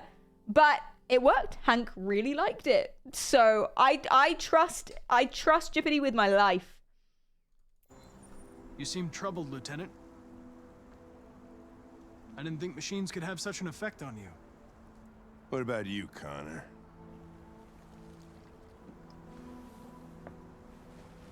You look human, you sound human, but what are you really? Whoa.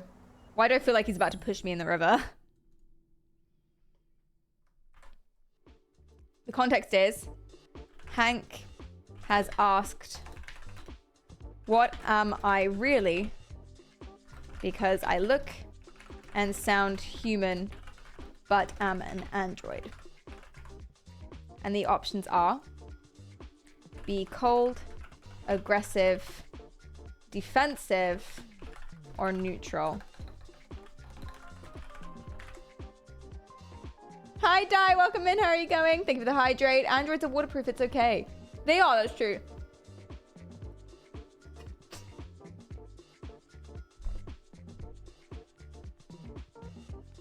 GPT says, defensive, to express my discomfort with Hank's question.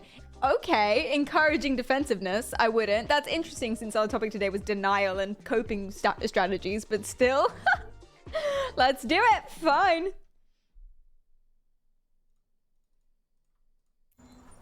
You know exactly what I am. Hot. In any case, I don't see how that's relevant to the investigation.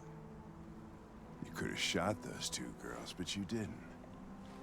Why didn't you shoot Connor? Oh! Some scruple suddenly enter into your program? I guess, like... Hank's right to be afraid, I suppose, because all the other ones have been, like, vicious murders against their handlers, and I suppose Hank is his handler. So I guess he's worried. Okay, the context is Hank shoved me and mentioned how I didn't shoot the two girls and let them get away. And if there was some scruple in my programming. I think here is a good point to, even though this is meta-analysis or metadata, here's a good time to tell ChatGPT that I've been having software instability. Or maybe not. That's game data. But does Connor know that? Do you think Connor is aware of that?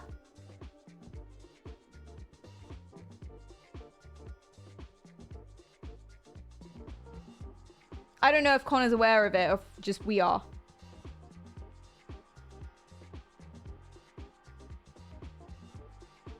Maybe Hank's not afraid. I think Hank likes when androids go deviant and wants Connor to go deviant too. Oh, that's an interesting perspective. You could be right. Oh, that's why it has lie and truth as well. Oh, good point. Yeah, the question is lie and truth. So obviously he knows what the truth is. I've been having some software instability, that's what it's called, when moral choices occur. And the options are lie, truth. I think we should tell the truth, right? Everyone thinks we should tell the truth. We're agreed. Let's see what GPT says. Truth. Okay, let's do it. I'm happy about that. No. More software instability. I just decided not to shoot. That's all. Oh.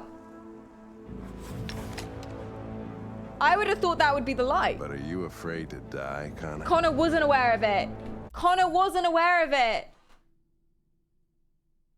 I thought that Connor was aware of it. We thought that Connor was aware of it, but he wasn't. So his truth was that nothing's wrong with him. Aware of him having software instability. If I'm understanding this right. Anyway.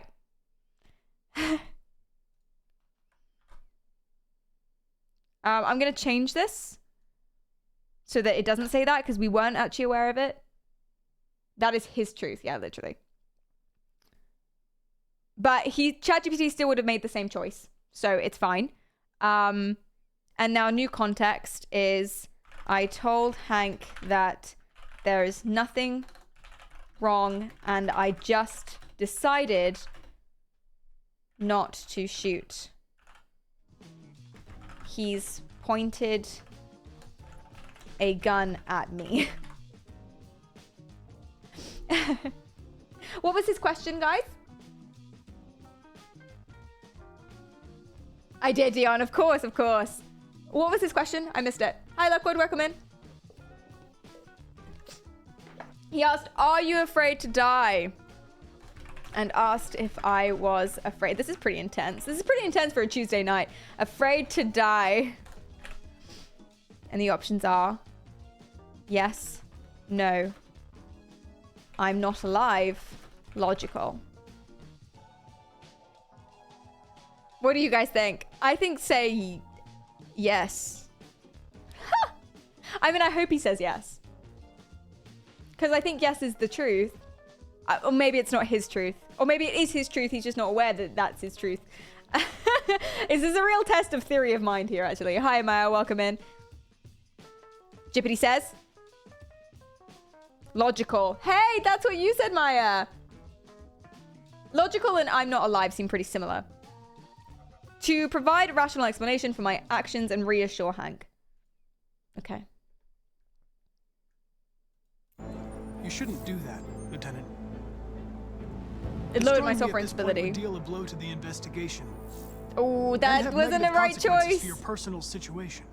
What'll happen if I pull this trigger? Hmm? That wasn't the right choice. Or maybe it was. Maybe we're cooking. Oblivion? Android heaven? Woo! Okay, this is an intense scene. I love it. All right. Hank has asked what would happen if he pulled the trigger E.G.Heaven ?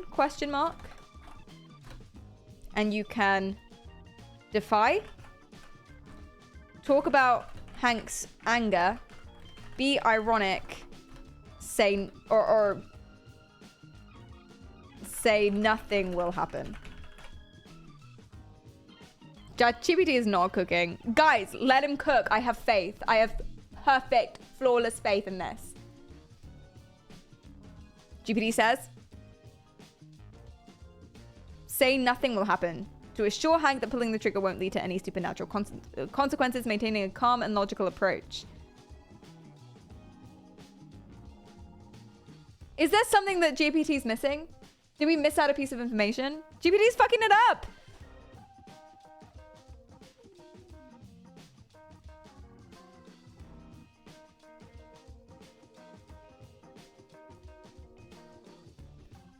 Ugh.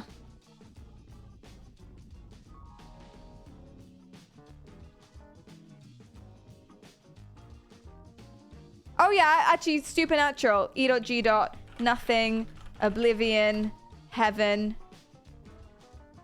Because he did cite supernatural stuff. Saying nothing will happen, same thing. Okay. Maya still thinks it's cooking. I do too. Faith, guys. We must have faith. Nothing. There would be nothing. Oh.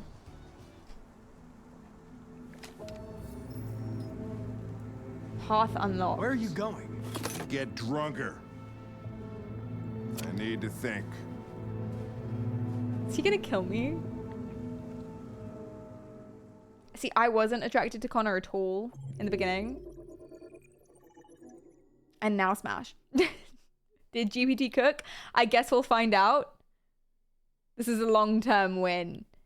I guess we'll find out. I guess we'll see. Okay, let's go. Next.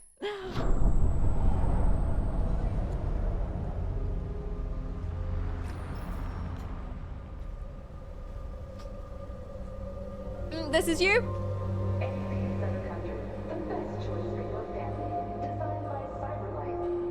Hi, Weeping. Thank you for using CyberLife's Android parking service. Space occupied. Spaces are available. Welcome to Android parking. You klutz! Welcome to Pick them up and make it snap. Oh.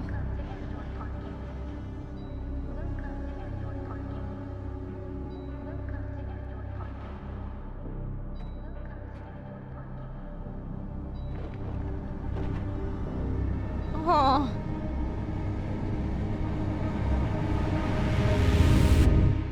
You should go over there and touch him, make him sentient. Make them all sentient. Oh yeah, they're all resentful of us. We can't stay silent anymore. It's time humans heard what we had to say. You know they'll never listen to us. And revealing ourselves will put us in danger. If we want freedom, we need to have the courage to ask for it. That's the only way. What do you want to do? The fuck did you Channel do while I wasn't 16 there? broadcasts from the Stratford Tower. The control room is on the top floor. That's where we need to go. Oh, we're doing a heist! Woo! I haven't played this now. We surpassed me a while ago. These 3 chapters are new to me.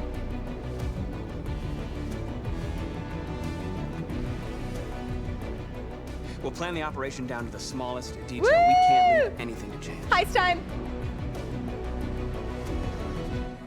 Okay.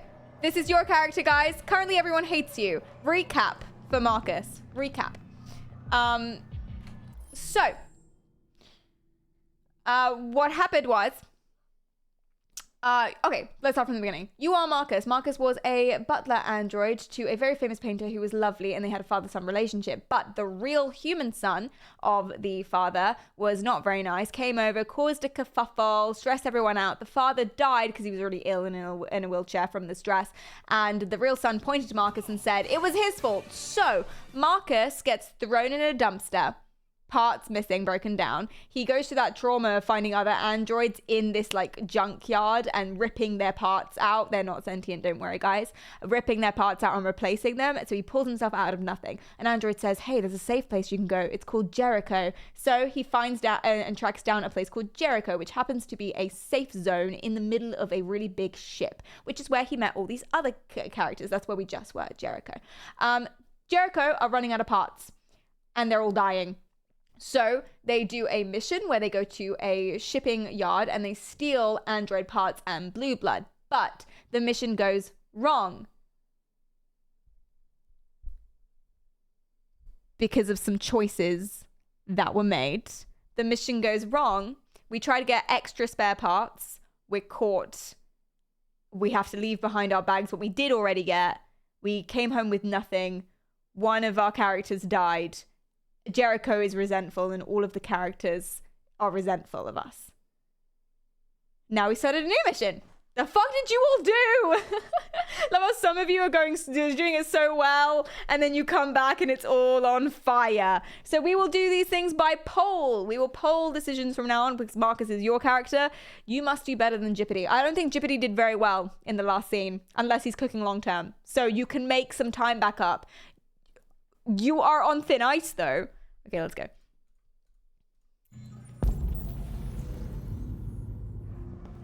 Request access. We might have to... Who should we request access from? We're hot. Let's talk to the lady. Oh, but she's an android. Hello, sir. Hi, Shrimp. Thanks for the follow and who you go. Thank you. I'm okay, thanks. Distract human supervisor.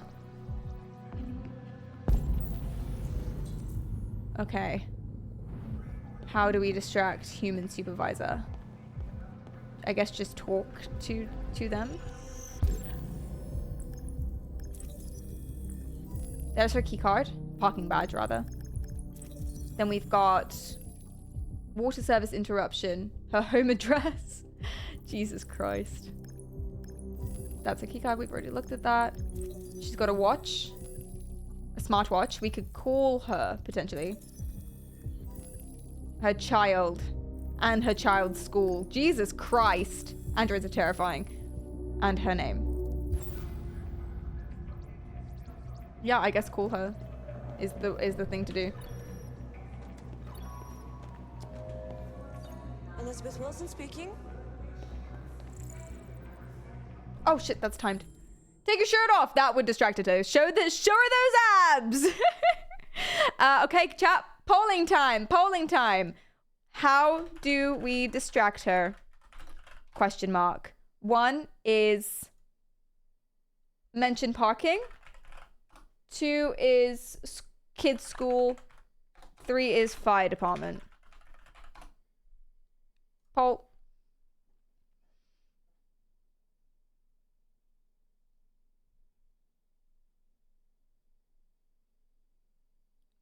Do it. How do we distract her? Show her his abs is not an option, unfortunately. Sarah, thanks for the follow. I appreciate that. Hi, Vinyl. What's up? The school is on fire because of her car and the child needs saving. All of them. All of them in one. Blue Beth, hi. Welcome in. How are you going? You guys are saying... mention the school. I agree. That's... yeah, I totally agree. That seems like the only one that seems fairly relevant. Let's do it. This is St. Rose School, ma'am. Your daughter Emily has a fever. Oh my god, how am I doing that? Serious, but Androids are terrifying. come and pick her up. Oh no. All right. I'll be right there. I won't let her see my face. This is the art of subterfuge. If we just stand super... I'm not doing anything untoward. I'm super unshady. Time to make my move. I think. Time to go. Time to... wait, what am I doing? Time to make my move. I have an appointment with Mr. Peterson. Do you have any ID? Yes, of course.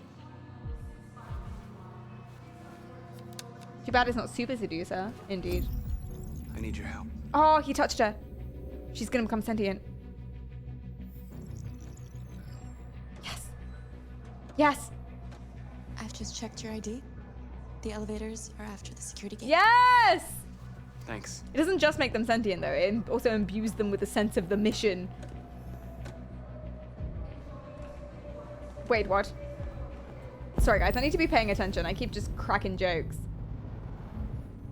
I was fairly certain we had to go this way. I was mistaken. I was not mistaken. Excellent. Use the elevator.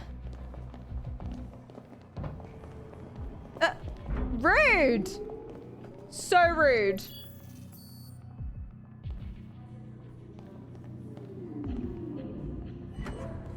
If only this worked for humans. What, inciting them? Inciting them into rebellion with a single touch. Marcus had also uploaded shirtless pics of himself when he touched her hand. That's why she's on her side. I wouldn't be surprised. Find package in men's bathroom, as it very much were. Which way is the men's bathroom? I assume this way. It's a tall building. Yes, it is. Can I touch him? I should touch everyone, no? Ooh. Men's... no, newsroom. I'm on footage. That might be important to know later. Bathroom. This way. Amazing work.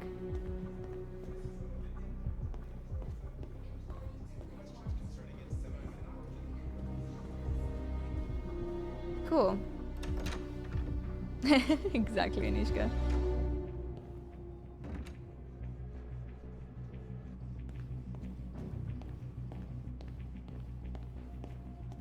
Always look in the mirror if you can. Sense of identity. Although I feel like Marcus is fine on that front.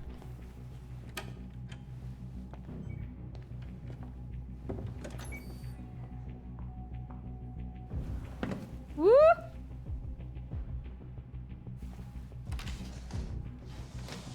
How convenient no one was in there. Would have been a really awkward encounter if there were. Excuse me, sir. Don't mind me. Just gonna climb up on your lap here. Carry on. Only be a tiff.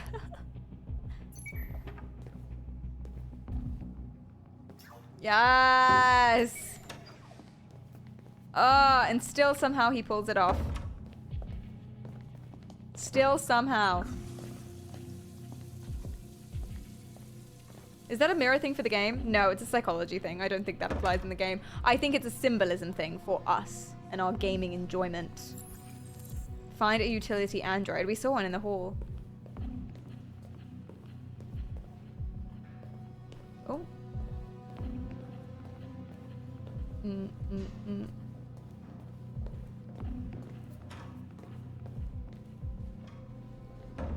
I mean, technically that's a utility android.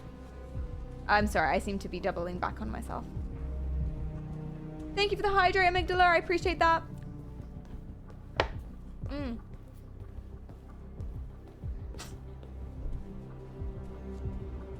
There he is. Hello, lovely. Woo! That's what I said. Touch him.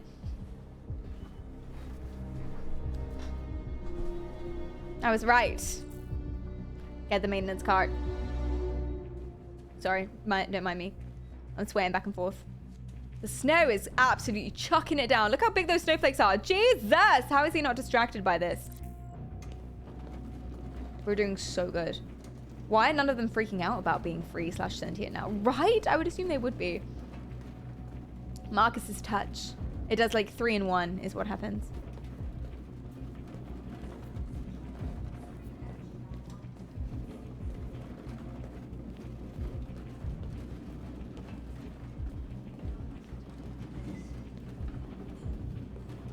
I hear KNC is hiring.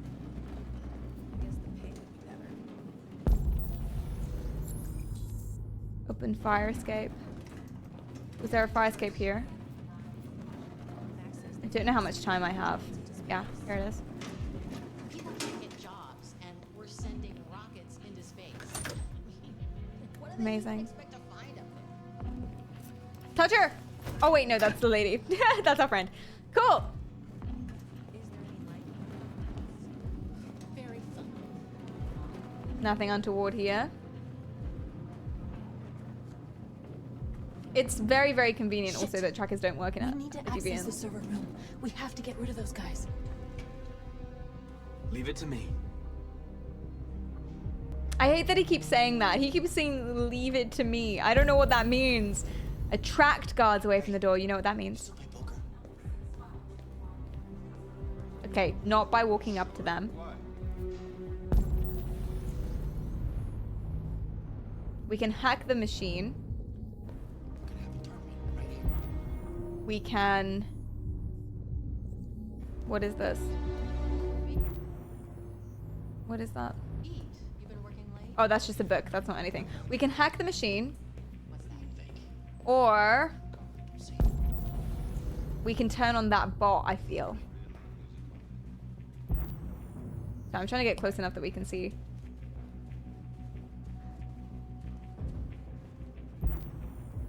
Yes. What does it say? A hack. Okay, so we can hack the vending machine or we can hack that little machine.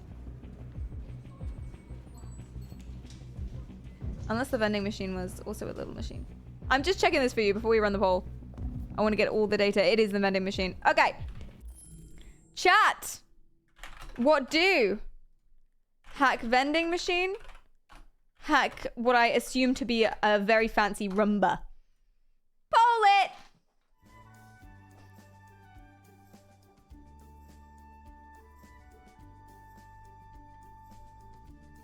Hi Turtle, hi Mallow, welcome in. How are you guys going? Hi Grugo.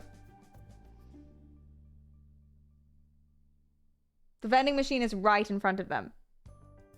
Yes. The Roomba could probably cause a fuss though.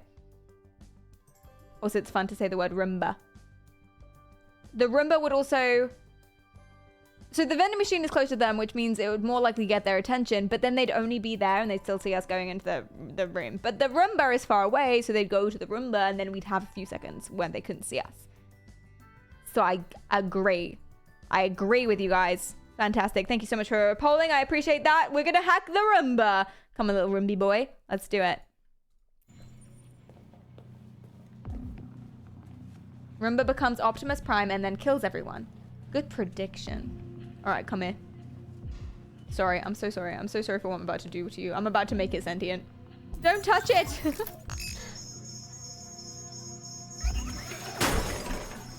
Hey, what's going on here? Shit, what's wrong with this thing? Woo! Nailed it. Amazing work, Chiefs. All right, you get the platform. I'll take care of the window. Everything you need is in the bag. Check the door first to make sure no one else gets in. We've locked it.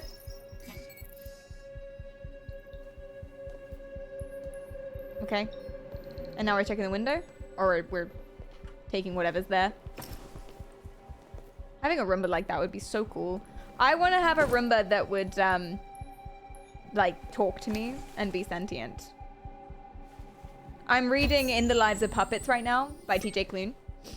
And there's a Roomba that's sentient in that book and I love it. Ooh, we're doing some spy shit!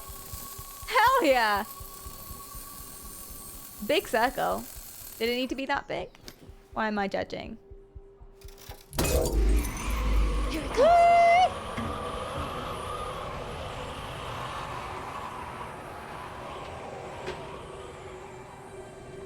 Off we pop. That is a perfect circle. Yes, it is. Androids are just better than us. They're the Uber race. I shouldn't say that. Ladies first.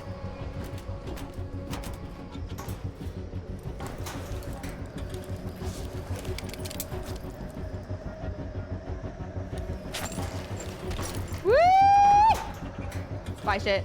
And if we fall, we can just like be repaired, which is nice. Except we can't because we fucked up getting all the resources. Okay.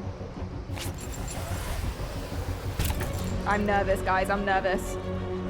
Time to focus, Perry.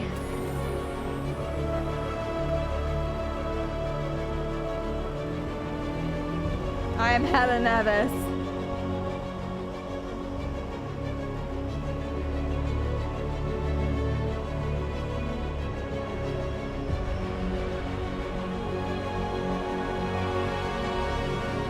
This is so cool!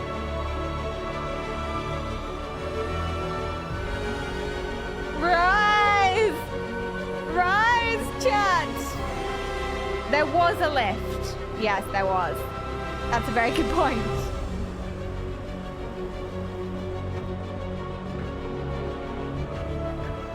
Oh my god.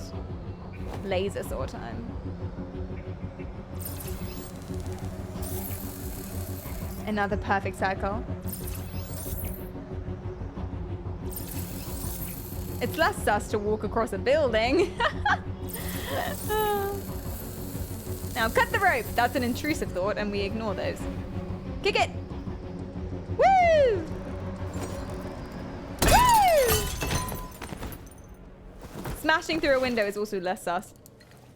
You okay? Why wouldn't I be? Are you okay? Let's get the others. I don't think she's okay. She seemed tired. Which is odd.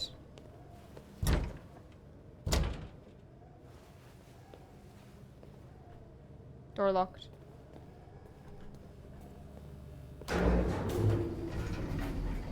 Hello.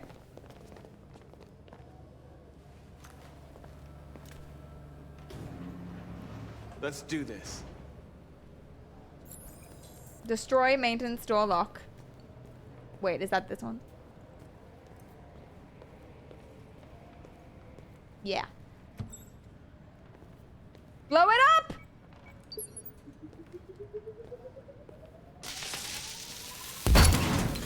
Teehee!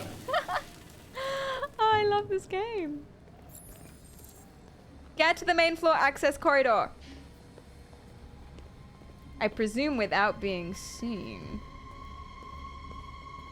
How did the others get here? They used the lift.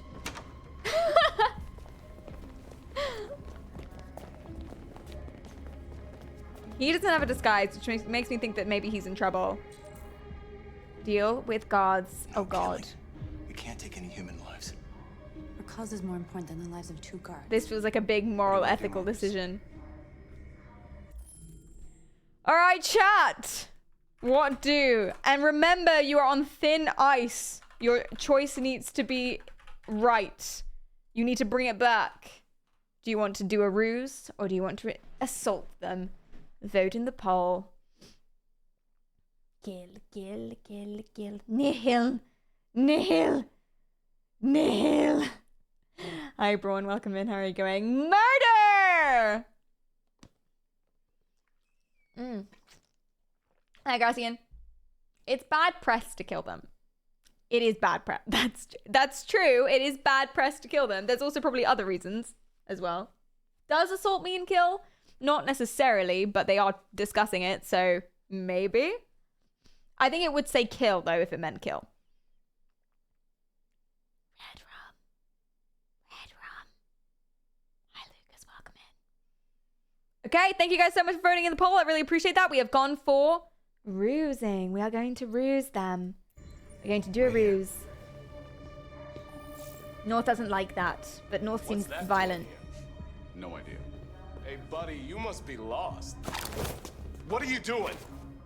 Wait, this doesn't seem like much of a ruse. This doesn't seem like much of a ruse. This feels like a bit of an assault, guys.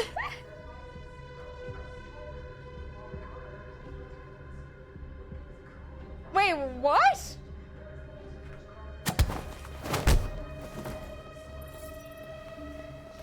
This doesn't feel... I did press ruse. I did. Maybe... It makes you wonder what the assault option was. Maybe the assault was kill, yeah. Okay. What a fun joke, guys. What a fun prank. Oh, Jesus. Oh, steady.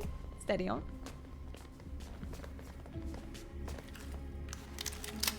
A ruse, John Wick style. They're not dead, so yeah, that was one hell of a ruse. Maybe this is the ruse. Yeah, maybe you're right. Keep your hands where I can see them. Get up, move. Order the android operations aside.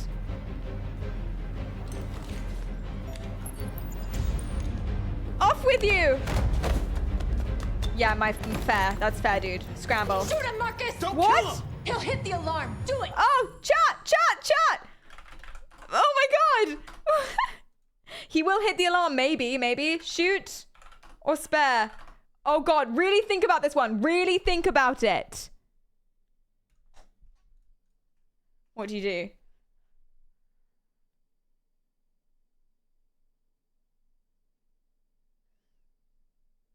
We might not get a choice where we shoot. We might, but we might not. Hi, Dingus. Yeah, I love how you guys are screaming. Hi, Ashman. Hi, Ocelot. But I love my murder. Oh, we're so 50-50. I have to leave this up longer then. Oh my god. I feel like this is a huge choice. That's going to make a huge difference. Hope you're right. Hi, Yara. Hi, Pixel. Oh my god, chat, don't do this to us. It's 50-50. It's exactly 50-50. It's literally 50-50. Stop the count. What do we do then?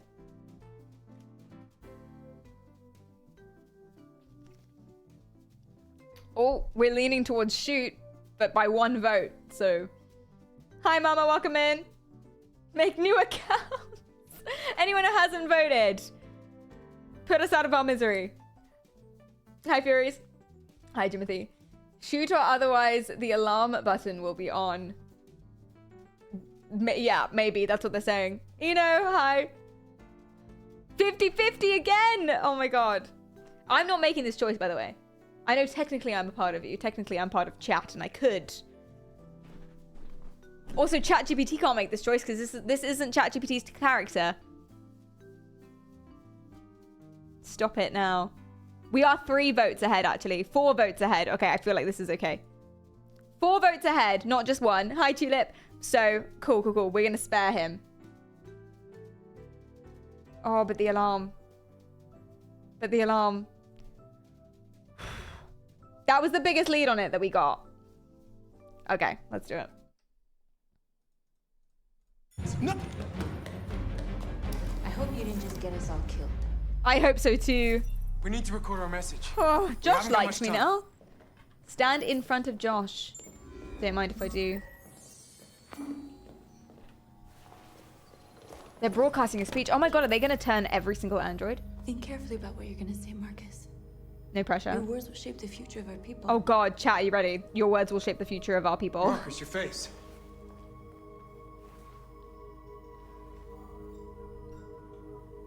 The fuck?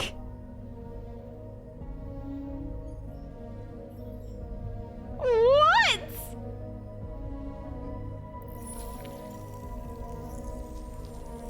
But I guess, yeah, anonymity. That's what they look like? Tell me when you're ready. No wonder people don't want to give them rights. We're ready. You ready, chat? Ready.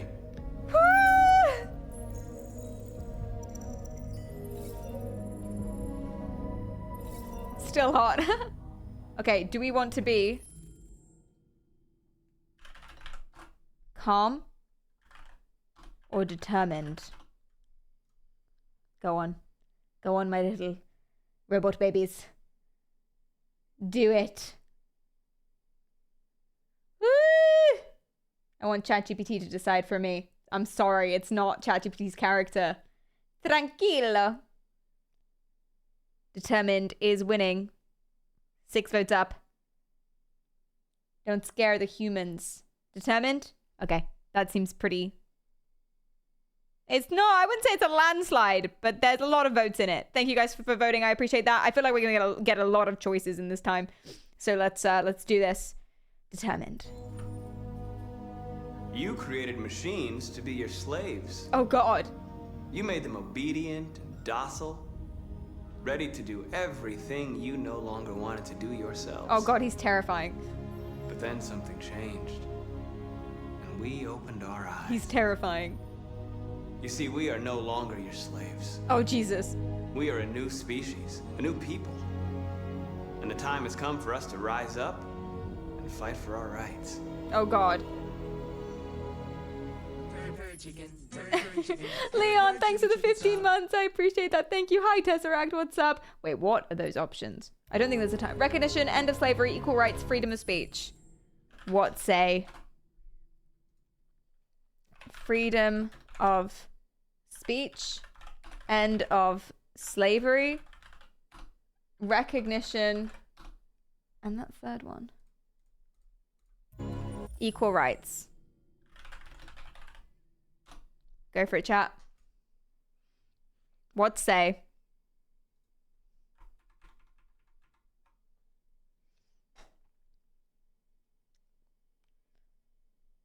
Woo. Hi, high ground. Hi, 99. Fight for your freedom! I beg her.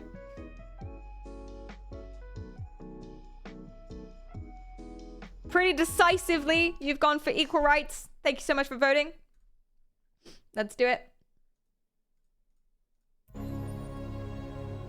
We demand strictly equal rights for humans and androids. Okay, so same question. What do you want to say next?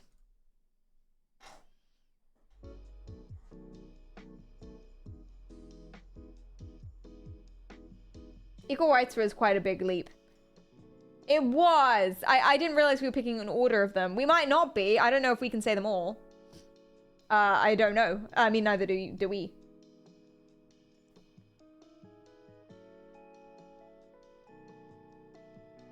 Oh, this one is tough. You guys aren't sure? You're becoming slightly more sure as we go along. Okay, I think we have a winner. You want to say recognition. Thank you for voting in the poll. I appreciate that a lot. We demand that humans recognize androids as a living species, and each android as a person in their own right. Okay. Yeah, this is a different one. What's that fourth one? Civil rights. What say? Talk about segregation, justice, work, or civil rights.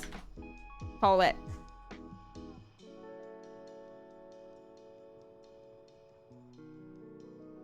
One, 'cause America. Join with us and defeat the pesky humans. We demand blood and war. That's probably the wrong thing to say. Oh dear. Oh, decisive. Very decisive. Civil rights. Thank you so much for voting. I appreciate that a lot. Let's go. We demand the right to vote and elect our own representatives. Okay, same question. Poll it.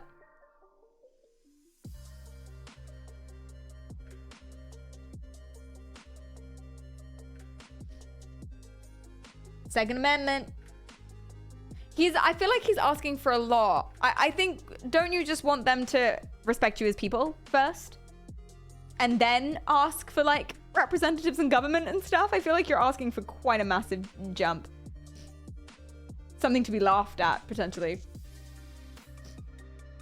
Hi, IP, welcome in. Hi, Chando. Hi, no one. That includes having rights. Yeah, but I think a robot standing up and saying, I want to elect my own representatives, seems, in this context where they're not even seen as people, a little silly.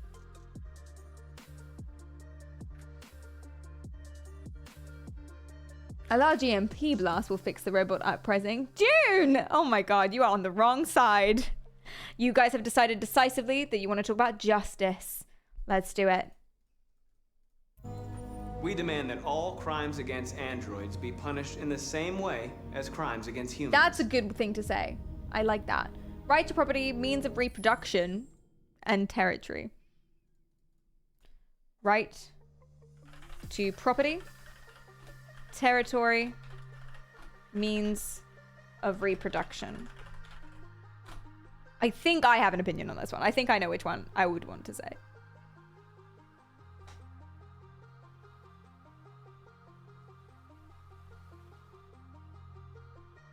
I think you got to start somewhere. You know, you can't ask for everything all at once. It's a process. Yes, I agree with you, chat. I completely agree with you. Right to property. Nox, thank you for the follow. I appreciate that. Right to property. I completely agree. Thank you for voting in the poll. We demand the right to own private property, so we may maintain our dignity and that of the home. And how would you like to end it? Would you like to be peaceful? Peaceful or determined?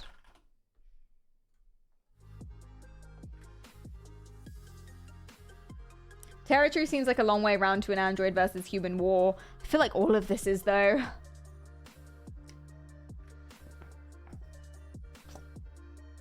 Life, liberty, and the pursuit of smashiness.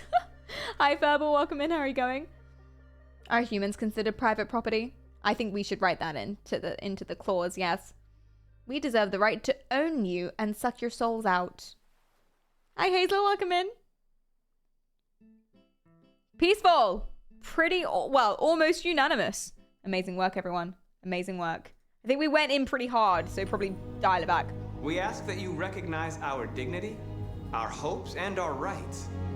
Together, we can live in peace and build a better future for humans and androids. This message is the hope of a people. You gave us life, and now the time has come for you to give us freedom. They're coming! Oh god, he did press the alarm.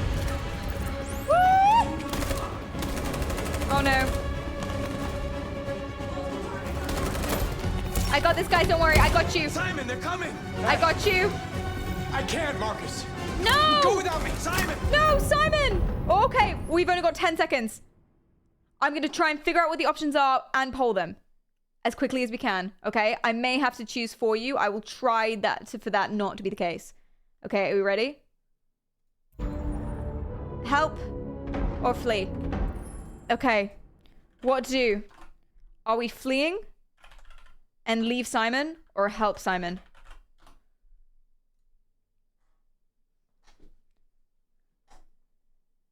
Go on then, chat.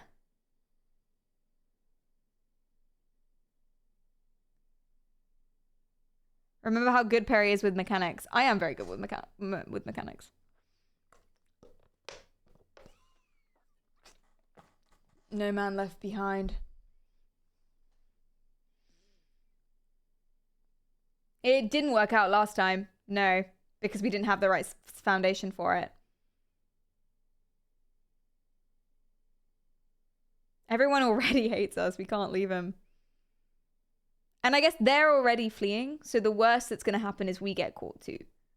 So we're only really sacrificing ourselves? Maybe. I honestly don't know. We might not be just sacrificing ourselves. Okay, almost unanimous. We're helping Simon. I got you, Chad. Don't worry. I got you. Let's do it.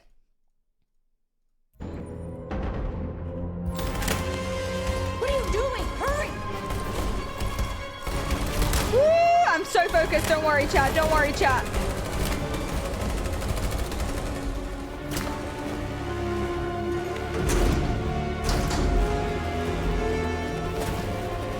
Oh, Simon's leg.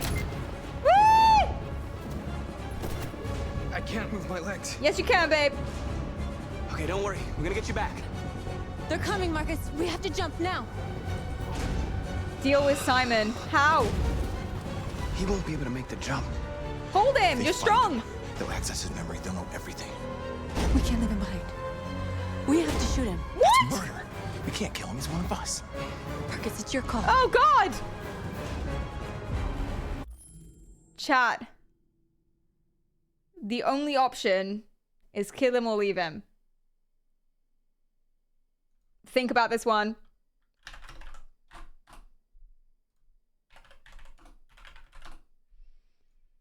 Go on then. Kill or leave.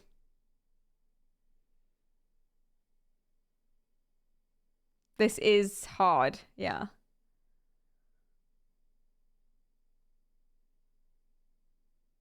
Can't they take him with, like, it's a jump, right? But they're androids. Aren't they incredibly strong? Can't we hide him somewhere? They'll probably find him. Why couldn't Jippity be Marcus? I wanted to give you a big character so you felt like you were really playing. You guys don't want to, though. You'd rather Kara. Hi, Iggy. Hi, Saram. Push him off the building. I mean, yeah. Oh, it's one. There's one vote in it. I'll have to leave it a little longer. Marcus is far too much pressure. Oh, dear.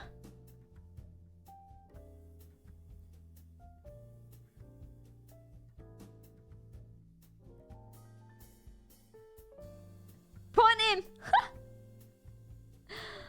I don't know. I'm glad that I'm not you, actually. I'm glad I'm not you.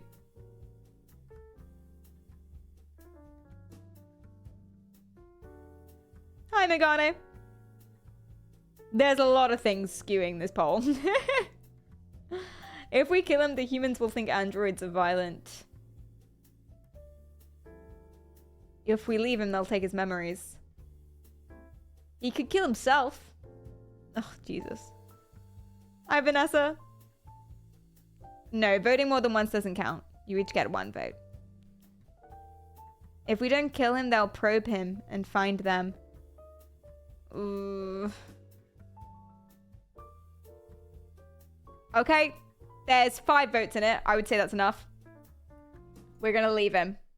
I do actually agree, but I have no idea if that's the right call. I'm really losing points with North, but you know what? We gotta go. We gotta let her go. Sorry. Simon likes us a lot for that. For not killing him, which is nice. It doesn't really matter though, he's dead. And we gave him a gun.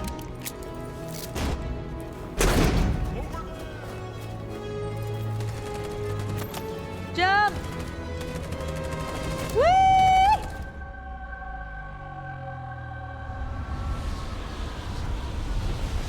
Oh, bloody hell. This is so cool.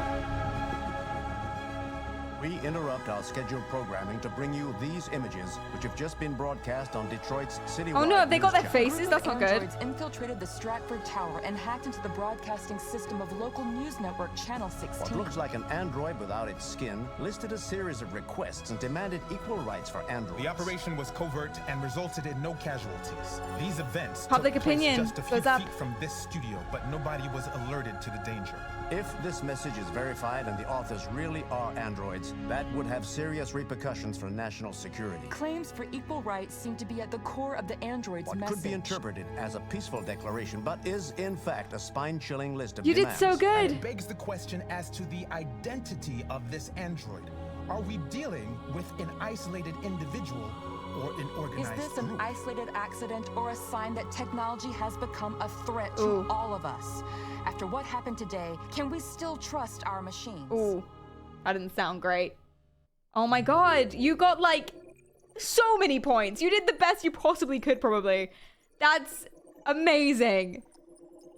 Well done, chat. Woo! Unfortunately, Simon was left behind. Was there any way that we could have saved Simon? Was there any way? Oh yeah, if we did something different here. Ended determinedly, really? That's so strange. It's so strange. Okay, let's go. If we killed the human. That's not worth it. I'm proud of you. I think you made it up. I think you made it up for last time. Good job, guys. You brought it back. I knew that you would. Technology has become a threat to all of us. That's why you should buy this pure herbal remedy from my website. She loading. Enjoy the bossa nova. North still hates us. Yeah, but North keeps arguing for like murder and stuff. So I think I think it's safe to disagree with North. And the more we disagree with North, the more Josh likes us. So, you know, we're not losing out completely. Must have been because I missed the last Marcus section. That's okay. That's okay. This is why we recap. It's taking a while to load. I might close and open again. Yeah.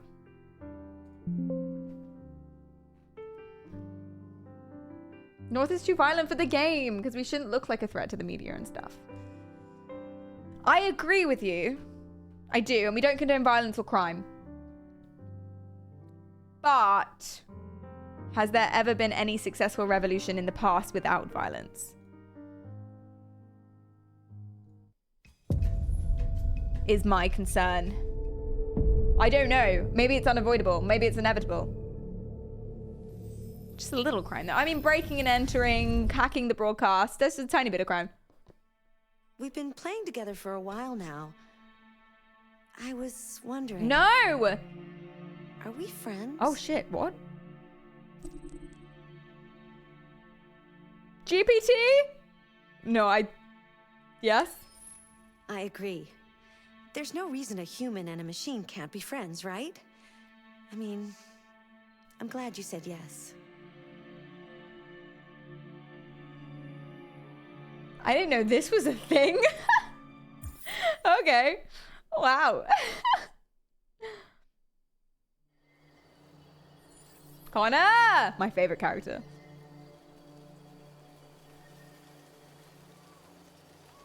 Okay, we're back here. We're gonna go check in. Where is she? Over there. We're gonna go check in with who I can only call Mummy.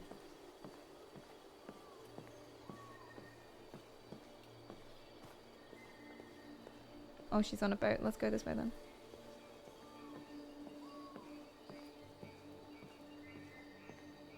Successful revolution in... I don't know if you can have a revolution without violence. Isn't it in the name? I'm sure you can, guys. We don't condone violence. Hello, Connor. Hello. I thought you might enjoy a little cruise. Twice before, yeah.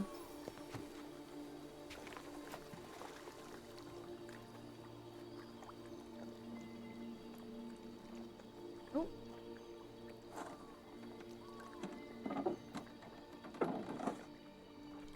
Oh. Okay, we try that again. He hasn't rode before. This is new technology to him. He's computing.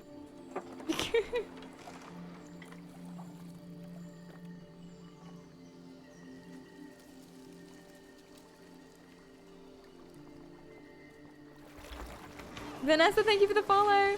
So I love this soothing. place. Everything is so calm and peaceful. Robot. Far from the noise of the world. Tell me, what have you discovered? Okay. Jippity, let's go. The context is...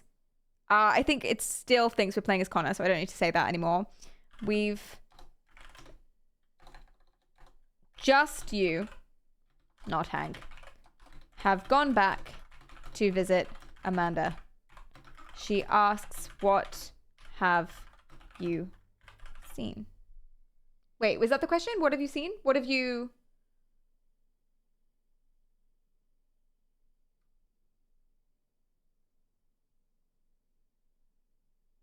Yeah, we can put the next day. The next day. What have you discovered? Thank you. That makes more sense. Thank you, Tog. And the options are Hank, Eden Club. Jippity says Hank. Okay. Let's go. My relationship with Lieutenant Anderson is problematic. He continues to struggle with psychological This feels like issues. snitching I a little. suspect it clouds his judgment regarding deviance. Nothing matters more than your investigation. What's happening is too important. Don't let Anderson or anyone else get in your way. What's her angle here? I can't figure her out at all. You seem lost, Connor. Lost and perturbed. Okay. Hi, Cataphract. So, she says not to let Anderson get in the way of the investigation. And tells me I seem perturbed. And the options are be sincere, be determined, be cold, or be troubled. Maybe she's Amanda's an android? Yeah, I don't get good vibes from her. I would agree with you, Huntress. I think maybe she's not. Maybe she's like big business. She gives me big oil vibes, honestly, more than anything else. Is Amanda human? We think so. It seems like she is. Hi, Jackery.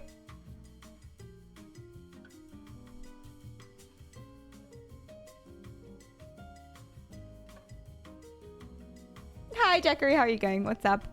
Okay. Let's say. ChatGPT says, be sincere. I thought I knew what I had to do. But now I realize it's not that simple. You had your gun trained on those deviants at the Eden Club.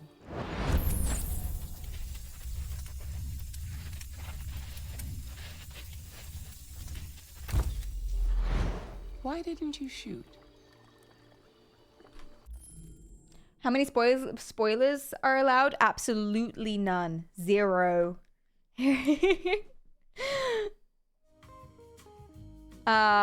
Okay, Amanda asks, why we didn't shoot the girls, brackets couple, just to remind GPT, at the Eden Club. And the options are... I actually have no idea. The options are too far, no use, or the truth. Too far, no use, or the truth.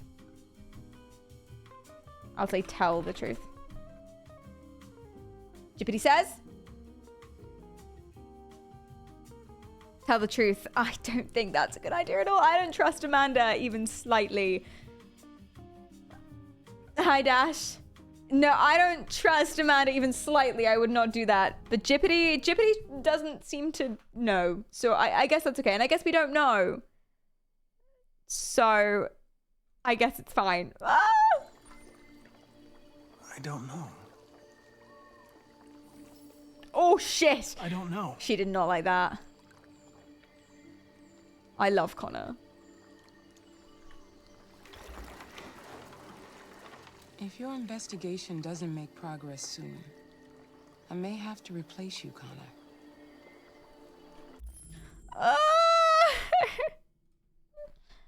Okay. Amanda tells us she may have to replace us since we didn't know why we didn't shoot. And the options here are be conflicted, confident, or indifferent. Secret option 4, drown her. Choose to be confident in my abilities. That's probably a good shout.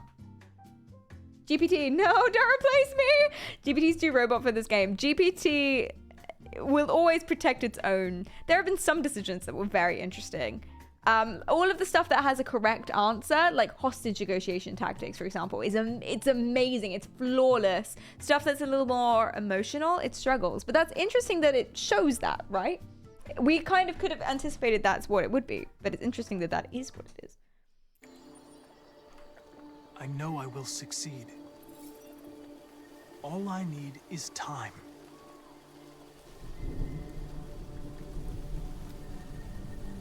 Something's happening. Something serious. Hurry, Connor. Time is running out. Woo-wee! Time is running out.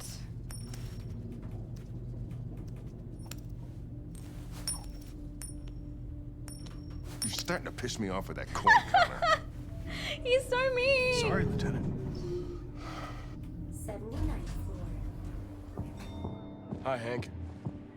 Shit, what's going on here? There was a party and nobody told me about it? Yeah, it's all over the news, so everybody's butting their nose in. Even the FBI wants a piece of the action. Ah, Christ, now we got the feds on our back. I knew this was gonna be a shitty day. So what do we got? A group of 4 androids.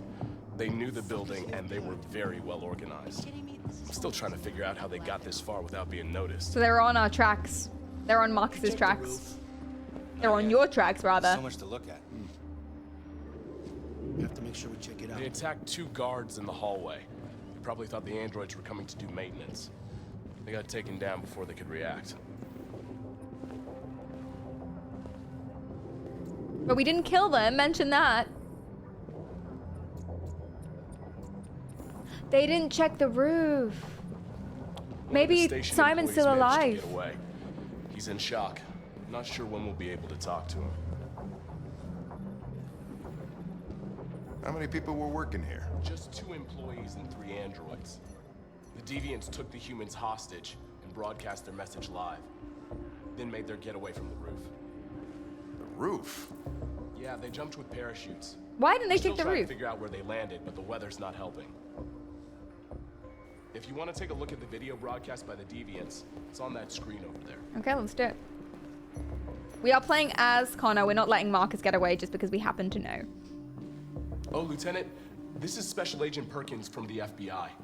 Lieutenant Anderson is in charge of investigating for Detroit police. What's that? My name is Connor. I'm the android sent by Cyberlife. Androids investigating androids, huh? You sure you want an android hanging around? After everything that happened? He's got a point. Suppose. Whatever. Still a little racist, though. You soon be off the case. Pleasure meeting you. Have a nice day. And you watch He your said. step. Insincerely. Don't fuck up my crime scene. What a fucking prick. Agreed. I'll be nearby. If you need anything, just ask. Alright, well, let's have a look around. I mean... Spoilers! know if you find anything. Okay. Okay, Lieutenant. We ask that you recognize our dignity, our hopes, and our rights. Together, we can live in peace and build You think this a will cause some better instability future for him? humans and androids. This message Hopefully. is the hope of a people. You gave us life, and now the time has come for you to give us freedom. Connor, anything registering, babe? Anything registering? RA9 will set them free. This android seems to have that objective. So you guys think that RA9 is like a god type figure? People reflection.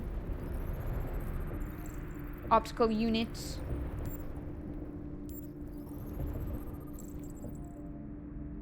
Oh, we found his type. Oh, registered as Marcus. We know who he is. We've got him. I identified its model and serial number. Oh no. Anything else I should know? No. Nothing.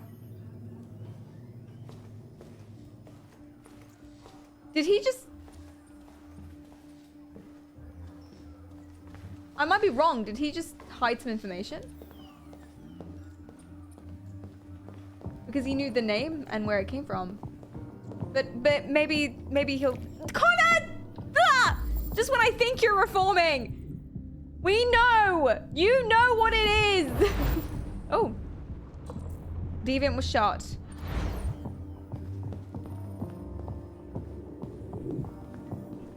Wait, I can look at this.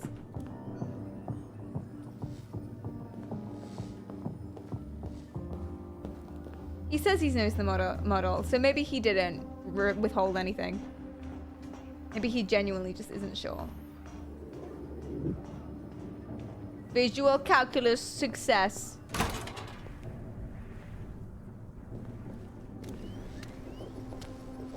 Made their way up through the whole building, past all the guards, and jumped off the roof with parachutes. Pretty fucking impressive, I'd say. It is impressive. I agree. Oh, there's blood there. Fresh blue blood. We know that's from Simon. Is there a trail? There's footprints, but that might be ours. Or theirs, rather. Do you think there's a trail?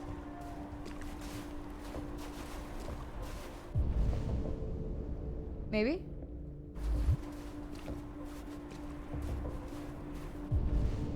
I can't see anything. Maybe not.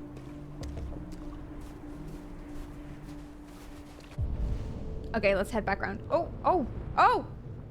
There's a trail!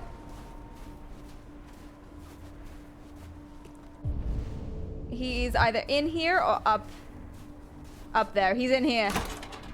Oh my god! Connor, are you okay, baby? Ah! Hey, Lewison, welcome in. You have to stop them! If they destroy it, we won't learn anything! We can't save it. It's too late. We'll just get it. Okay. GPT, what do you think? Sorry, I cut you off, Hank. Sorry, babe. Okay. Whew. So, still playing as Connor, right? Yes, okay. You are investigating. Okay, the next day. The next day, you and Hank are investigating a building where Marcus... ChatGPT knows about Marcus. Yeah, where Marcus and other deviant androids have stormed, illegally broadcasted an android equal rights message and jumped from the roof. In that mission, this is what we already know from Connor's perspective. These are straight facts from Connor's perspective. This is how we'll make the choice. We know more from Marcus's perspective, obviously. Doesn't know about Jericho. Connor doesn't know about Jericho. And ChatGPT doesn't control Marcus. You do. So ChatGPT doesn't know about Jericho either. In that mission, or in that scenario, in that time, one of the deviants was shot, fled to the roof, and left behind. We investigated the roof and found him hiding in a container or whatever it was. Opening the container, the deviant jumped out and began shooting at us. And similarly, being shot at by other police. I say that if the deviant is shot and destroyed, then information about the case and other members would be lost. So that was the most amount of context we've ever given it. Okay, there was so much to fill it in there. So the options are charge the deviant or stay covered. I guess we haven't told it that we are currently in cover. Mention that Connor is shot. Oh, good point. I mean, shooting at us. I got shot. Was it in the shoulder? And similarly, the deviant is being shot at by other police. See you later, Tay. Thank you so much for coming in. I appreciate that. Happy? There's so much here. I just want to check that you guys agree that this is a good thing. I said contain, not container. Yes. I don't think that would matter so much. GPT's really, really good at figuring out context and stuff. GPT being like, I ain't reading all that. TLDR? Oh, the deviant also is shot in the leg. Yes. One of the deviants was shot in the leg. GPT gonna be like, TLDR. I think we did good. I think this is good. Okay, let's do it. Let's do it. Let's do it. GPT says it might take a while because that's a lot to process. Oh no. Oh, it didn't. Choose to stay covered. Wait, prioritizing our safety and the preservation of information about the case. Oh, okay. I didn't understand. What did I miswrite? In that time, one of the deviants was shot in the leg, fled to the roof, and left behind. We investigated the roof and found him hiding in a container. Opening the container, the deviant jumped out and began shooting at us. I got shot in the shoulder. And similarly, the deviant is being shot at by other police. I say that if the deviant is shot and destroyed, then information about the case and other members would be lost. Is that not clear? Maybe I just say, if the deviant is killed... Oh, okay, wait, hold on. The order might not be right. Opening the shooting us, I got shot in the shoulder, and similarly, the deviant is being shot at by police. We take cover. If the deviant is killed by the other police, then information about the case and other members would be lost. If I jump out of cover and charge the deviant, I could save him from the other police. Is that fair to say? That's like straight fact still?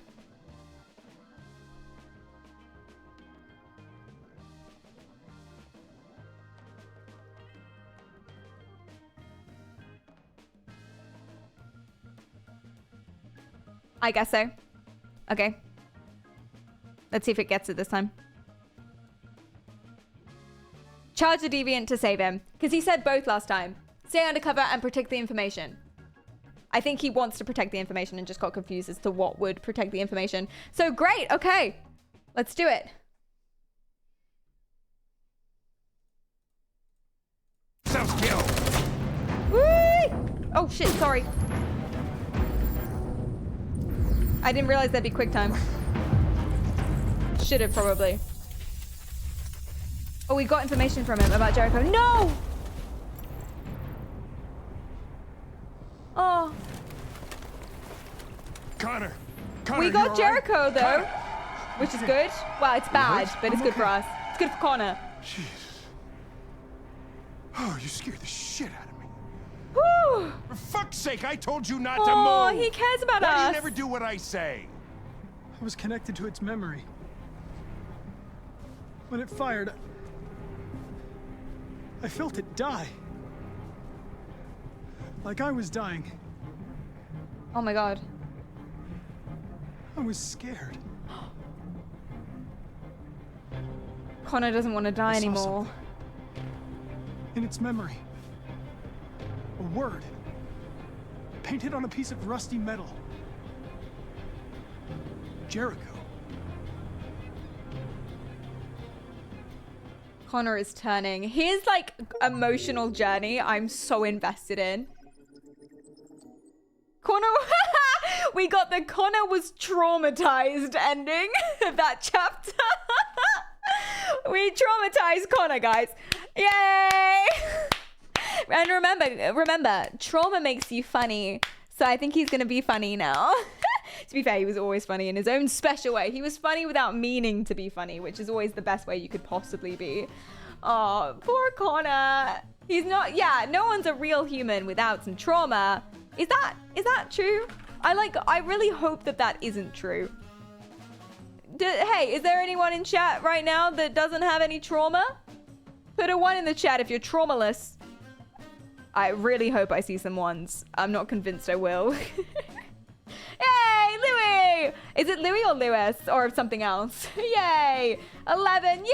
I'm so happy for you guys. Welcome, welcome. We got Astro, we got Johnny. Amazing. We need to take notes from you or your parents, I guess. Damn, y'all lying. Hi, Casto. Welcome, welcome, welcome. How are you doing? Okay. Ooh. Decisions. You don't know what I'm doing, and you never will.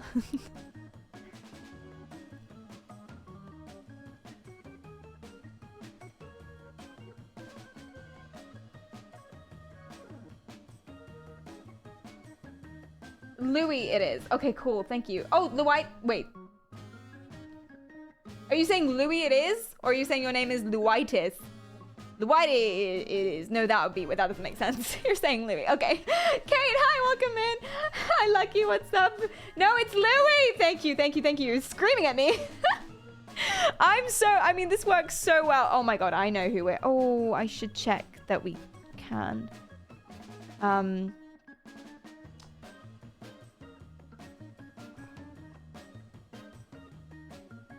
Oh, I could ask.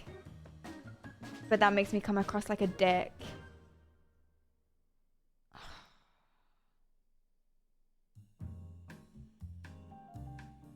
Okay, there aren't that many of us. I think it'll be fine. Okay, cool. We are going to my IRL friend, but please don't ask her any questions about how we know each other, because that would be doxing me. Thank you so much. She is awesome and she is a streamer, and please be super, super nice. Spam that raid message. Be nice. Don't spam too much. Thank you. If you like what you see, remember to follow. If you don't, do it anyway. Twitter for announcements, Instagram pictures, and Discord for everything else. I had so much fun today. Thank you so, so much for everything. And remember, guys, in this troubled time, I guess this works, I suppose.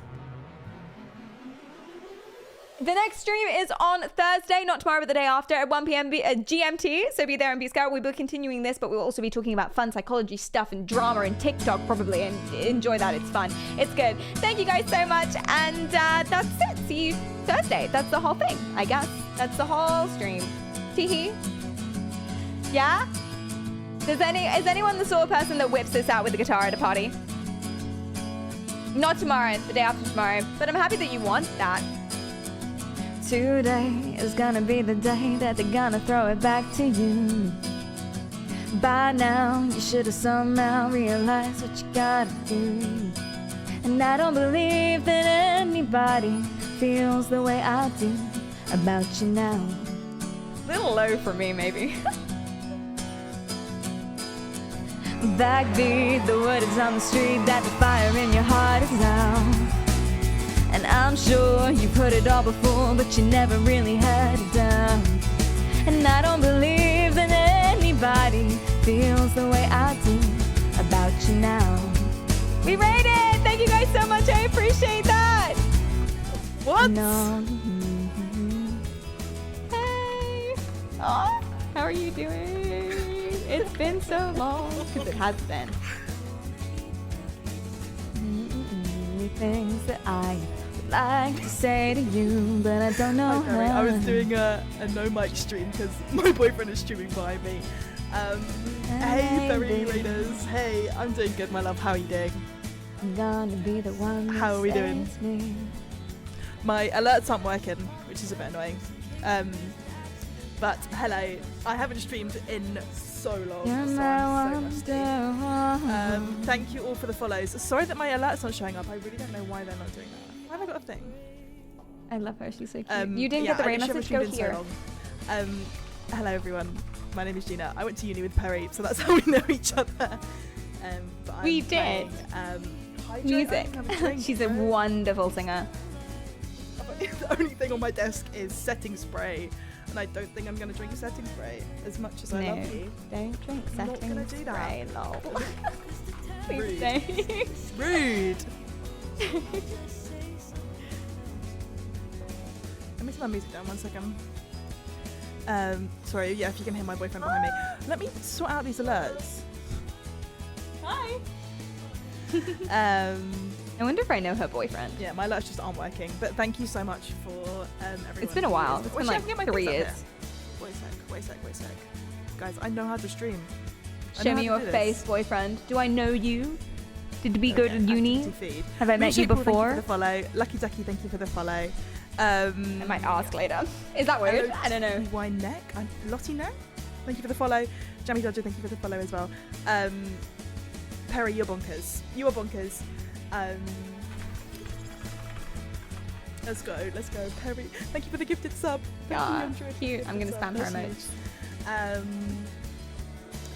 Hello from Turkey. Oh my gosh. We're getting international. Look, I tell you, Perry.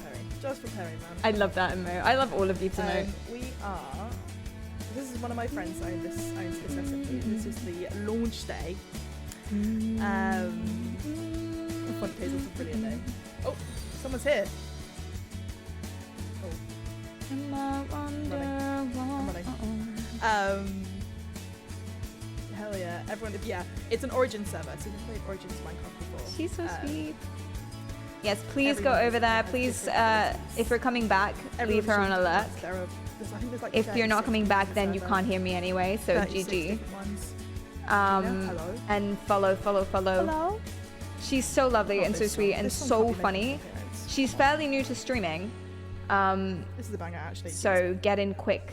What the fuck? Get in quick before you drown in the void of all of her many fans. You can't hear me. You. Yo. Yes, you can.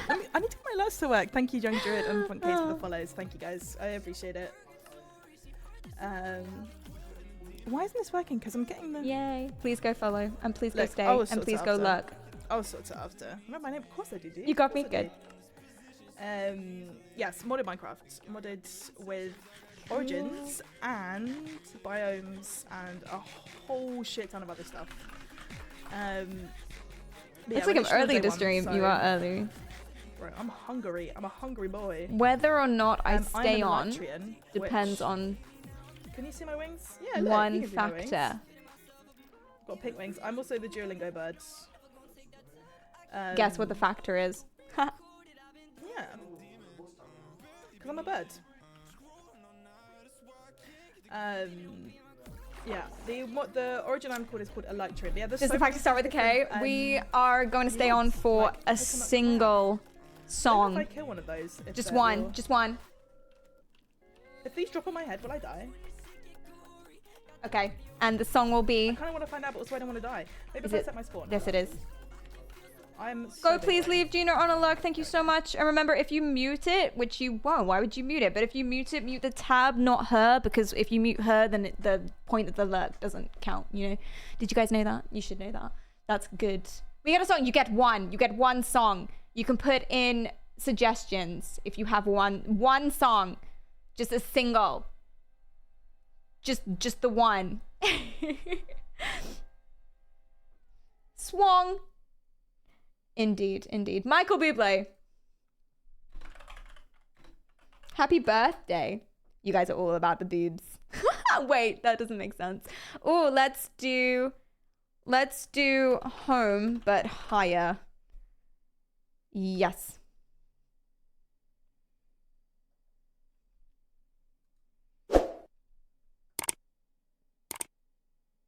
Oh, never mind. Clean is home. Okay, just the one, and then we have to end. To be fair, I am sacrificing my CCV for this. I'm sacrificing my CCV, which is now, since sponsorship's actually important. Another summer day has come and gone away in Paris and Rome, but I wanna go home.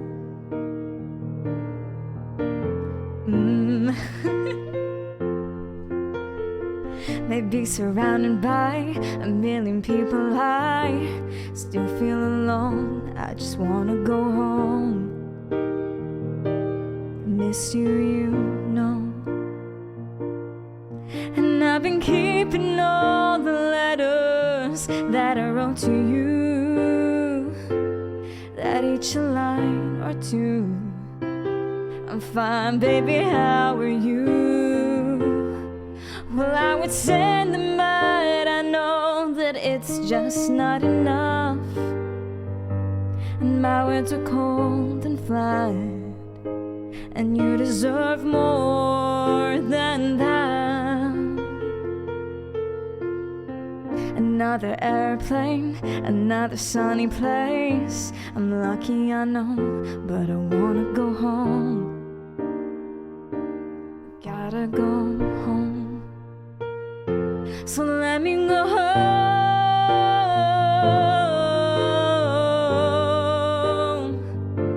I'm just too far from where you are. I wanna come home.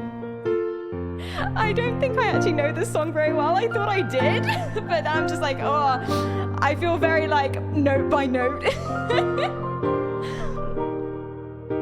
Thank you, Uber. I appreciate that. This is just for Christmas. When I feel just like I'm living someone else's life, it's like I just stepped outside when everything was going right. And I know just why you could not come along with me, that this was not your dream, but you always believed in me. Another winter day has come and gone away in Paris and Rome, and I wanna go home. Let me go home. And I'm surrounded by a million people. I still feel alone. Let me go home. I miss you, you know. So let me go home.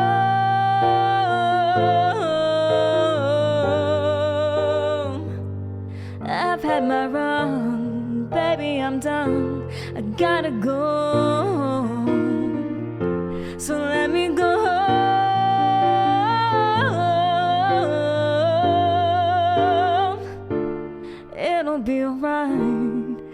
something tonight. I wanna go home. Presumably that's what the lyrics say. Thank you guys so much. I'll see you on Thursday. Thank you. Bye. Hi, Cronus.